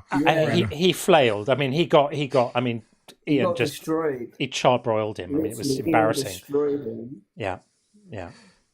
But he's not hard to destroy, though, is he? It's a lot. When it comes to religion, he just talks nonsense, complete nonsense. Yeah, like he believes in a higher power, but not God. Like, it's confusing what he says. Yeah, I don't even know if he believes in a higher power. So he literally referred to the Bible stories as the greatest work of fiction. Oh no, I'm sorry. The God of the Bible is like the greatest fictional character of all time. So if you're defining him as fictional, you are by definition an atheist, unless you believe in some other God. But yeah. So the Bible's just a book that's been changed so much. I could literally read Harry Potter and say, I believe that Voldemort is the devil and Gandalf is God. You know what I mean? Like, that's how silly it is to me now. Yeah, but absolutely. Yeah, I won't keep you for much longer because I know you got a lot of people. But I just want to say thank you, Nick. Thank you for Dr. coming. Dig is right. Sorry, go ahead, man. Yeah. Dr. Dig in the chat said, I believe she's referring to Jordan Peterson, that he's a grifter, and I 100% agree with that. Yeah, he is. He peddles obscurantism and yeah. Part of that manosphere generation, the misogynist. It absolutely is. But Nick, thank you so much for coming back to update us. I'm really pleased for you, and happy to have you around. And thank you for your honesty and your bravery. We really appreciate it, because other people will hear you tell your story and will be inspired by you. So thank you for that. Well, thank you for inspiring me. Thanks, man. Chat again. Cheers. Take it easy. All the best. Bye. Bye. Okay, that was very nice to hear. Great guy. Yeah, great guy. 100%. Okay, we are gonna get Christy in, and then we've got the wonderful Elizabeth. We have Sebastian on the YouTube side as well. We'll get to everyone. Let's get Christy in right now. There we go. Hello. Hello. How are you? How you Elizabeth doing? and I we keep seeming to follow each other. How's it going? It's just been working out that way the last couple of lives. That's kind of cool. I just had a couple of things I wanted to say. For one thing, I sent you a text, but one, I finished your sketch. But mods have rules, and if you don't like them, go away. Don't argue. It's really, really simple. I've had a lot of hate this morning. I'm kind of up to the top of my head with it. So if you don't like the mods rules, just go away. And if you argue, you're gonna get muted. And it wasn't even me. So so I wanted to say that because people seem to have some misunderstandings. And I really honestly believe, John, that they think you don't read what's going on.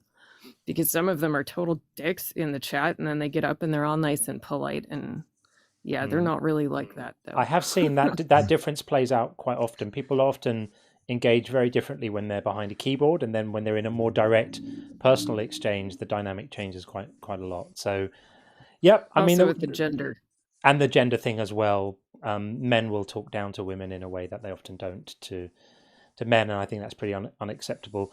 Yeah, I mean, it's tricky. You know, the mods work really, really hard to try to keep the chat working.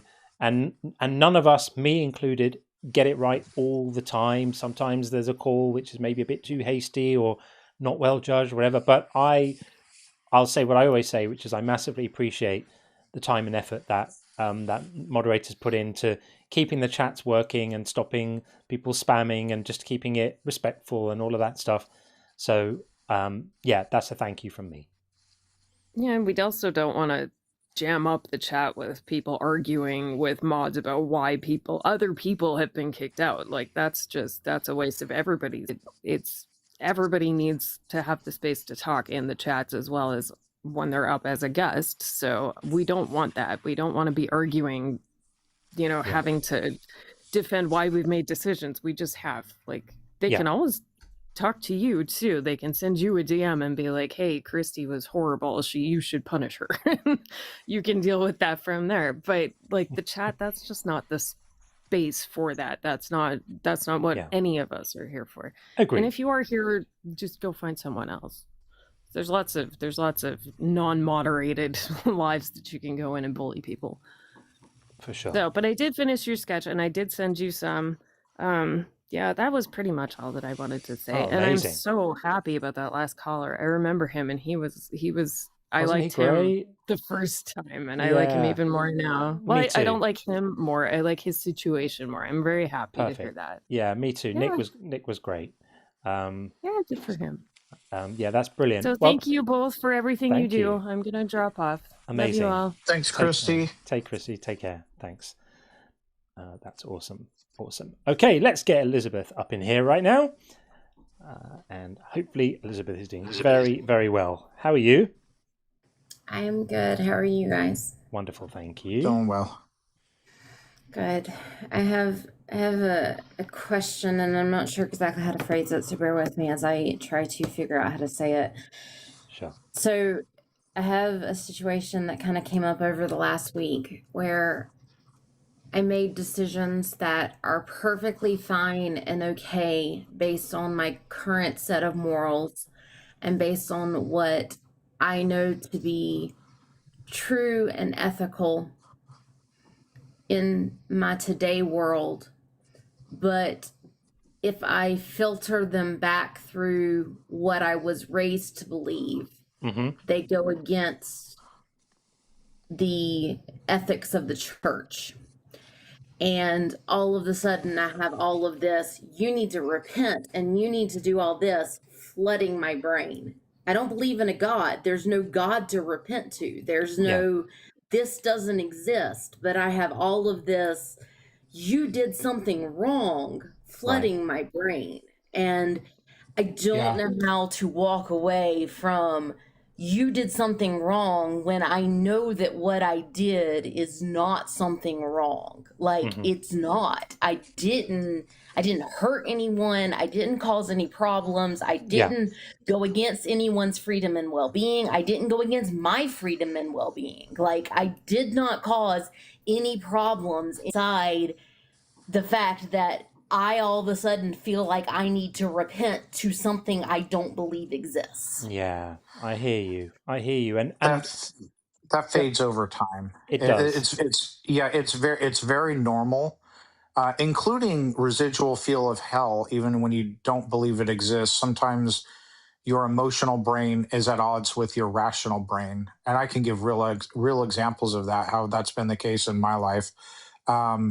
I was talking to a Christian, I want to say it was a couple of weeks ago, who he was a fundamentalist, and he now fully accepts science. And he still, to this day, whenever he reads or hears from a scientist about something, he gets that initial bias that, like, oh, science is the devil, and then paraphrasing here. But then he allows his intellectual brain to process it and go, hold on, that's a load of crap. Like, science works. And so years of programming will do that to you. But it does fade over time. And the important thing is that you can take a step back and just genuinely assess within yourself what the right thing is, and then act upon that and feel comfortable that you are doing the right thing. Yeah. Okay. A lovely message from 46 Strings on the YouTube chat, who's always wonderful. I love this. Says, I have a bit of this too. I just tell the voice to pipe down. So I think that's beautiful advice. Like, look, you're not going to be able to wave a magic wand and make this go away. Do you remember when we spoke a couple of weeks ago about that feeling of grief for what's lost when you lose the faith, right? And we got to an understanding that it's okay to validate that grief, to like let it have a life, let it exist, acknowledge it, don't pretend it's not there. And that's how you process it and work through it. And eventually it won't be there eventually. But you get to that point by not being in denial about it and allowing it the space to be. And I think it's probably a similar thing with this. Like, you could take a sort of like a mindfulness type of approach and go, like, I'm feeling a sense of guilt now. I'm feeling a sense of a need to repent. I can recognize this as emotions from my past, which still linger, and you can let it be. You can say, okay, this is happening to me now. This is an emotion and a feeling and a thought that I'm having, like a persistent thought. Just pipe down a bit. You can tell it to just pipe down a bit. You can be there. You can have a little spot in my mind, and you know it's going to go away at some point, as Sean said. But right now, it's not going to go away, because right now it's there. This is still quite fresh for you. And I think that's excellent. You can allow it, and then you can say, well, who's actually the boss in this situation? Is it the persistent thoughts in your head that are the boss, or is it you? It's you. You're in charge. So you can go, okay, I hear you. Now pipe down. And then you can get on. Bless. Okay. Yeah. All right. Thank you, guys. That and helps. As always, we're here for you. You know that. I know. And it helps. And I smile every time I see the stream pop up, because Good. it lets me feel like I can jump on. And I've talked to Victoria and a couple others outside of the chat. I've had some chats going back and forth with a few people, so it's helped. And I don't feel quite so alone, so it's helped. You're not. So good stuff. All right, Elizabeth. Thank you. All right, take it easy. Cheers. All right. Take care. Bye-bye. Bye. Okay, we are going to go over to the YouTube side. We're going to get Mike. We're going to get Mike in. Mike, if you're there, I can see your camera, I think, but we're going to just bring you in right now. There we go. Mike, can you hear us okay? Can you see me? I can hear you. Can you hear me? Yeah, I can. Very good. Yeah, how are you doing? Great, how are you doing? Very well indeed. What would you like to say? Well, I would like to say that for me, becoming a theist was a choice after studying different manuscripts and stuff like that. I finally found a book that completely and totally changed my life. And because of that book, I decided to become a Christian. Right. So that book persuaded you that the claims of Christianity are justified, right? No. That persuaded me that some of the claims of Christianity are correct, but other claims are not. So right. It basically says, I'm sorry? I was going to say, I was sort of agreeing with you, right. But enough of what you read in the book, something about reading the book led you to be convinced of the claims of Christianity, or have I misunderstood you? Well, some of the claims of Christianity, not all. Yeah. Okay, because the book explains quite a lot of stuff, for example, that is in the Bible and Christianity and stuff like that are not true. Okay, and that made perfect sense to me because some of the stuff I just couldn't reconcile. For example, I don't know if you read the Bible or something like that, you know, but when you're talking about, for example, the Great Flood, where God destroyed the whole world in the Great Flood and stuff like that, because there was evil and unrighteousness in the world, and then post-flood, nothing happened. There was no difference. So then, you know, of course, the book explains that. Well, science tells you that the Great Flood never happened. Okay. Yeah. It does. Some things in the Bible that are true, but a lot of stuff is not. Yep. I'm just trying to work on your sound a bit because it's clipping a little bit here. I think I might possibly be able to improve it a little bit. So yeah, even if we grant that you read this book and you became persuaded that some of the claims are true and some of the claims aren't true, but enough of it is true to persuade you of the truth of the religion. Is that a fair characterization? No, the book claims to be true in everything that they say, and there is no contradictions.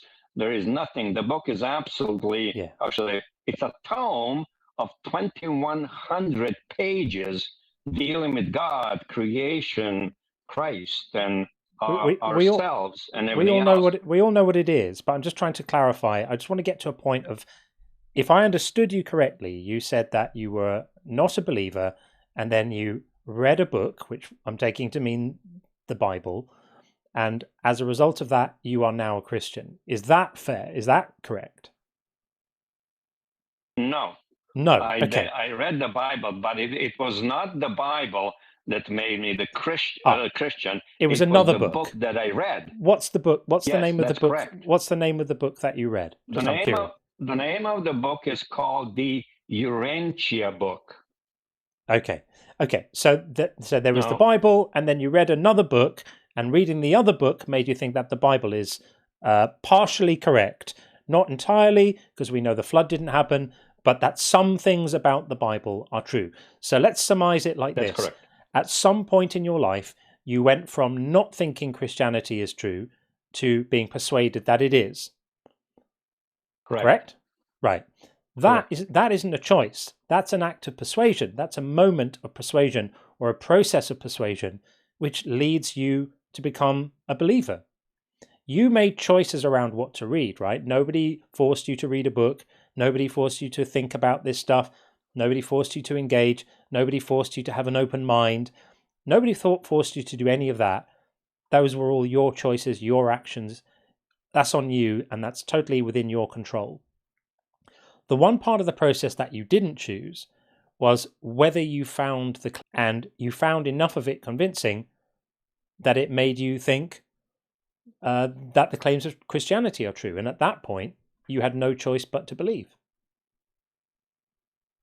Well, in that kind of explanation, the difference between persuasion and the choice is very, very slim, I would think. I still chose. I mean, of course, the book persuaded me and stuff like that, but I didn't have to choose to be a Christian. I chose after reading the book to become Christian. Well, it depends what you mean by become Christian. So yeah, you can choose to believe the claims of Christianity and then not affiliate. So what would I be if I believed that Jesus died for my sins and that there is a God and he created the whole world and he created some requirement for an act of violent sacrifice in order to permit forgiveness of the sins of mankind. If I came to believe all of that stuff, but decided not to be a Christian, am I a Christian or am I not one? Well, you're not. I'm not one. Okay. Yeah. So we're talking about affiliation. Affiliation is a choice. What you think is true isn't a choice. What you think is true is based on what you've been persuaded of. There's a reason the prompt is nobody chooses to be a theist instead of a Christian, because being of a certain religion oftentimes entails actual actions that you can choose to do. You can choose to show up to church, you can choose to pray, you can choose to participate in rituals, etc. But just being a theist is being convinced that God exists. So that's why it says that. Now you don't. I see. Okay. Yeah. So there's a difference. So the part that we're saying isn't a choice is believing Christianity is true. But I do acknowledge that being a Christian, meaning doing the things that are required in Christianity, those are things you can absolutely choose to do. Okay, well, the thing, okay, as I said, I think there is a very fine line between that.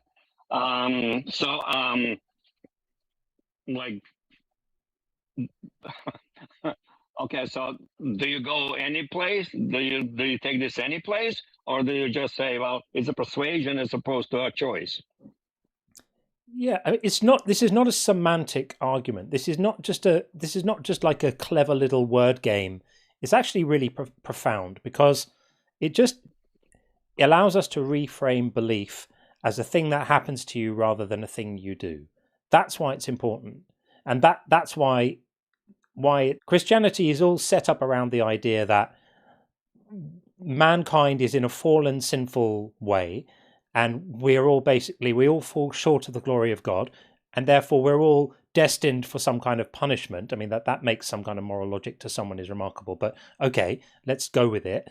And that the way you are absolved of this punishment and excused from the eternity of inevitable torture that awaits you rightly is by accepting Jesus and accepting this innocent person who was apparently killed to give God permission that he otherwise wouldn't have had to forgive mankind. And that's just morally ridiculous, because if you are not able to be persuaded, then what are you supposed to do?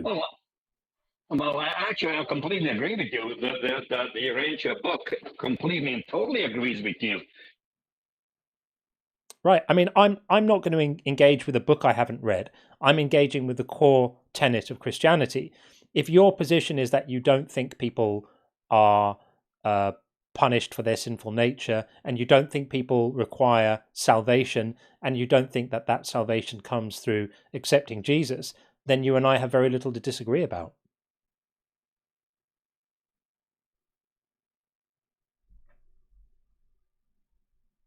Are you still there, Mike? I'm seeing your signal, but I'm not now hearing you. I'm not sure why.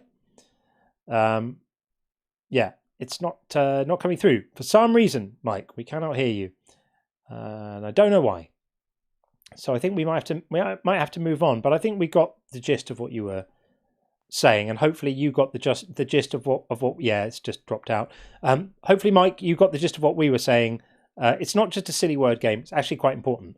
Okay, back on the TikTok side, we're going to bring in Pumpkin Baby. Just right now. Hey, how you doing? Good morning from the United States. Hello. You're on with Sean and John. America. Hey, America. that's right. But you know what it is it's not your choice to be an atheist, but it is your choice to inundate your mind, saturate your mind with atheist content day in and day out. Like the scripture says in Psalms 1, blessed are those who do not sit in the seat of the scoffers. And you know, if you've decided that you found it, that's your choice to not go look for another spiritual path. Because a lot of people, they're like, well, Christianity's false, so atheism. And they didn't look.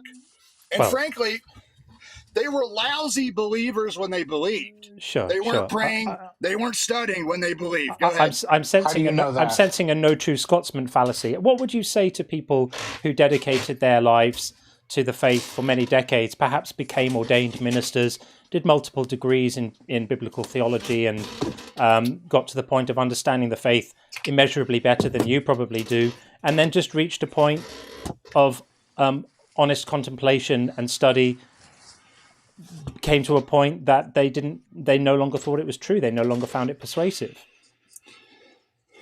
Well, I would say I'm the one they need to talk to, because I left Christianity and found God. That's how I didn't find God until I left Christianity. Right. So you're not a Christian. That's right. Okay. So if I may ask, just so that we can not waste time engaging with beliefs you don't hold, how would you identify yourself in terms of your religious beliefs? Well, and that's just it. There's not going to be a name like Islam. It's not going to be a mainstream name to it. I have a clearly defined theology. If anything, I would call myself a practitioner of the science of mind. And that's a new thought, not new age, new thought movement that was started by Ernest Holmes in the 1930s. Okay. I'll type the name of that book. That's fine. So you don't believe, again, just trying to sort of cut to the nub of the matter, right? So you don't believe that people require salvation. Here's the deal. As long as you're sincere, I think that you're going to be okay. But atheism is a colossal error, and I think that I don't know who knows. Okay. I believe that God is extremely generous, but hold on, there's a little bit of a lag. But you're in big time danger because even when you get to heaven, in my beliefs, there's celestial beings, because God is an infinite spiritual reality. I promise I'll stop talking. So if you don't mind not interrupting me, because I have a little bit of a lag. But God's an infinite spiritual reality. So celestial beings, aka angels, can actually be atheists. So you go into heaven, you can still be an atheist. That's why you're in danger, because you can still be a little prick. Like an angel would be a little prick, right? To be like, oh, there's no God, even though you're this angel and this celestial. What's the danger? I don't pro that, and that's what you're doing right now. What's the danger? Well, the danger is cosmic insanity, because if you identify with everything that's unreal, God is the maximum of beauty and goodness. I think atheism we're witnessing a fair amount of that right now. Maximum of what? Go ahead. I want to hear this. Well, yeah, that's just I've got a little bit of a lag. So yeah, so that's what I'm going to leave you. He interrupted me on that one. So what were you going to say, Cohen? Oh no, atheism is the maximum of what? I want to hear this part. Yeah, so if you identify with that which is that unreal, you become unreal. And by the way, all of your character, if you identify with iniquity, you become unreal, and you can't exist. But here's the deal. Maybe I'm being dramatic. God will certainly just cares about your sincerity. It just sounds to me like you're making a load of claims without providing evidence for them. What's the evidence for all these claims you're making about how things are going to work and the danger we're in and stuff? What's the evidence for that? No, well, you asked me what I believe. We're talking about what I believe. Remember, there's not a name for it, so I got to go into all my beliefs. Yeah. I'm just asking what the evidence is. You've made some fairly large claims here about the danger that some of us are in and other such matters. I'm just wondering what the evidence for that would be. That's my belief. So, and I've got a text that I go by, and I was clear to say I don't know, but I can give you the evidence that God exists. Oh, please. Okay, that's going to be the AUGTC nucleotides in the cell that tells it to self-replicate, metabolize, and create enzymes that perform various functions. Complex specified information like this has only been observed coming from a mind. Okay, so this is And just a you bog only lack standard. the belief in. This is just a bog standard argument from ignorance. You interrupted me. This is just a bog standard. Yeah, this is just a bog standard argument from personal incredulity as to how biological mechanisms can exist. We're going to bring in Dr. Dig, who happens to have expertise in this area, which I'm going to wager is more than yours. Hey, Dr. Dig, how are you? Hello. So Hello. John, just to be clear, you cut me off and you responded. Yeah, I'm cutting you off again because we're just introducing Dr. Dig right now because she happens to have an expertise in this area. So she can tell you about the complex nucleotides and the mechanisms by which these things may have come together without needing a magic mind. Hey, Dr. Dig, how are you? Hi, I'm good. Give me 1 second. I just have a job. But mind if I respond real quick, John? Because here's the deal. You're not gonna. I'm not up here to be humiliated. That's okay. That's okay. We can listen to Dr. Dig speak. Okay, you ruined the conversation with your smugness. So I'm going to leave now because you're such a smug You're welcome to, or you can hang around and get an education. Either one is fine. Smug prick. So now I'm leaving. Bye. Okay, I'm not being a prick. I was just coming in to talk. Whose smugness, by the way? Dr. Dig Mine. just came up and said, I think it was my smugness that he was objecting to. I'm happy to be accused of being smug by him. So I think, well, now you're here, you can respond to his preposterous claim that it needs magic to create genetics. Yeah. Well, so he said something interesting. He said the start codon is what gives. Trying to rephrase. He said the start codon is what gives. He's conflating a bunch of stuff. So that doesn't make any sense. Also not sure what cosmic insanity is. I've never read a book or a paper about cosmic insanity. I think we just had it modeled quite well, don't you? Yeah. I don't know. I mean, I don't think I was being a prick. Maybe it's just it was me. I'm a woman. No, it was me. It was me. Okay. Yeah. If you want to come back and talk science, I don't know what, like, you keep referring to this text that you follow. If you'd like to come up and talk to me about molecular genetics, I'm more than happy to do so. But I don't know. I mean, I feel a little bit cosmically insane after that. Yeah. What I think is hilarious is like, okay, nucleotides in our DNA proves God, and here's why XYZ. Oh, we happen to have a subject matter expert in the room right now who can address that. Oh, I'm out of here. See ya. Right. They always, sometimes, they do that. It's like they make these really big claims about science and the hand of God in what we know about genetics, and then somebody's like, hey, I know some genetics, let's talk about it. And then, Sean, you're right, they just dip out. He also used a creationist term, like buzz phrase, specified complexity or specified information. It's smuggling in the thing that you're trying to prove. Specified meaning coming from an agent, but just in a subtle way, just hoping to slip that in there without you catching it. Yeah.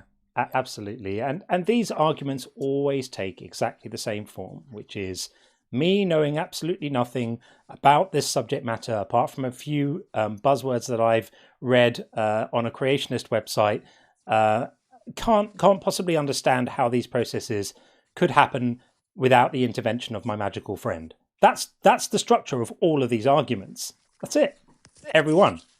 Silly. Well, and the sad thing is, like, I'm happy to sit and educate you about how these things work and try to remove or lessen the gap where, you put your God. I'm very happy to do that. But the threat of removing God from the gap or their understanding is that they then have to learn something else, and they're not capable or willing to do it. And I would venture forth the opinion, and I don't think I'm in too much danger of being disproved here, that part of the reason why he ran was the idea of being educated by a woman was terrifying to him.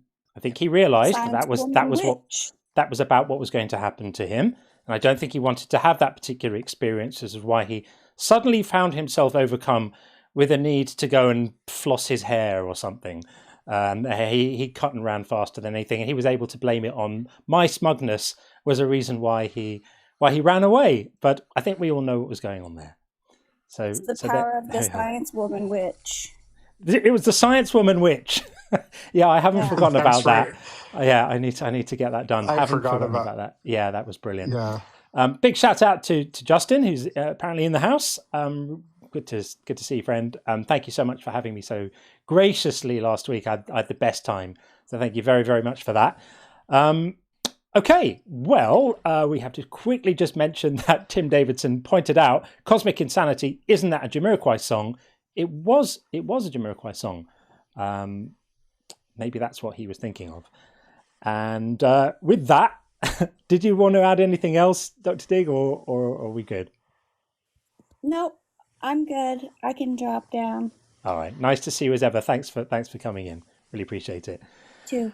Okay, we are gonna get in Scrotumus Prime. Go ahead and I was gonna say I'll let you read that one. Yeah, I got this one. I got this, Sean. Scrotumus Prime. There we go. Scrotumus, how are you? Hello. Hello. Welcome Mr. in. Prime, how you doing? Congratulations hey. on the best username of the hour. How are you? No problem. I literally just hit request. I didn't expect to get pulled up. You dived straight into the right moment. All good. Are you prepared? Are you ready? Yeah, so, yeah. Good. Can you hear me okay?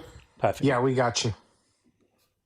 All right. I was just trying to, are you saying that, are you trying to say, nobody can, choose what they believe in? Yep. Okay, what do you think about, I don't know, because I hear theists say all the time, that they, choose to believe in God, or, yeah, they'll just literally ignore, contradictory evidence or anything like that. Could you say that's kind of choosing what you believe? No. So what I think happens in those cases is that they have a religious belief that they have either because they were indoctrinated into it or because they came to it later and became persuaded of the truth of the religious claims for whatever reason, either just emotionally a need to believe or they fell for fallacious arguments. I mean, you don't often come across believers who say, they believe because of the argument from modal logic or something like that. But there are some people who say that. But all believers believe because at some point in their lives, either as children or later, something persuaded them that this belief was true. And then that's what their actual beliefs are. And then there's how they choose to identify. So you can choose to say, I am a Christian. You can choose to announce yourself as a Christian. You can choose to affiliate with a group. You can choose to make it part of your identity. All of those things are things that you can actually choose. The bit you can't choose is just what you actually find convincing. And in the case of all of these people, the reason why they're believers, if they actually are believers, is because at some point they have become persuaded that these things are true, either for what they think are good reasons or what we might think are bad reasons. It doesn't matter. Something's persuaded them, and that's why it's not a choice. Okay, so would you say I've had a question about this for a while. So would you say that because you just mentioned something interesting.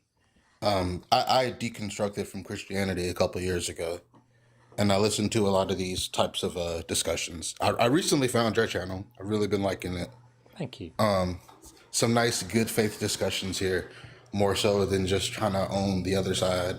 I feel like a lot of debaters become jaded, but here we're more focused on the conversation, so I appreciate that. Sure. So what I was gonna ask is like, because you mentioned something interesting. Do you think a lot of people profess belief, but they don't really believe it? That's 100% the case in some cases, but I'm always very cautious about picking and choosing who I apply that to, because I don't like it when others proclaim to be able to read my mind. Oh no, you really believe deep down. You're just not being honest about it. So I tend to take Yeah. people at what they believe. But we know from just from, for example, an organization called the Clergy Project, there are people working in the pews as pastors or what have you, who stopped believing, but they just still are going through the motions for a variety of reasons. Their livelihood depends on it. Their sense of community or what have you. But many former believers on here will tell you they pretended to believe at least for some time before they came out of the closet, and so yeah, in some cases that's absolutely true. So like, Sean. Yeah. So like, my question is this, right? You said like you can't pretend to like read someone's minds, but let me ask you this: do you think maybe you could know them by their fruits? That's saying know them by their fruits. The way I interpret that, and that's I believe that's biblical. Correct me if I'm wrong, but knowing someone by their fruits is a way of saying you can judge someone by what they do, not by what they say. Is that basically what you're saying? Yeah. Yeah, like so, like you'll like I'll hear people profess the love of Christ Jesus, but then be the most vile person you've ever met in your entire life. You know what I mean? Like, well, I mean, they may just be horrible people who actually believe. They may interpret biblical teachings in different ways. If you take a Christian from California, like my sister is one, and a Christian from like the Bible Belt, a fundamentalist, they're gonna behave differently. They're gonna have different interpretations of what Jesus says about foreigners, about the poor, about whatever. I'm just very I'm just very careful not to try to tell other people what they actually believe unless I have good reason to believe otherwise. There's a certain politician that claims to be Christian that I don't believe really is one. I won't say the name. But I'm very choosy about like when I try to tell people they're lying about what they believe, because none of us are mind readers. like, and I don't mean like that's fair, right? And of course, like also there's a lot of non-believers that are really bad people that I've met. In fact, I've started moving away from some atheist circles because the people are so insufferable. But so there's people on both sides who will treat people badly. Yeah. But I don't know, like once you start like asking them like, oh, do you believe Adam and Eve? They're like, no. You're like, do you believe the flood? You're like, no. It's like you don't believe the same things I don't believe, but you're calling me crazy. Yeah. It's weird. Yeah, and there's a spectrum. It's broad. So there are people who are biblical literalists, and they will literally fight to the death about over every word, every statement. They will explain. They'll claim to be able to explain away blatant contradictions, where the Bible says one thing at one point and then a contradictory thing at another point. We all know that can't work. You can't explain away a contradiction because at least one of those statements has to be false. They can't both be true.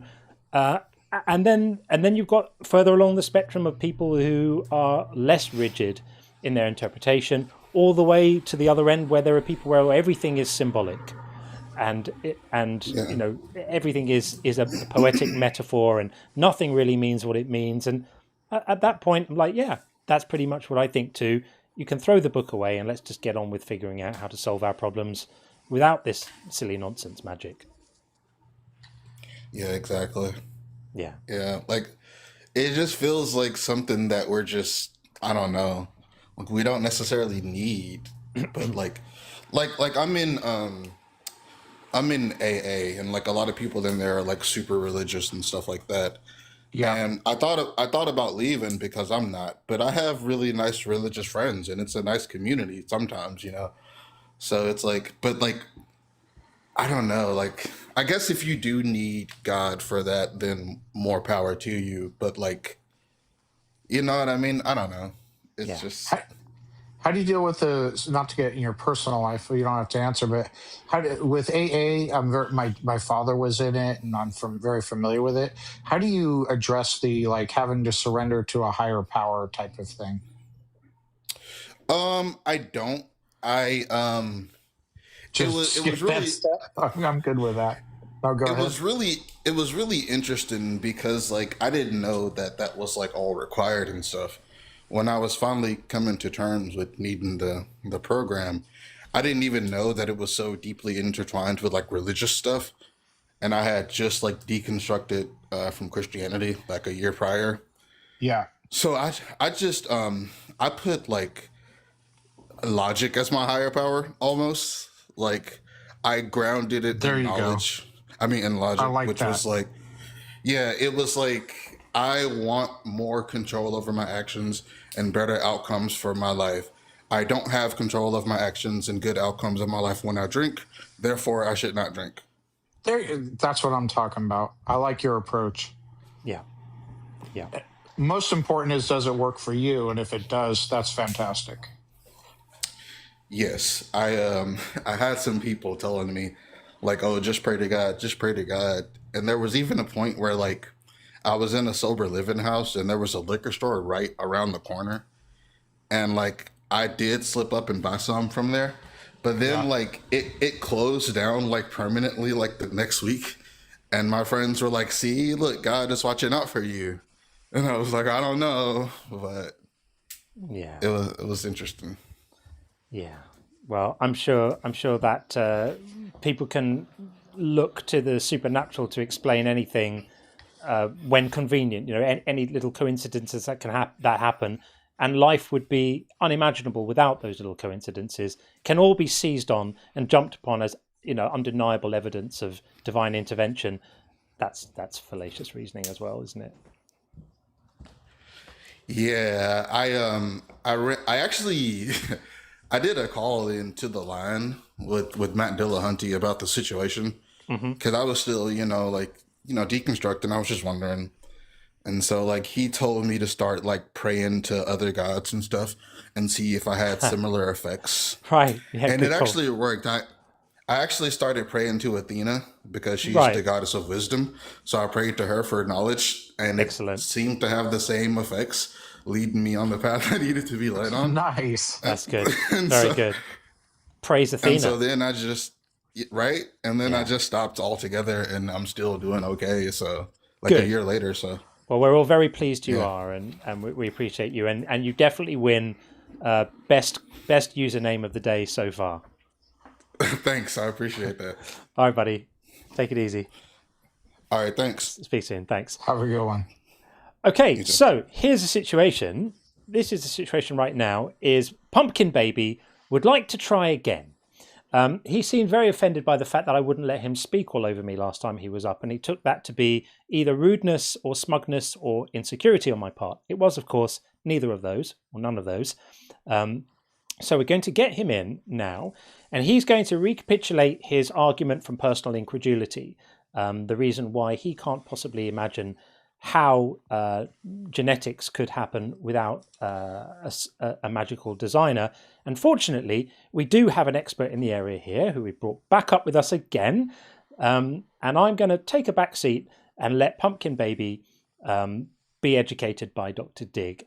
So let's do that right now. And hopefully it will be delightful, productive exchange. Welcome back, Mr. Baby. Good morning. Hello. Right, I leave you in the capable hands of Dr. Dig. Well, hold on before we do that, because when I saw this prompt, this is what I got up here to address. This is the main thing that I know about abiogenesis, but I love this topic because no, it's not your choice to just believe right now, no matter what I say to you. But it is your choice every day to saturate your mind. That's the same claim you made before. So let's you're in the presence of But someone. hold on, I'm not done yet. I was just catching a breath. I want to finish that, then we'll talk about the science. You mind? So these atheist content creators, it's like a preacher. If you no go one's up to a preacher interested and in say, hearing "Look, the you. Bible-" No one's interested in hearing you cry about atheist content. If you don't like it, go and watch other content. This content is here for people who want it. Nobody is forced or mandated to watch it, and no one's interested in your personal feelings about the fact that we exist. So now, I can't. are you going to? Why can't I finish this sentence? Why is this upsetting you, John? It's not upsetting me in the slightest. It's off topic. So if you want to talk about the voluntary nature of belief, we can do that. It's not off topic. We can talk about the voluntary It's exactly nature the topic of belief if you want to, but the prevalence of atheist and non-religious content online has got nothing to do with the voluntary nature of belief now, has it? So if you go up to a preacher and you say, look, the Bible has errors, his livelihood depends on lying about that, right? Because if he starts saying, yeah, you're right, the Bible has errors, he's not going to have. So if you start believing in God, you're no longer John Cohen, the host, the content creator, right? So that's why you can't expect you to be genuine. And I didn't run from you. I ran because you were being a little prick, putting a dot on me and just being a smug. I could tell you're very happy with yourself, just a smug look on your face at all times. This is lovely. But yeah, we can talk about the science. But this is all nothing to do with the topic. So now that you've finished your little sermon, I think that you could pick up where you left off, where Dr. Dig was going to explain to you why your personal magic friend, or anybody's personal magic friend, isn't. I want to give the opening statement on my position, but she hasn't responded to me. So this is my position. Okay.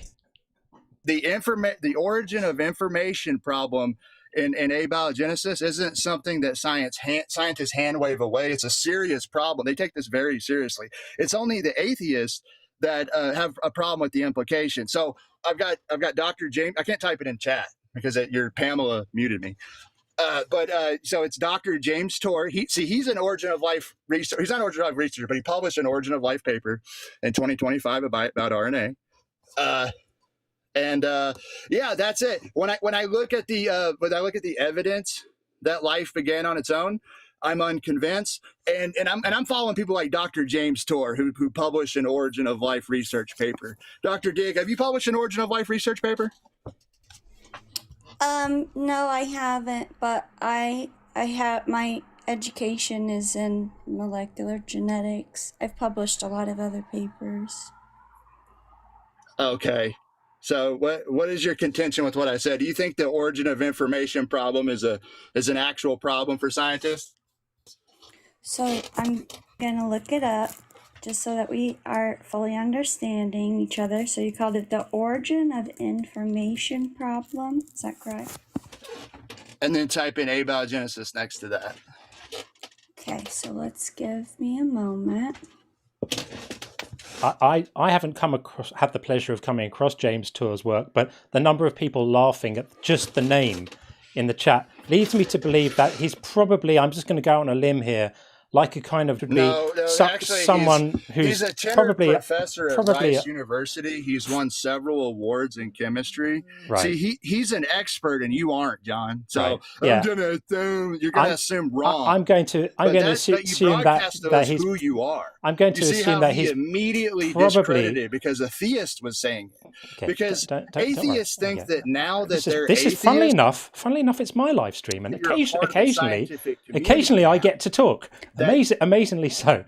So I'm going to say that I don't know who James Torr is, but it's quite interesting that quite often in fields you get people like Michael Behe or these people who have some qualifications in an area or a related area, but then they become such outliers. You said you were going to let Dr. Dig talk. Yeah, she's just reading up on your nonsense. We're going to hear from her in a moment. While she's doing that and you're being rude, I'm just going to speak on my own live stream with your permission, sir.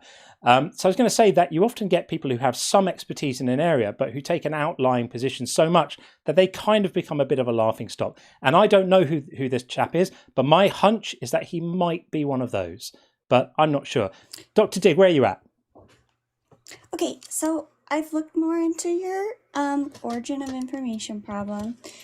It seems like it's one of the biggest proponents. So I've looked it up and hold on, it's one of the biggest proponents. What does that mean? One of the biggest let her speak, please. Have some manners. You've got to let her finish speaking. I think I said like 7 words just then.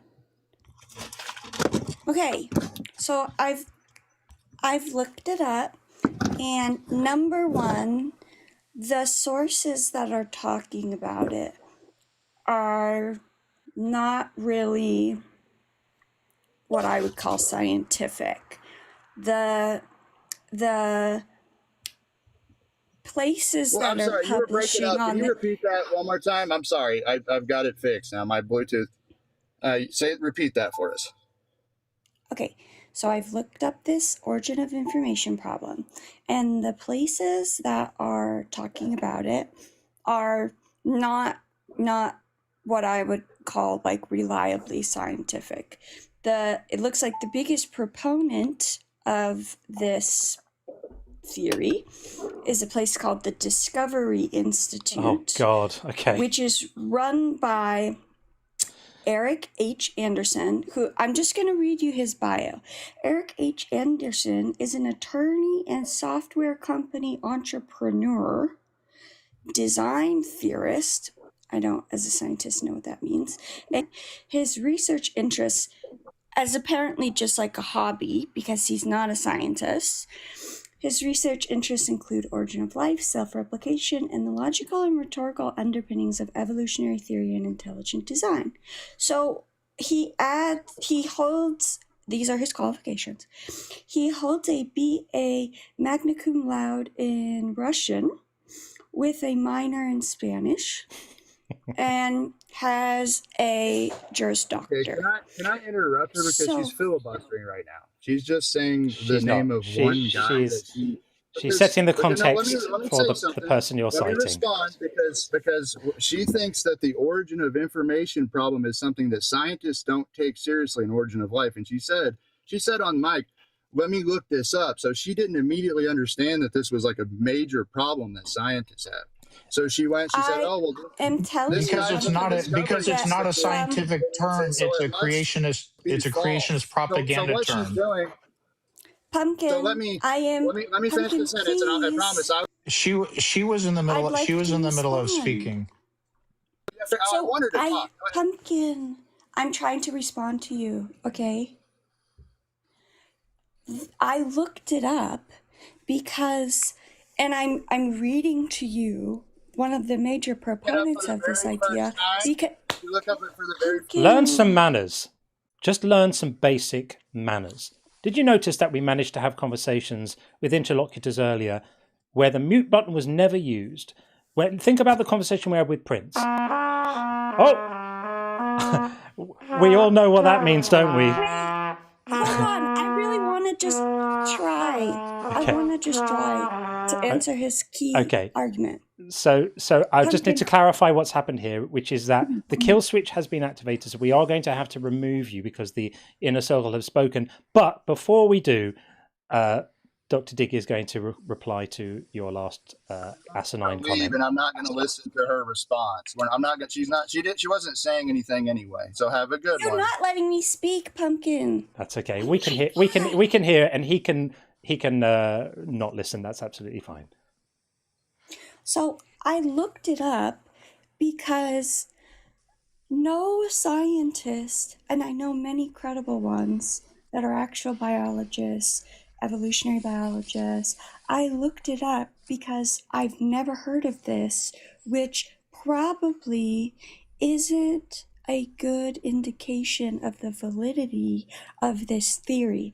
I'm reading to you the creator of this institute. I'm reading you his bio to be trying to claim any authority on evolution. Yeah. Anybody can publish a book. So that's what I was attempting to do. I've never tried to say something and then just like first word, absolutely shut up. Like, okay. Yeah. As soon as I heard it, I had no doubt. You took the time to look it up, Dr. Digg, but I had no doubt it was in the category of pseudoscience, pseudoscientific terms like specified complexity, irreducible complexity, in that genre of just made up sciencey sounding words that aren't actually used in real science. Absolutely. There's a list of creationist terms that are in that vein. Yeah. Absolutely. And like this James Tour person, I looked him up. I don't know everything. I'm not like an encyclopedia where you can just flip to a page in my brain and I'm going to know all of that. I looked at this James Tour and he seems very well respected in the nanochemical, like nanoparticle sphere, which, by the way, if you had let me finish a sentence, Pumpkin, my master's was a split between entomology and materials engineering, where I designed nanoparticle systems to be delivery vehicles for the molecules that you've called into question. So I could actually have talked to you about that, but you wouldn't let me finish a sentence, and you didn't know that. But it's all my fault, though. That's fine. I accept responsibility. I think the inner circle called it well then. But thank you for being willing to come back up and subject yourself to his drivel and nonsense. We really appreciate that. Of course. All right. Take it easy. We'll speak soon. Okay, bye. In fairness to him, though, it does take a special level of smugness to eat a banana with a knife and fork like you do, John. Yeah, that's fair. That is fair. I have to admit, you need to be uniquely smug for that. Okay, we have a few in the queue. We're going to get to everyone. If you're in the queue right now, please be patient, and I promise we'll get to you. We've got Alan in the queue on the YouTube side. Sebastian is on the YouTube side as well. And we've got AC on the TikTok side. But first, we can just get in H1001 on the TikTok side right now, and we'll see where we go from there. Hey, how you doing? Hello. Hello. You're in. Can you? I'm a Christian. Welcome. Okay. Thanks. So yeah, I mean, presuppositionally, I believe the Bible is the Word of God. Yeah. So obviously, I believe in the God of the Bible. I believe the biblical account, and that's where I stand. So. Yeah, that's fine. So in your belief system, people who aren't persuaded of the same things that you've been persuaded by are in line for some sort of punishment. Agree? Well, yeah, I mean, there are exceptions, but generally speaking, yeah, that's the case. Generally speaking, like, I've heard the gospel. I'm not unfamiliar with it. It's not like I've grown up, in a remote forest somewhere, never having been evangelized to. So I'm aware of the claims of Jesus. I have read most of this book, or a lot of this book. And I find myself personally just not persuaded by it. And when I look at verses within the book, like John 3:18 or Matthew 16:16, Revelation 21:8, I'm told that people like me have got it coming to them, and it's a good thing. Do you agree with that?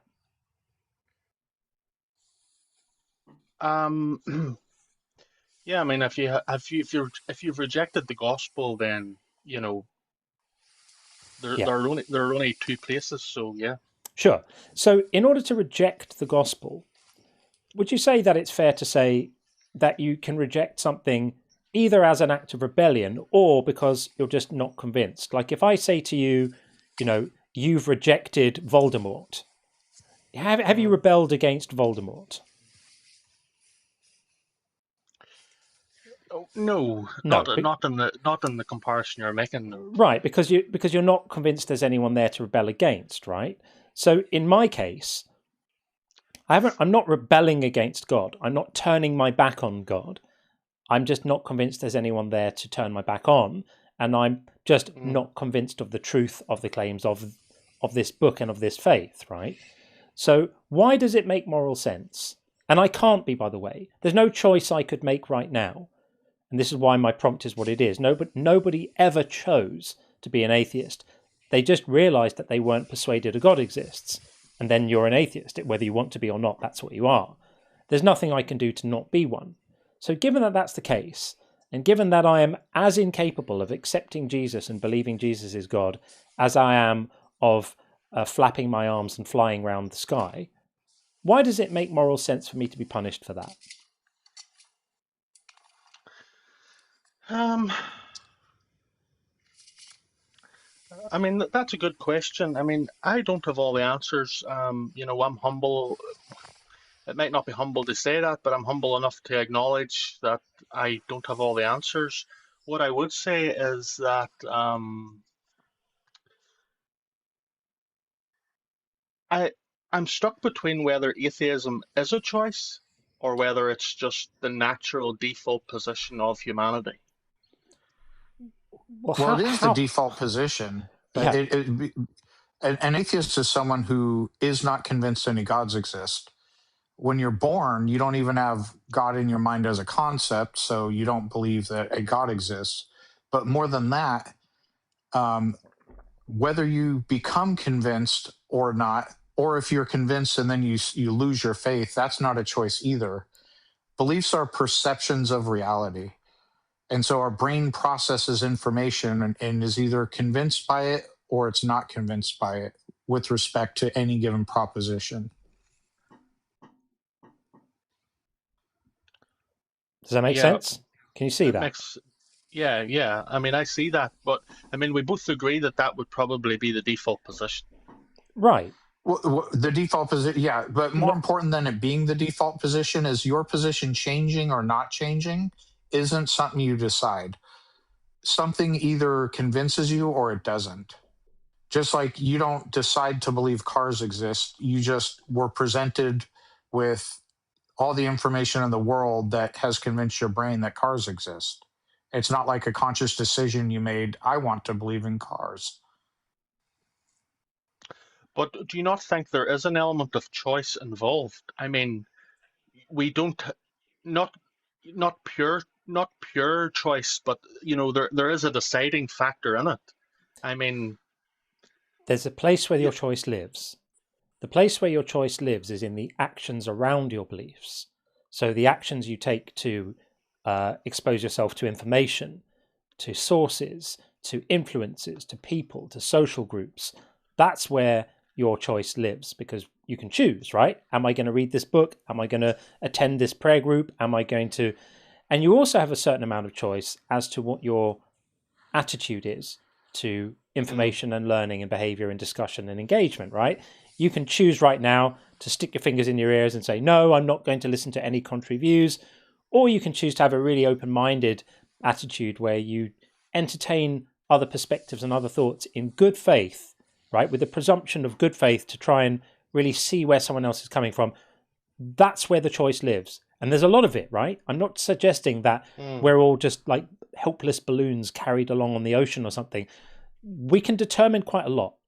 But the one part you can't determine happens to be the most important one when it comes to belief, which is whether you find something convincing or not.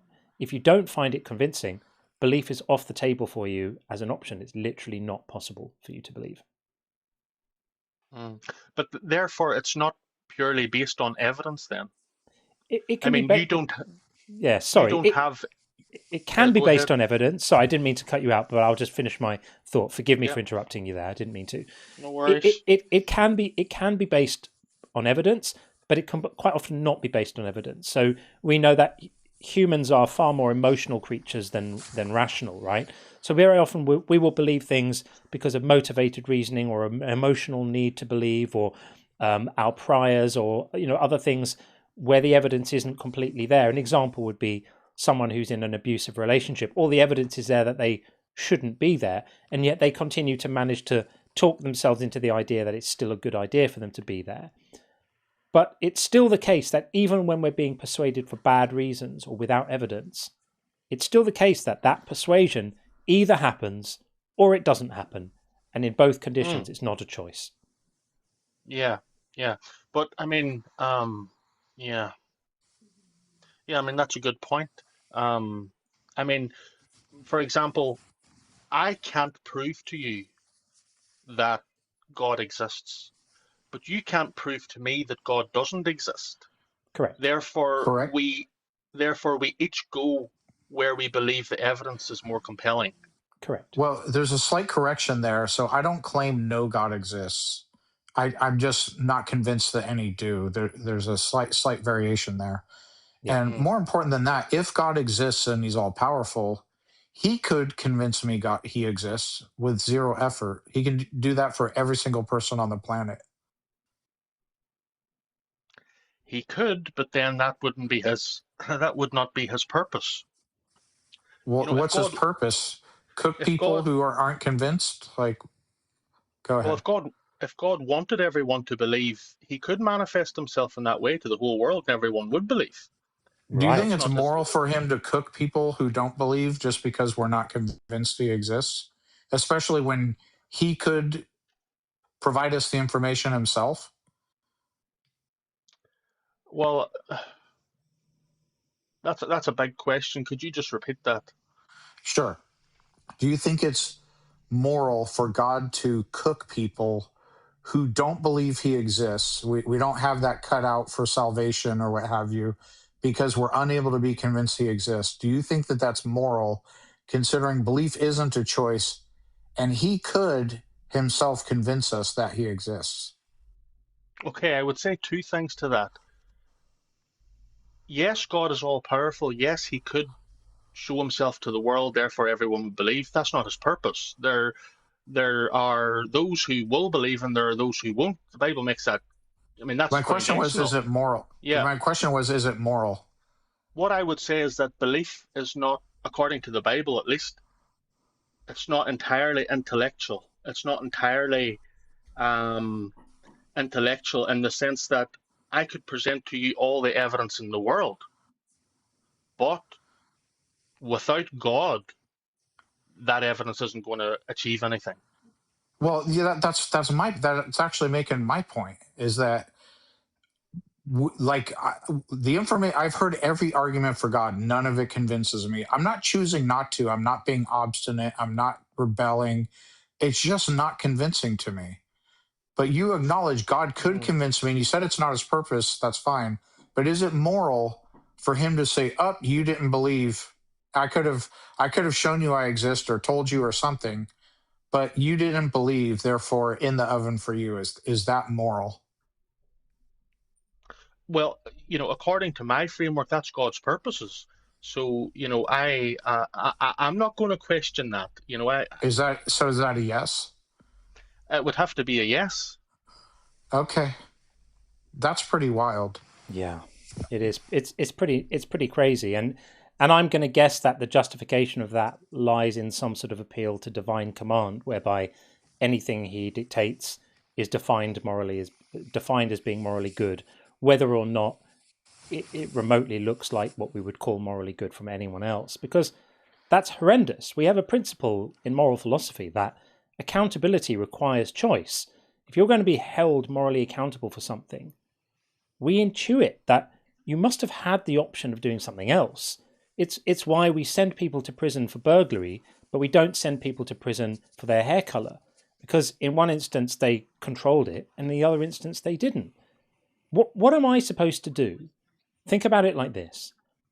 What am I supposed to do to avoid the punishment that your religion says is coming my way? What am I supposed to do to avoid that? I could claim to believe. I could profess. I could say, Jesus, I love you. You're big. But if I don't believe it, then what? How do I get out of it? Oh, well, you can't in that sense. Right. That's brutal, isn't it? Why is it brutal? Because we don't punish people for things they didn't choose to do. I mean, by that logic, we should be locking people up for the height they are, or for being colorblind. Is what ISIS does, is that brutal? What they do to non-believers, is that brutal? Yes, I would say that is brutal, yes. Why is that brutal? Because it breaks God's commandments and human laws as well. All right, so it's only brutal to break God's commandments, but it's not brutal to torture and create unspeakable suffering merely for someone not believing the right things. It's just obedience. Is that all you are? Is that like Can your humanity be summed up in terms of blind obedience to God? Whatever He says goes. Is there's not more to you than that? I wouldn't describe. I can see how you see it that way. I genuinely do. I wouldn't see it as blind obedience. I like to challenge my faith. I like to, What is something God could do that you would say, oh, that's immoral, bad God?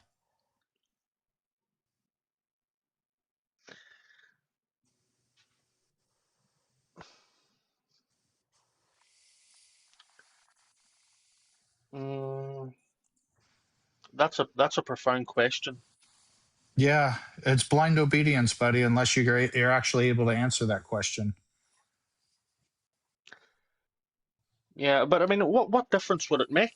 I mean, I'm trying to get to the core of it. I'm not seeing how that would, if God exists, He exists, whether I'm obedient or not. But the difference it makes is in how you evaluate this doctrine morally, right? Because if you're saying, this God is worthy of worship and love, well, is it psychologically healthy and normal and acceptable to worship and love someone who is capriciously cruel, for example? Yeah, but you're making the presupposition that God is cruel. I'm saying that if it could be shown that God was cruel, would it make sense to worship and love Him?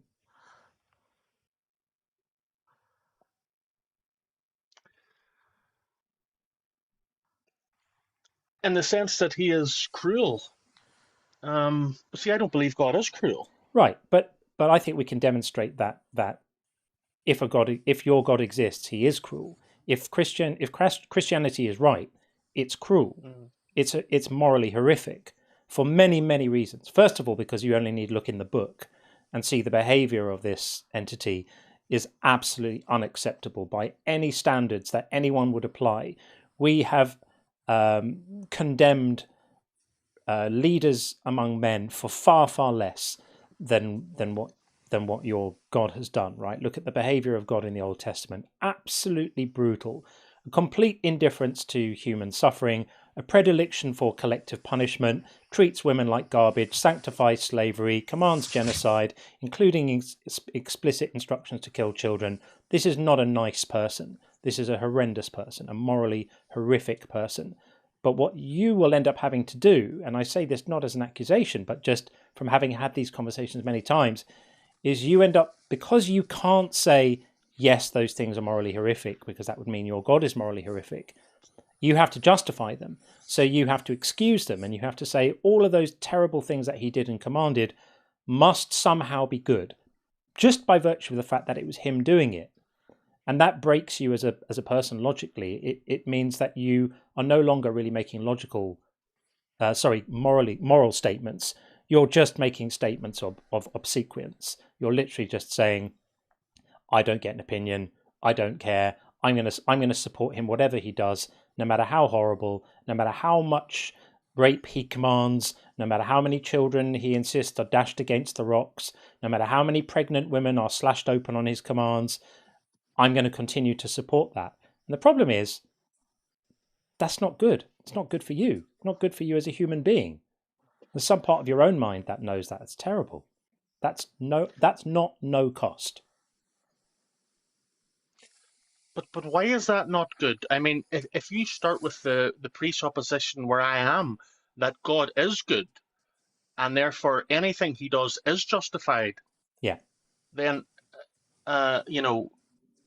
when you do that, you break the word good. So that when you're saying God is good, you're applying an adjective to God, right? You're saying God has a property, the property is good.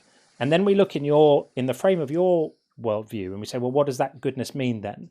God is good means, well, good is defined as anything God does, right?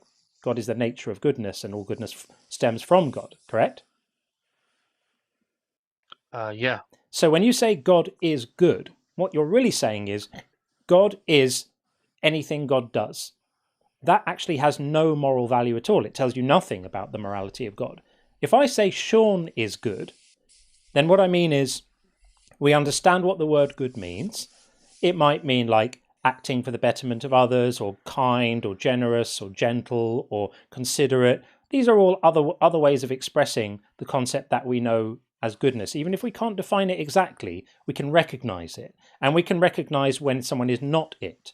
So when I say Sean is good, we all know what that means, and can all reach agreement on what kind of qualities we might mean by that with respect to Sean. When you're saying God is good, you're not talking about any qualities. You're not talking about any values. You're not talking about any ethical inclinations that any of us would recognize and go, oh yeah, I like that.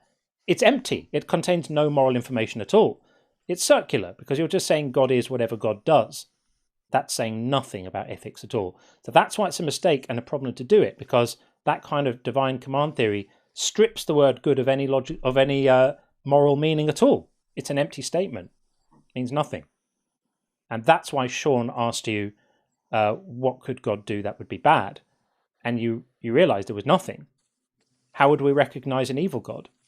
Well, you can't, because anything he does is good. So if God made a declaration today that every baby needs to have its toes cut off with garden shears when it reaches the age of 1 year old, would that be moral? Oh, that's not going to happen, though. No, don't worry about whether it's going to happen or not. I know it's not going to happen. But if God did, let's say it is his own theological reasons, and it's not ours to understand why, lean not on your own understanding, his ways are higher than ours. God issues a new commandment, and it says, every baby, when it reaches its first birthday, has to have its toes cut off with garden shears. I have my reasons, trust me, bro. Would it be the moral thing to do it? Would it be a moral thing of the God to say, and would it be moral to obey that command? But that's not God. That's not going to.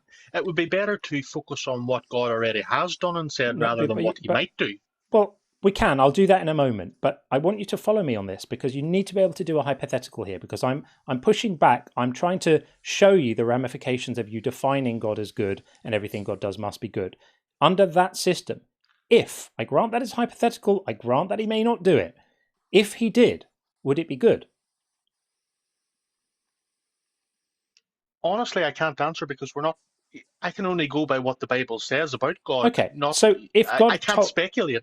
Okay, well, if God told people to kill babies with swords, perhaps, would that be good? In the Old Testament, you're talking about, I suppose, what's already happened. I'm just asking. If God told people to kill children and babies, would it be good? To us on this plane, that looks horrific. So,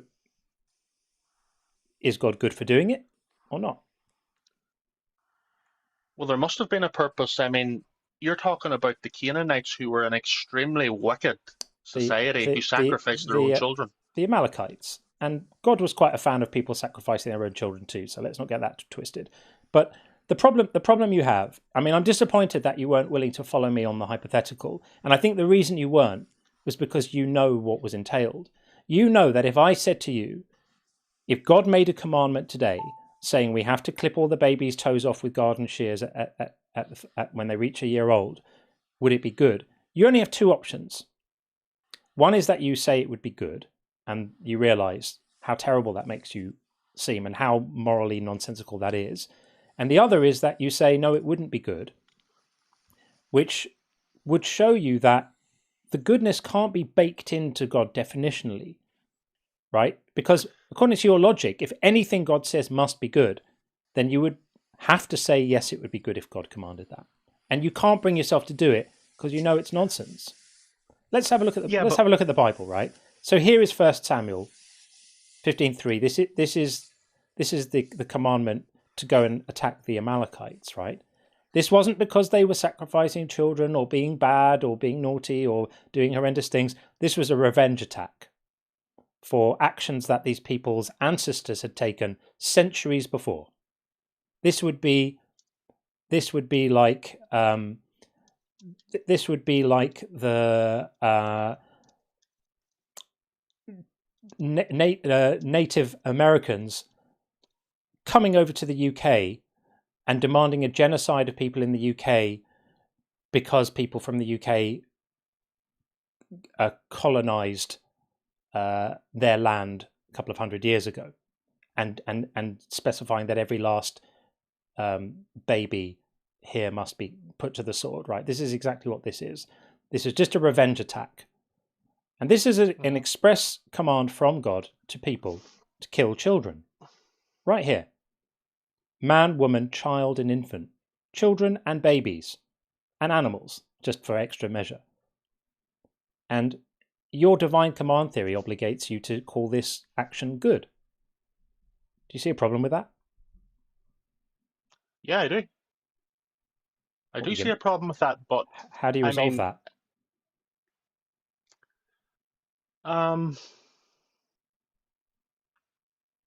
Well, first of all, I would say that I am not God. I can't comprehend why God commands things like that. You know, if my tiny finite mind can comprehend God, then there's something wrong.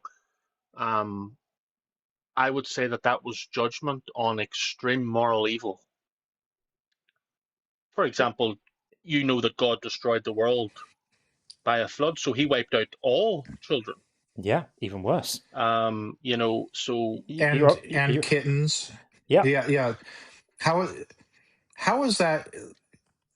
What's the justification for that? Drowning the entire planet, every man, woman, child, baby, kitten, puppy, deer, bear, everything. Well, how do you justify that? Well, God does give his justification for it in the Bible. He says that the thoughts of man's heart was only evil continually. So drown the kittens? Were they evil babies? Were they like Chucky babies running around with knives? Again, you don't have to be a Chucky baby if you're sacrificing your own children to in fire. I mean, you know, so that's the moral evil we're talking about. Even if that were true, if people were sacrificing children, is God's answer to that is wipe out the children in a painful death, like by drowning, so that there's no children for them to sacrifice? Well, you see, if you start where I start, that it's God that gave them life to start with. So, you know. So blind obedience, circling back to that.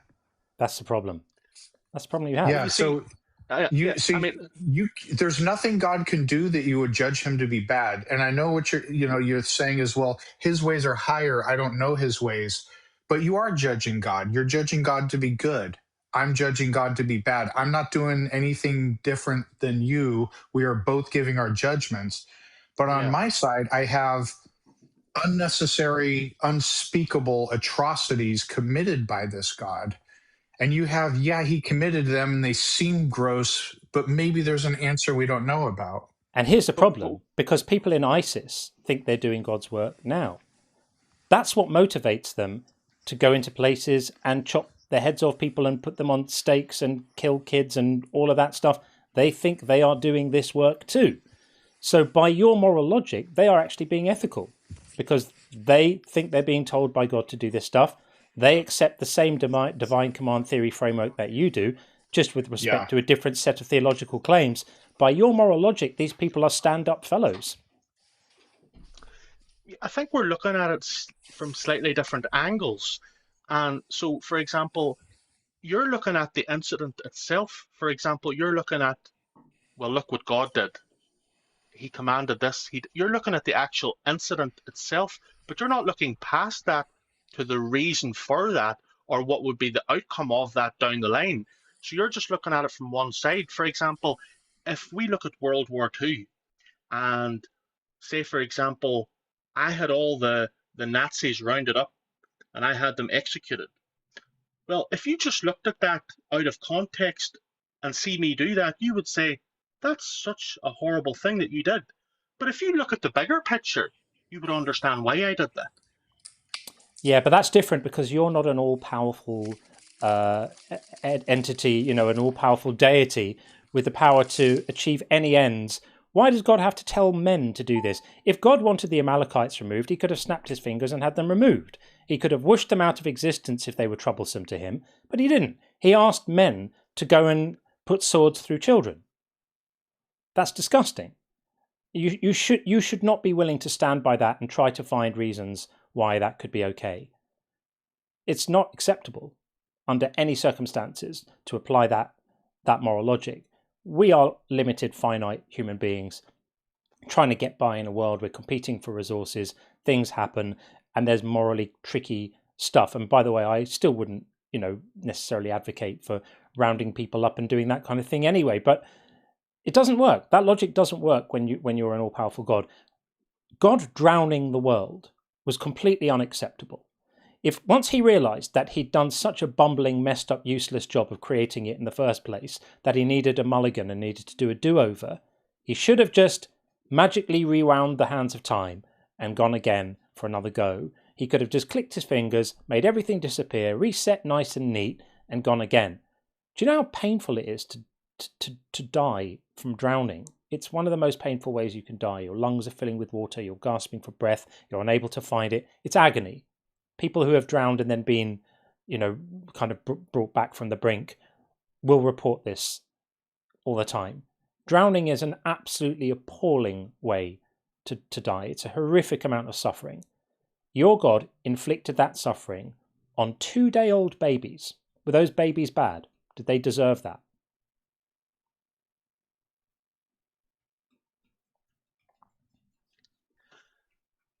Honestly, I can't. I don't know. Some of those babies could have went immediately to heaven. I don't know. Couldn't God have clicked his fingers and put them immediately in heaven without putting them through the agony of drowning? Why not? Could have done that. He could have just done it if he needed to. Like we say, he screwed up his design the first time. That's problematic when you're thinking about an all-powerful, all-knowing God, because he would have known that this was going to happen. Before he even made the world, he would have known that world version 1 was going to end in him having to destroy everyone. That's problematic anyway. But why did he have to choose drowning? That's ridiculous. Did he really have no choice but to do it that way? Is there a way you can think about framing this where the outcome God wanted to achieve could only have been achieved by imposing the suffering of drowning on every living thing, and any other method of removing them was beyond what he could manage? Can you realize how ridiculous that is? Well, you have to understand that God gave everyone a chance. Noah, everyone just didn't drown in an instant. That's irrelevant. That's irrelevant. We're talking about his That's very relevant. No, it's not. I'm talking about his modus operandi. I'm talking about his chosen method. His chosen method for doing this was his chosen method. Well, he could have done it in a nicer way, couldn't he? He didn't do it immediately. I mean, Noah was preaching the truth for 70 years, and the people mocked him. 70 years. This is irrelevant. God gave them a chance of 70 years. That's a whole lifetime. He could have given them a chance of 70 years, and then after them continually avoiding the so-called warnings, he could have puffed them out of existence like that. But he didn't. He decided to fill all their lungs with water and have them die in agony and terror. Did he have it within his power to have them removed in a less painful way? Of course, he's God. That means he wanted them to have the agony and the terror. What good was served by them having that much extra suffering? An example to us of the severity of his judgment. That's horrific that you would say that. Absolutely horrific. Is God incapable of communicating his judgment to people without slaughtering every living thing in the world in a painful, agonizing way? Do you see how small and pathetic and incapable and inept and incompetent you make your God when you try to justify his moral failings? I always see this like a seesaw. You've got his morality on one side and his ability on the other. And as you prop up the morality, the ability goes down. And when you stir up the ability again and you make him powerful again, the morality goes down. And there's no way of getting away from this. It's called the seesaw of shit. This is what I call it. I've just decided to call it that now. That's how it works. There's no getting away from it. It's like one gives, the other one gets. And it's a problem because the more moral you make him, trying to find excuses for why he's done all of these things, the less powerful he is. Okay, but I mean, is your framework any prettier? My framework's a lot better because my framework doesn't involve presupposing I don't believe it is. A magical creature who enjoys the suffering of others. I just think shit happens. In my framework, unfortunate things happen. They're not the decision. Yeah, that's life. Grow up. That's life. That's what life entails. Good things happen, bad things happen. I mean, that's it. But don't you see that that is a pathetically bleak outlook? It may be bleak, but reality doesn't owe us a pleasing bedtime story, a cookie, and a nice glass of warm milk. That's life. Life is Why bleak. not? Why because not? because that's just wishful thinking. I think billions of people you burning think- alive for all eternity is more bleak. For sure. For sure. So you come into this world crying, you'll probably die crying if you don't die immediately through some accident or something, or you'll die Could be in excruciating pain through some disease. Yeah. We have to deal with reality yeah. on reality's terms, but I do get the comfort in knowing that billions of people aren't going to be burning alive for all eternity while I'm happy-go-lucky in heaven. Some of the people I might know and love, oh, mom's roasting in the oven downstairs. I'm still going to be happy because I'm in heaven. But that's the point we disagree on, because no one will be in hell who does not deserve to be there. And no one will be in heaven who does deserve to be there. But that circles right back to where we started, H, and that's the perfect. Let's deal with this. There we go. That's exactly where we started, and you perfectly encapsulated it. No one will be in heaven who doesn't deserve to be there, and that seems to me a fitting. No, who does point. deserve to be there. Sorry, hell. I beg your pardon. No one will be in hell who doesn't deserve to be there is exactly where we started off. The idea that I deserve to be tortured for eternity just because of what I can't find persuasive. That is a morally horrendous position to take. And as we draw to a close now, we're going to get on to our next caller because we've got a few in the queue still. I want you to just take some time and reflect about what that really means. That what you're advocating there is people be tortured forever for the finite crime of simply not finding somebody's religious claims convincing, which, by the way, is exactly the same action that you have taken with respect to every other religion apart from yours. But that finite crime, as you describe it, is against an infinite That creator. doesn't matter. That's always struck me as a bullshit argument. The idea that God is very, very big, therefore any transgression against him deserves an infinite punishment is bullshit. You could make a similar argument saying that an infinitely powerful creator can't be harmed in any way by any action you take. Therefore, the hurt to him of any action you take is infinitely small, and the crime should be infinitely small. This is a non-argument. Don't go there. Don't use that to justify punishing people for involuntary actions. That's not a good I one. used to think the way you think, that 70 years of life, 70 years of sin, surely after 100 years in hell, I would have paid the price, or 1,000 years, or 1,000,000 years, but it's forever. Yeah, we've all heard this argument. It's a dumb argument. But then I realized something. God would be taking out of hell exactly the same person that he put in hell. This is making it worse. You're saying that under this scheme of punishment, there's absolutely no possibility of second chances, absolutely no possibility of atonement, absolutely no possibility of recompense, absolutely no possibility of saying, okay, I got it wrong, I've served my time, absolutely none of that, absolute perfect lack of mercy. And this is the God you expect us to believe is loving. This is bullshit. But it's not without mercy, because you're offered Christ, and you of yourself are saying no. Offered Christ by weak apologetics, bad arguments, fallacious arguments, a complete lack of evidence, and ray comfort. Great. That's not a great package. Is God relying on you to bring me to Christ? Respectfully to you, that's not a great plan. If God wants me to know Christ, he should come down here and introduce himself, and then I'll know him, and then I can use my free will to decide whether I want to follow him or turn my back. But claiming that the very fact that people have been subjected to apologetics is a basis for them to expect to believe them is crazy. But God already did come down. That's what I'm saying. Do you want them to come down for your great-grandchildren again? And then for their children, you want to come down again? That's the claim. Do you just want them I to don't stay think down? he did. I don't think he did. And is it beyond his ability to just put into everybody's head the certain knowledge that he exists? Is he not capable of doing that? what evidence is sufficient other than God being on earth and, making That was everyone... a question, buddy. Is he capable of doing it? No, but it defeats the purpose of faith. He's not capable of doing it. Sorry, he is capable of He doing is capable. it. But Has he done it? No. No. But so he doesn't want to do it. So he doesn't want me to believe. It defeats the purpose of faith. See the corner you've painted yourself into. He's capable of giving me the evidence that would make me know he's there. He chose not to do it. And now I'm going to be punished for it. And that's the thing you label good. See, I personally don't believe it would convince you. Well, then God would be wrong, wouldn't he? You've just made God wrong. I believe. Listen to that, though. Hang on. I'm not meaning to cut you off and not let you speak, but I want you to be. Let's have some clarity here.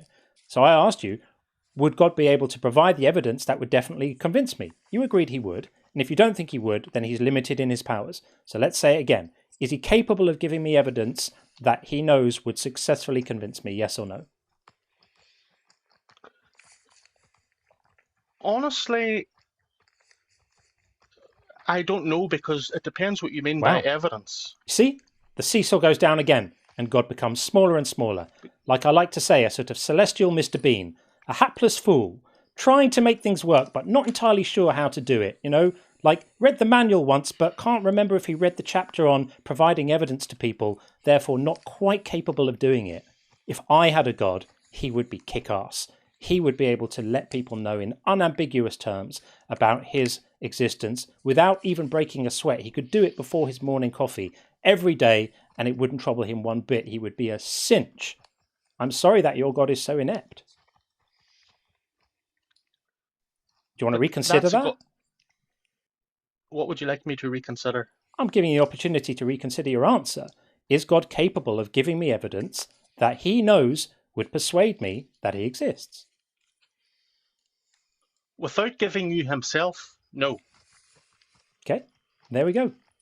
We'll probably draw a line there. You've just admitted that your God is fairly limited in ability. I believe if they found all the evidence that the Bible speaks of, I believe if they found Noah's Ark right now, there wouldn't be one more believer then than there is now. Well, God is continually hapless and weak and unable to persuade people of his existence. So, H, thank you for coming in to speak to us. I enjoyed the discussion. Yes. Yeah, we'll leave it there, shall we? All right. Okay. All the best. Thank you. Take care. You too. Bye-bye. Okay, well, there you have it. A rather inept and incapable God, it seems. Fair enough.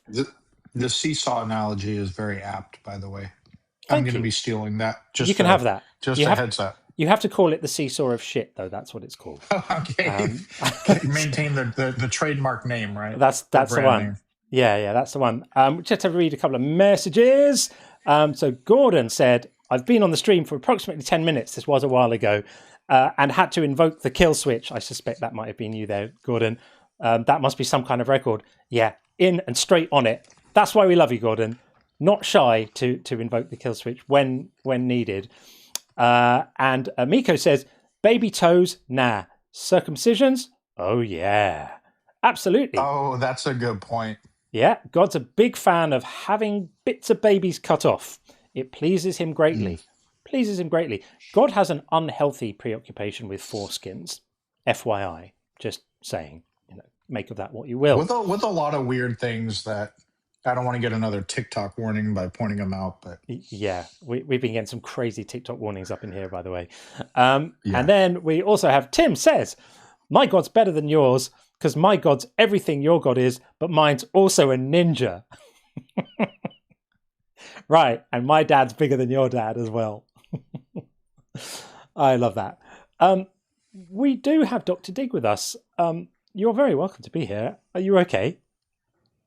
Yeah, I'm good. I had invited him. He said in the chat that he believed that Genesis was scientifically accurate. Oh, okay. So I said, oh, I'd love to talk to you. And then he came up, but then he was talking to you guys about other stuff. So, but that was what had prompted it. Fair enough. We didn't get there. So H, if you're still listening, then next time we stream, it could be Tuesday next week if you like, or we do the nighttime streams on Thursdays and Saturdays.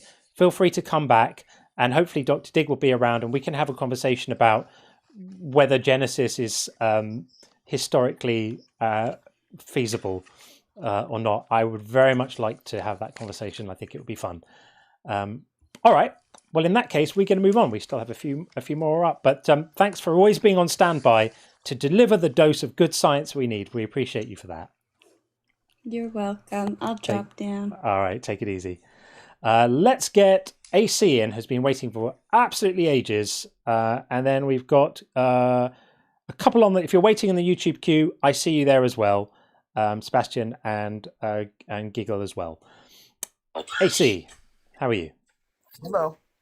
How are you doing? So I just wanted to say that I really appreciate the fact that even after you have disconnected a guest or a guest has disconnected themselves, you continue forward to finish your thoughts. Both Dig, I really appreciated that from Dig, because I feel like sometimes atheists are just like, oh, well, I can't talk to you, but there's people in the comments too. And if we allow Christians or any theist, right, to just make misinformation statements and we don't correct them, yeah, then other people are going to wind up with the same misconceptions. So I really appreciate that you continue forward even after a guest is gone to alleviate those things. I appreciate that. Before we get into the meat of the discussion, if you'll indulge me, I just need to update the Believer Bingo, because we have had quite a lot of calls on the Believer Bingo, and it would be remiss of me to allow any more time to pass before acknowledging the wonderful on it contributions from people on the Believer Bingo. And I do have an announcement about Believer Bingo for the TikTok crew. This is coming to you today. Okay, so we have Isa called read it in context. Yep, having that. Make It So called That's the Old Testament. We definitely had that. PVG called Evolution is Just a Theory. Yep, we've definitely had that too. That gives us a bingo line. And we also get from PVG, God Works in Mysterious Ways. Yep, absolutely had that as well. This is epic, folks. PVG also called The Bible is Historically Accurate. Did we have that? Yeah, I think we did. Having that one as well. What a roll, people. What a roll. PVG is on fire today. Also said fine-tuned universe. Did we get fine-tuning? Yeah, I think we probably I don't recall. I think we probably did. Yeah, that was 2 callers ago. We had it, right? Okay. It was, excellent. And then just 2 more calls. Look how we're doing, guys. We are so close. Upshot correctly called Nothing Comes From Nothing. Similar kind of thing. And then the final call was from Martin. Look at the trees. We did have it was not a literal look at the trees, but it was a design argument as well. Definitely counts as a look at the trees for sure. Wow. That leaves us in a position where we have half an hour left on the stream, and the only one we have to do is Jesus fulfilled prophecy. Something's telling me we might have even had that today, but let's see. I can check that box for you. Do you want to do it? Yeah, he absolutely filled prophecy. Deuteronomy 18:20. We got to get it fairly, John. But that is fair, actually. That is fair. Deuteronomy I mean, 18:20 states that any prophet naysayers will come. Yeah. Yeah, any prophet that speaks a thing in my name that I did not call him to speak shall be unalived. Jesus fulfilled that prophecy. I think we might have to have that. We might have to have that. And Kif has just called it. People, that is a full bingo board. Outstanding behaviour. Outstanding behaviour. PVG called it as well. But of course, that was Kif's already. Absolutely brilliant. I am delighted. That's the first full house we've had. And we haven't even had to artificially relax the rules too much to get it. Maybe just a tiny bit at the end there. But that was absolutely brilliant performance, people. Well done. Okay, AC, you've been waiting ages, so what have you got? Yeah, so I just wanted to come up and say I've been listening for like 4 hours. I'm an atheist as well. Sure. It's been a pleasure to like. I'm regularly on with Sean on Z's Live, but Yep. like it has been a pleasure to listen to you today. I don't think I've ever been in here for your lives. This is the first time I turned it on, and Sean was in here, and I was like, "Oh, I'm gonna stick around because let's see how this goes." And there's this song. It says, "Your nonsense makes sense to me," right? And that's exactly how I feel. Well, other people might have said that you've spewed nonsense today. Your nonsense makes perfect sense to me. Thank you. I'm quite proud of my nonsense, so I really appreciate you saying that. See, thank you very, very much. I appreciate it. And great to have you here. I hope you'll come back again. It's a wonderful, Absolutely. wonderful I community we will. have here. Wonderful people, wonderful friends in both chats. It's amazing. I always say this, but such a privilege to have awesome people around. So thanks for I'm definitely for going to coming by. set your live stream to remind me when you go live. Thank you, Definitely. buddy. Appreciate it. Thank you, man, and for waiting so patiently to come in as well. That's huge. So thank you very much for that. Absolutely. Thanks for coming, AC. Good to see you again. Take care, Good man. to see you too, Sean. Cheers, friend. All right, buddy. Okay, a few things that have to happen before we get next guests in. There are still a couple more, but a couple of things to attend to. So we did have questions. Just have to find my questions. Where's my question server? We did have questions sent in on the inquiries form. Why is it not displaying my question? That's what I want to know, is why are we not displaying my lovely questions form? Let's see if I can get it up again. This stuff is wild when it doesn't work properly and delightful when it does. Let's try that. There we go. Oh, no, it's not happening. No, not happening. Okay, well, I'll read you the questions rather than display them on screen because we had a couple and they're both good. So we had from Upshot. No, that's not the right one.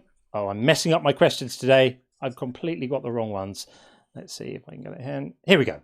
Sorry, PVG said, can you ask how believers could possibly not be embarrassed that they believe in a story that starts with a magical garden, with talking animals, and information encoded into magical fruit, and a mythical flood, and the Tower of Babel that obviously never happened, as well as a man who lived inside of a giant fish? If theists value seeing loved ones in the afterlife, why do they need a tyrant god or any god to create it or run it? Why can't they believe that this afterlife, full of loved ones and happiness and content, exists on its own? So there's a lot in there.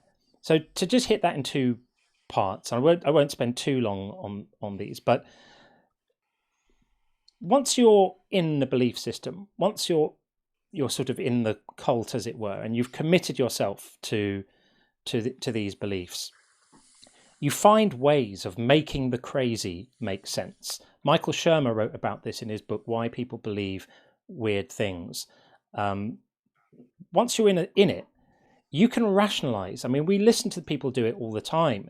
They come up with rationalizations and justifications and ways of explaining it that allow it to make sense to them. And the interesting thing is that the smarter you are, the better you are at coming up with these kind of post hoc explanations, which allow you to perfectly explain away, men living inside fish or whales and talking animals and magic gardens and information in fruit. They can find a way to explain it because they're already in it and they have to do that. The only choice they have is do that or abandon it. And some people do the first. They abandon it precisely because they start thinking about these questions. They start thinking about these issues. And as a result of that, what persuades them shifts and changes, and then they become aware they don't have their belief anymore. So these sort of crazy stories are often a pathway to deconstruction for people because they're like, but really, are the arguments I'm making for this sound? Do they really stack up? Do I really believe that occasionally, donkeys speak Aramaic? Is that really a thing I believe? Can I really stand by that? And that's where the cracks form. And very often that's then leads to eventually, as Dan Barker said it, throwing away the water and realizing there is no baby in there, the bathwater, and there's no baby in there. That was the cracks for me. A coworker summing up pretty much exactly as I forget the name, I apologize, but as it was written out, from the magical garden to Noah's flood, Tower of Babel, just kind of routed all that up and pretty much immediately, that is bullshit. Yeah. And my rationalization is, well, what if they're metaphors and other, allegory? What if other parts of the Bible are true?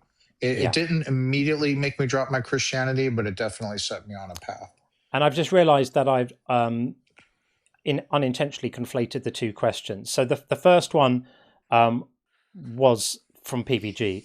The second part of the question was actually from Donnie, who had sent in the question. Forgive me for messing this up. I normally have my question server up and running, but today it's misbehaving. It was Donnie who said, can you ask how they could possibly, why do they need a tyrant god or any other to create it or run this afterlife? Why can't they believe that this afterlife is full of loved ones and happiness and content exists on its own?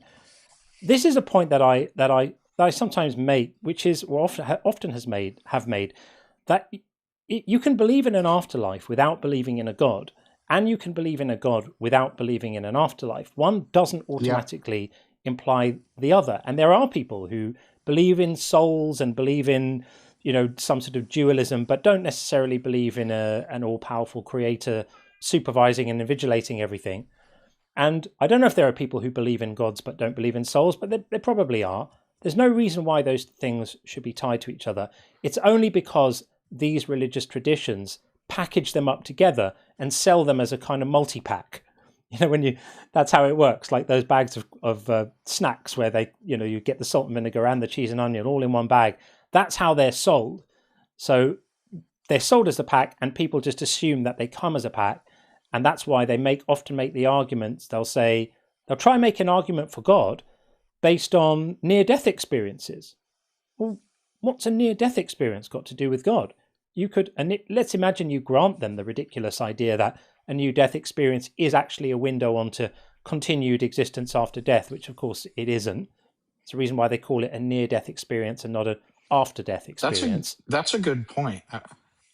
Yeah. Yeah, NDEs, even if you put validity into the conclusion that there was light at the end of the tunnel in the literal sense, some kind of afterlife, it doesn't necessarily mean there is a God. Not at all. It could be true that there's continued existence after we die. There could be some clever, funky system that goes on that recycles souls and that they actually do exist. And somehow all of this... on your way to the universal consciousness of the universe, what some people believe. Exactly. You don't... Yeah. Yeah. But because they're traditionally packaged together in the religions, that's why people often make the mistake. So next time you hear someone arguing for God in terms of souls or arguing for souls in terms of God, point it out. Ask them. Explain why the existence of one would necessitate the existence of the other without appealing to just assuming the religious texts are true. So that is those are the questions from the members. And then the other thing I'm now wondering if this can actually work, my system's been playing up today, it does seem to be working, is I do have to show you our Inner Circle members, who are, of course, Amon Ra and Drew Smith, Gordon Loves Science, Lacadian, Oceanus, Devil's Public Defender, Liberty Giblets, Jiffy Cones, newly into the crew, Make It So, and then also PVG, Stefan, the Musical Monkey, Tracy, Rich, the Leakest Wink, Tim Cooney, and Upshot. We may get to a point at some stage where, if things go well, there are enough names on here that it's not practical to read them all out, but we're not there right now. And I just want to say thank you very much to the people who do support the channel. It really means a lot. It enables me to make this my focus and put all my work and effort into keeping this going and building it. So I really do appreciate you. if you're someone who doesn't support the channel, then I really appreciate you too, because you are supporting the channel just by being here and just with your attention and your time and your presence. And that's something I never, ever, ever take for granted. So with that said, a lot of people on the TikTok side have been rightfully miffed that they can't get in on the interactive bingo, they can't get in on the kill switch, and that these are all benefits that have been up until now exclusively available to the YouTube crowd. Well, as of today, I'm launching tiers on Patreon which exactly mirror the membership tiers on YouTube. So with exactly the same things, they are not expensive, but they will get you the same sorts of things. So the access to the interactive bingo and the Q&A sheet and the kill switch for the higher member tiers.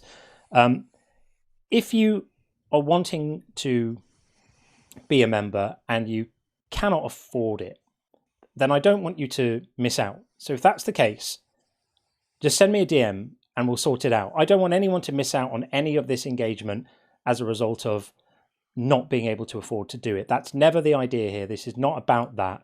I really appreciate that some people want to find a way to show support for the work and to help me to keep on doing it and want to support it. And that's great. But I don't want anyone to feel that because they are not in a position to do that, that they are somehow not able to do that. So if that's the case, get in touch with me and we'll figure it out, because I appreciate everyone here. So if you're on TikTok, there's a Patreon link on my profile, and I'll put something out at some point, so you will have it anyway, and that should hopefully work to get you in on the Believer Bingo. I'm over the moon that we filled it today. If we find that the Believer Bingo starts filling up too quickly because more people are playing and maybe we miss the calls less and it starts filling up too quickly, I have configured it so we can grow the board. So we will be able to add extra squares, and then we can do fun things like collectively we can take votes on what should go in those squares. I want this to be your thing too.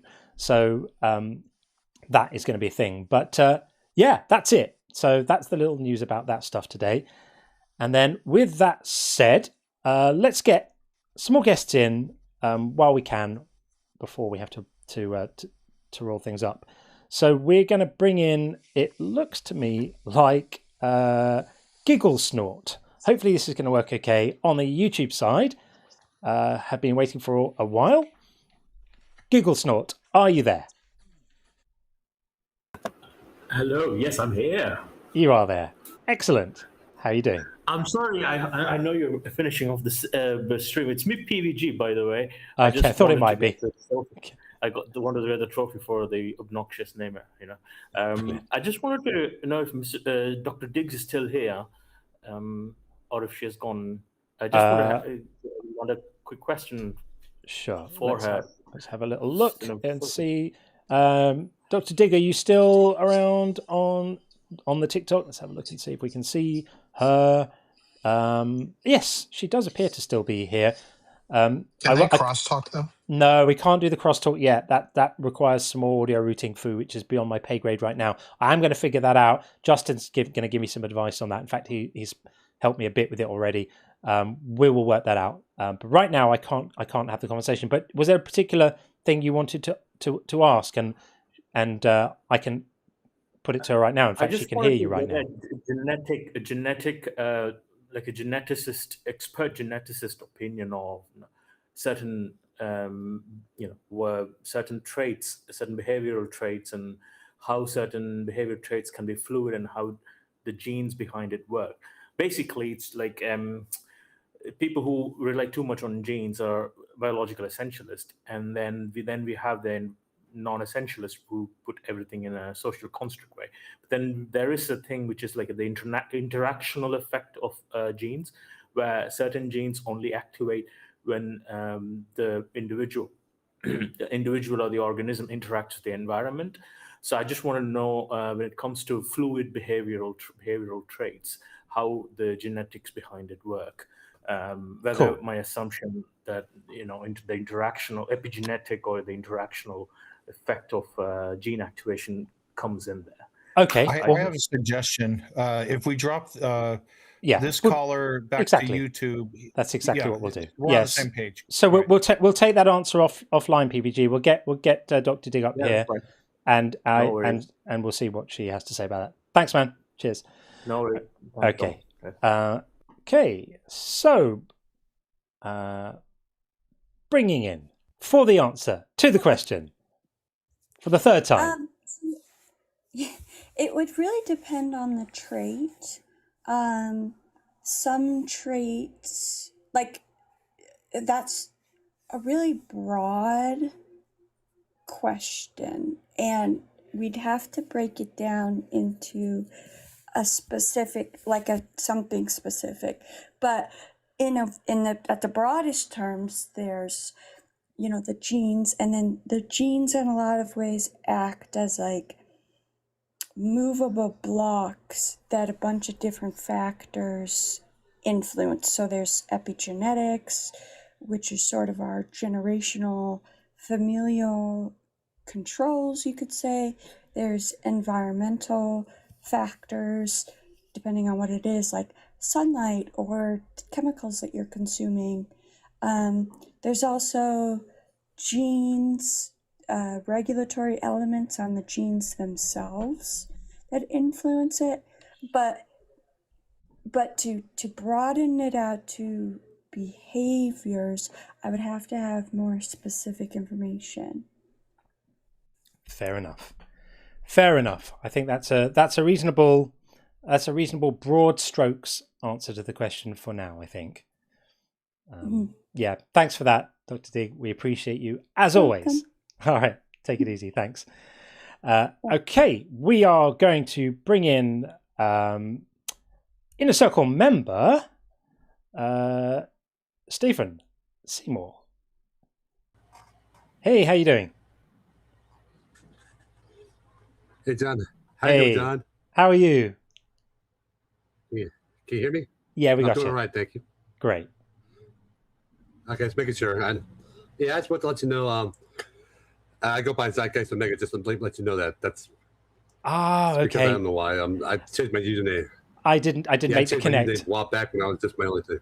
Cool, got you. Yeah, it is what it is. I changed my username back when I was a gaming streamer and all that to reflect more, my brand, but it never worked. Sure. Well, thanks for your support. Appreciate it. Yeah, not a problem. I just want to say you're doing good. Thank you for everything you do, buddy. Thank you, man. I really appreciate it. It's hard work sometimes doing this all the time, day in, day out. And when I get supportive messages or comments or feedback, it just lifts me up and I feel renewed and I go at it harder again. And I love it. And I've never found as much meaning in any work that I've ever done as what I'm doing right now. And I consider it a deep privilege to be able to do this at this point in my life with amazing people like you guys. So thank you. Oh, yeah. I just want to say it's inspired me to actually start doing what you're doing.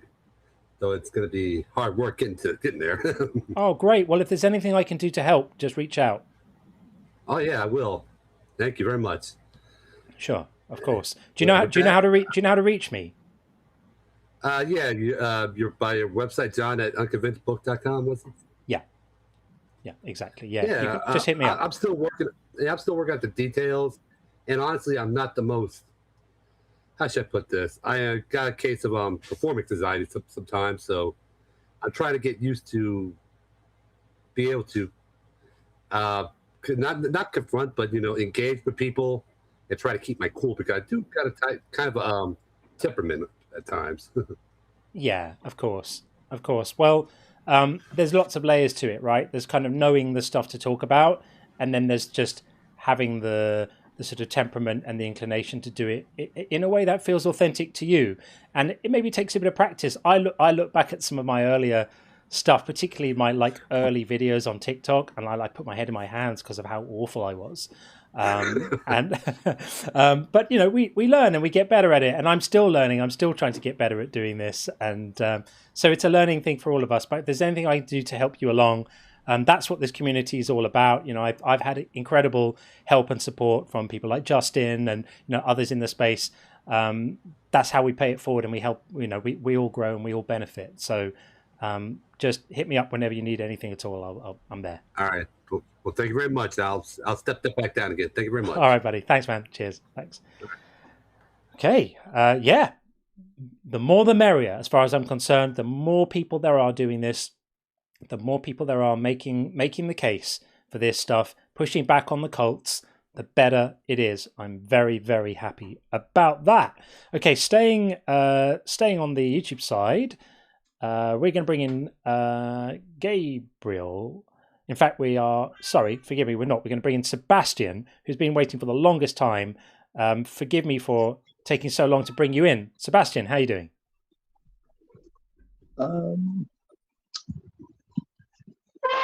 Hi. Hi. Sorry. A bit of technical difficulties. So on the topic, you can't choose to be an atheist or a theist. Yeah. One thing I find very funny is that, by definition, every monotheist, so primarily Christians, Muslims, and Jewish people, yeah, all of them are also atheists. To other gods.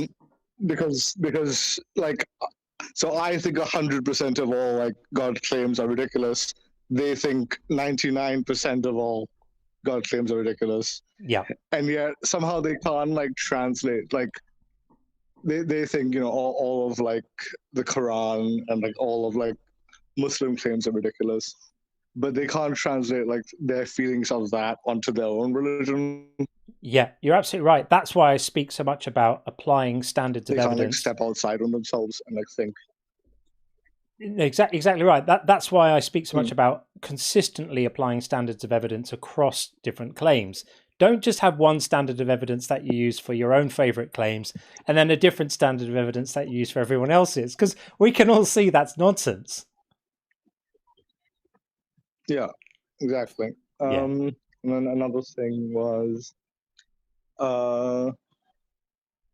damn. Okay, wait.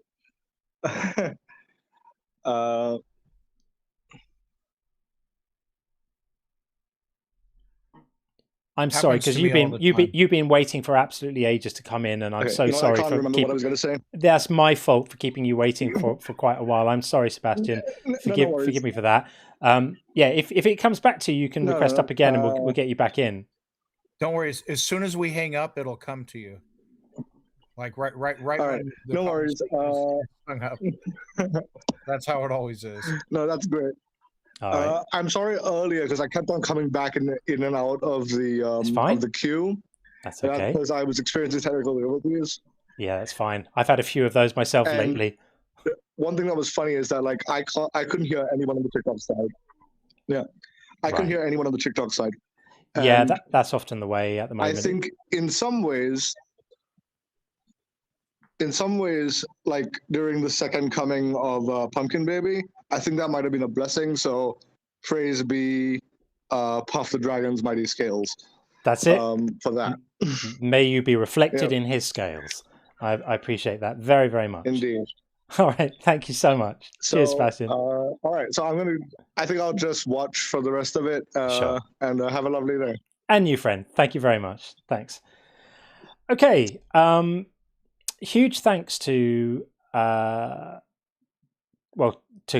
on the YouTube side. Just DM'd Jimmy and Arden about we've got to get you on the line. I'd love to do the line, having watched it for a while. And I have actually had a couple of conversations with Matt about it, but we haven't made it happen yet.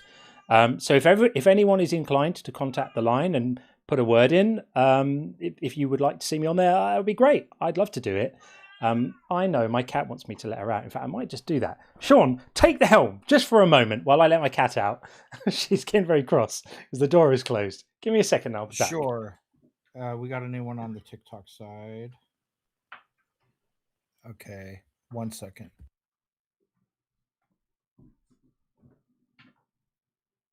Okay, there's no one in the queue on the TikTok side, and I can't bring anyone up on YouTube. Thank you for So that.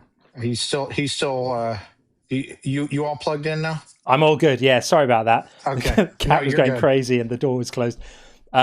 Yeah, so that would be fun. I'd completely be up for doing that. It would be super fun. And it would give me an opportunity to collaborate with some people I've long admired. I really love Forrest. I think he's absolutely an awesome mind and brilliant educator. And a few of the guys on there, I think it could be really fun. So if it happens, it'd be great. If it doesn't happen, then we just keep on doing what we're doing here, and that's also okay. Let's see. We have empty call queue at the moment. A couple of messages. Tim said, it's always value from Tim. God wanted foreskins because he forbade swine, but wanted pork rinds. Oh, jeez. That's so awful. It's pretty awful. Yeah, that one needed to be on a Sunday, really, but I love that. And Zeitgeist, who we just spoke to, of course. Thank you, friend. Once again, thanks for all you do, and I'll definitely reach out if I need help with starting my streaming career. For sure, do. I don't claim to be an expert, but I've definitely made a few of the mistakes that I'm happy to help other people not make. So that is absolutely fine. We have got Gabriel back on the YouTube side, so let's bring Gabriel in right now. Hopefully it will all work nicely and be good. Gabriel, how are you? Hello. Hey. Can you hear me well? Yes, I can hear you. We got you. Yeah. I am another supporter. I'm not calling to engage with the topics of discussion, but I greatly respect you and Sean for engaging in these discussions and taking them very head on. And thank you. My question is somewhat more geared towards Sean. Is I've been an atheist my whole life, and I live in the Deep South, a very religious area, and the contempt and vitriol that is aimed at you when you question religion and in any method is something I really struggle coping with. It hurts to talk to someone and you ask them if you deserve to go to hell, and they'll tell you yes. Yeah. I want to know how y'all cope with those horrible things. Yeah, it's an interesting question. Honestly, I just I enjoy discussing theology and having these discussions, and I kind of get my fix online, like in this environment, what we're doing here. When it comes to face-to-face people I meet at the supermarket, or people, I don't just I just kind of keep I don't hide it. Like if somebody asks, I'll be honest, but I don't go out of my way to tell people. Often it's like, have a blessed day, and stuff like that. Because I'm in North Carolina, I'm in the Bible Belt, but it's a little bit of a sampling bias of people, because even in highly conservative areas or highly religious areas, like if you go to big cities, the demographics will change. If you go I live in a military town. So we kind of get a mix of lots of military people from all different, backgrounds or what have you. But I would say just take it in stride, and you don't have to share your beliefs with everybody. I'm not saying, trying to shove you in the closet either. It's completely up to you, who you decide to have. Sometimes it's just not worth it. Like a passerby, or if I go to a family dinner somewhere and everyone's highly religious, I just kind of talk about other things like cars and football and whatever topics come up. And, I just don't engage in a hostile environment, because there's no reason to. I don't know if that really helps you in that regard. I wish I could give you better advice. Yeah, I mean, there's no real clear answer to being met with that kind of vitriol. I see you guys deal with it all the time. Though I very much enjoy the civil discussions. Yeah. When you attack someone's faith, they'll get defensive, and sometimes they just lash out. And I was just curious as to how y'all dealt with that, because it's something I deal with anytime I discuss it. It's unavoidable to the point where I just cannot engage in the discussions. Yeah, and now in this type of environment where we're on TikTok, we're inviting opposing views, you have debates, everything else. It's completely different. Like I have the thickest skin on here because you get all different types, and we're inviting that type of environment. But like as John often says, I don't go into Christian spaces. I don't go into people's private homes. If I'm invited in a home and they're very religious, I just kind of keep my opinions to myself and just discuss other things. Yeah, but on here, it's just that's the whole purpose of this is we all, have these discussions and disagree and put the ideas out there. Yeah. But I greatly appreciate what y'all do here. Thank you. It's helped me to like really refine how I approach these arguments. Like the idea that John proposes a lot, that you don't choose your beliefs, really resonated with me because it allowed me to dismantle a lot of arguments. Yeah. That's why it's so important.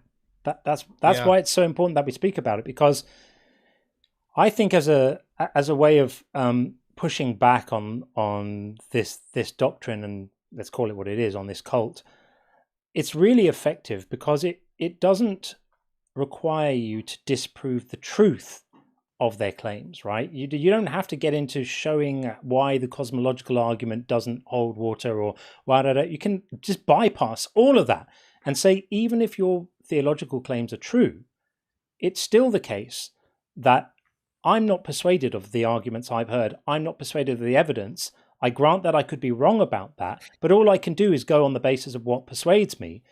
Why does it make sense for me to be punished for that? And they never have an answer. I mean, they have answers, but they never have good answers. They have lots of bad answers. But I think it's a useful way to take the conversation, because it's just a little bit different than the same old conversations that we always have about first causes and infinite regresses and intelligent design and irreducible complexity and moral arguments. And it's fun doing all of that stuff, but let's just cut to the chase.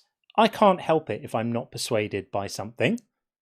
Make the argument that I deserve to be punished for it. And I think it's a powerful line of argument. And I don't think they're well prepared for it. And I think we have evidence of that, because whenever a believer comes in here trying to argue against this, they always end up tripping over their own feet because they can't.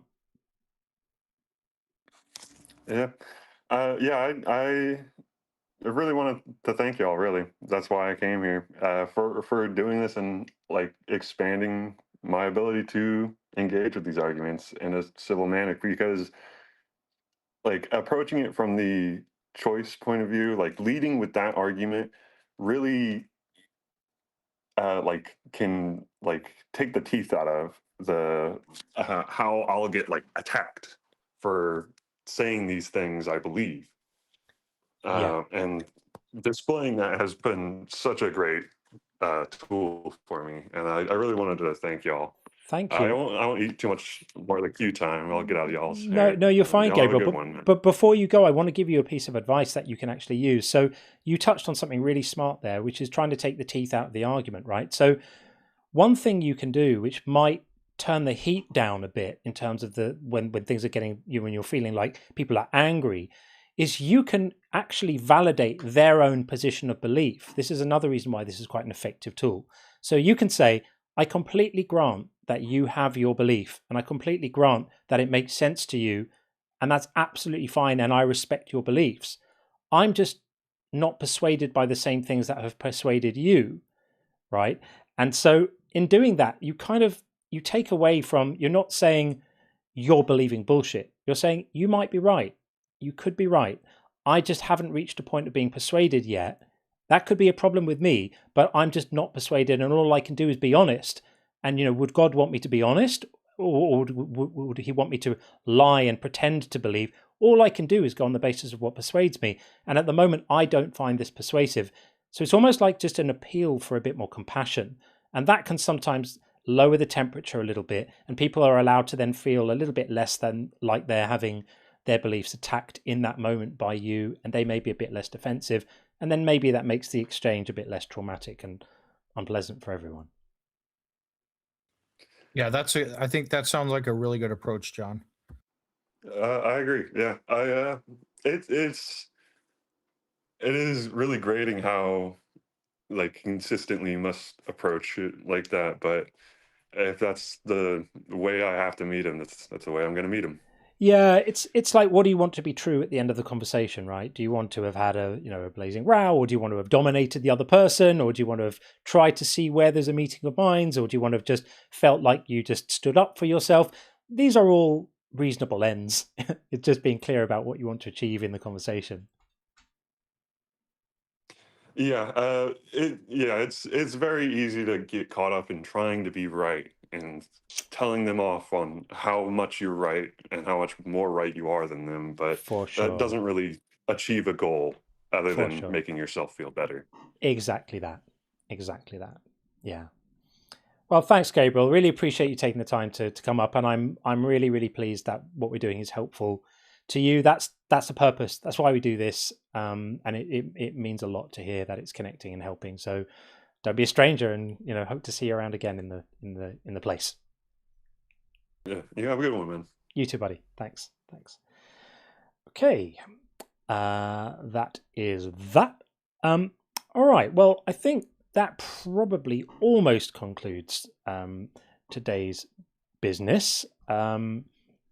We have had a wonderful super chat through from Matthew, who reiterates the fantastic Hume quote, as Sean provided earlier. I do really love the language of this again.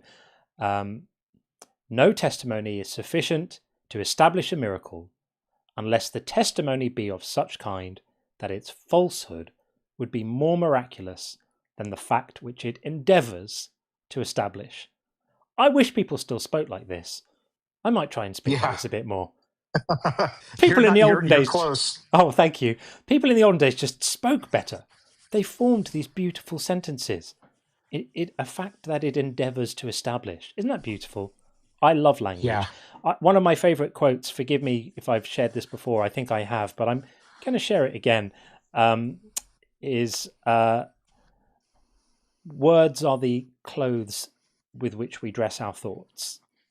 And I really like that idea of, thinking something cool is one thing, saying it in a beautiful way is another. And I really love people who speak nicely and who are able to form their thoughts into attractive sentences with words is something I absolutely love.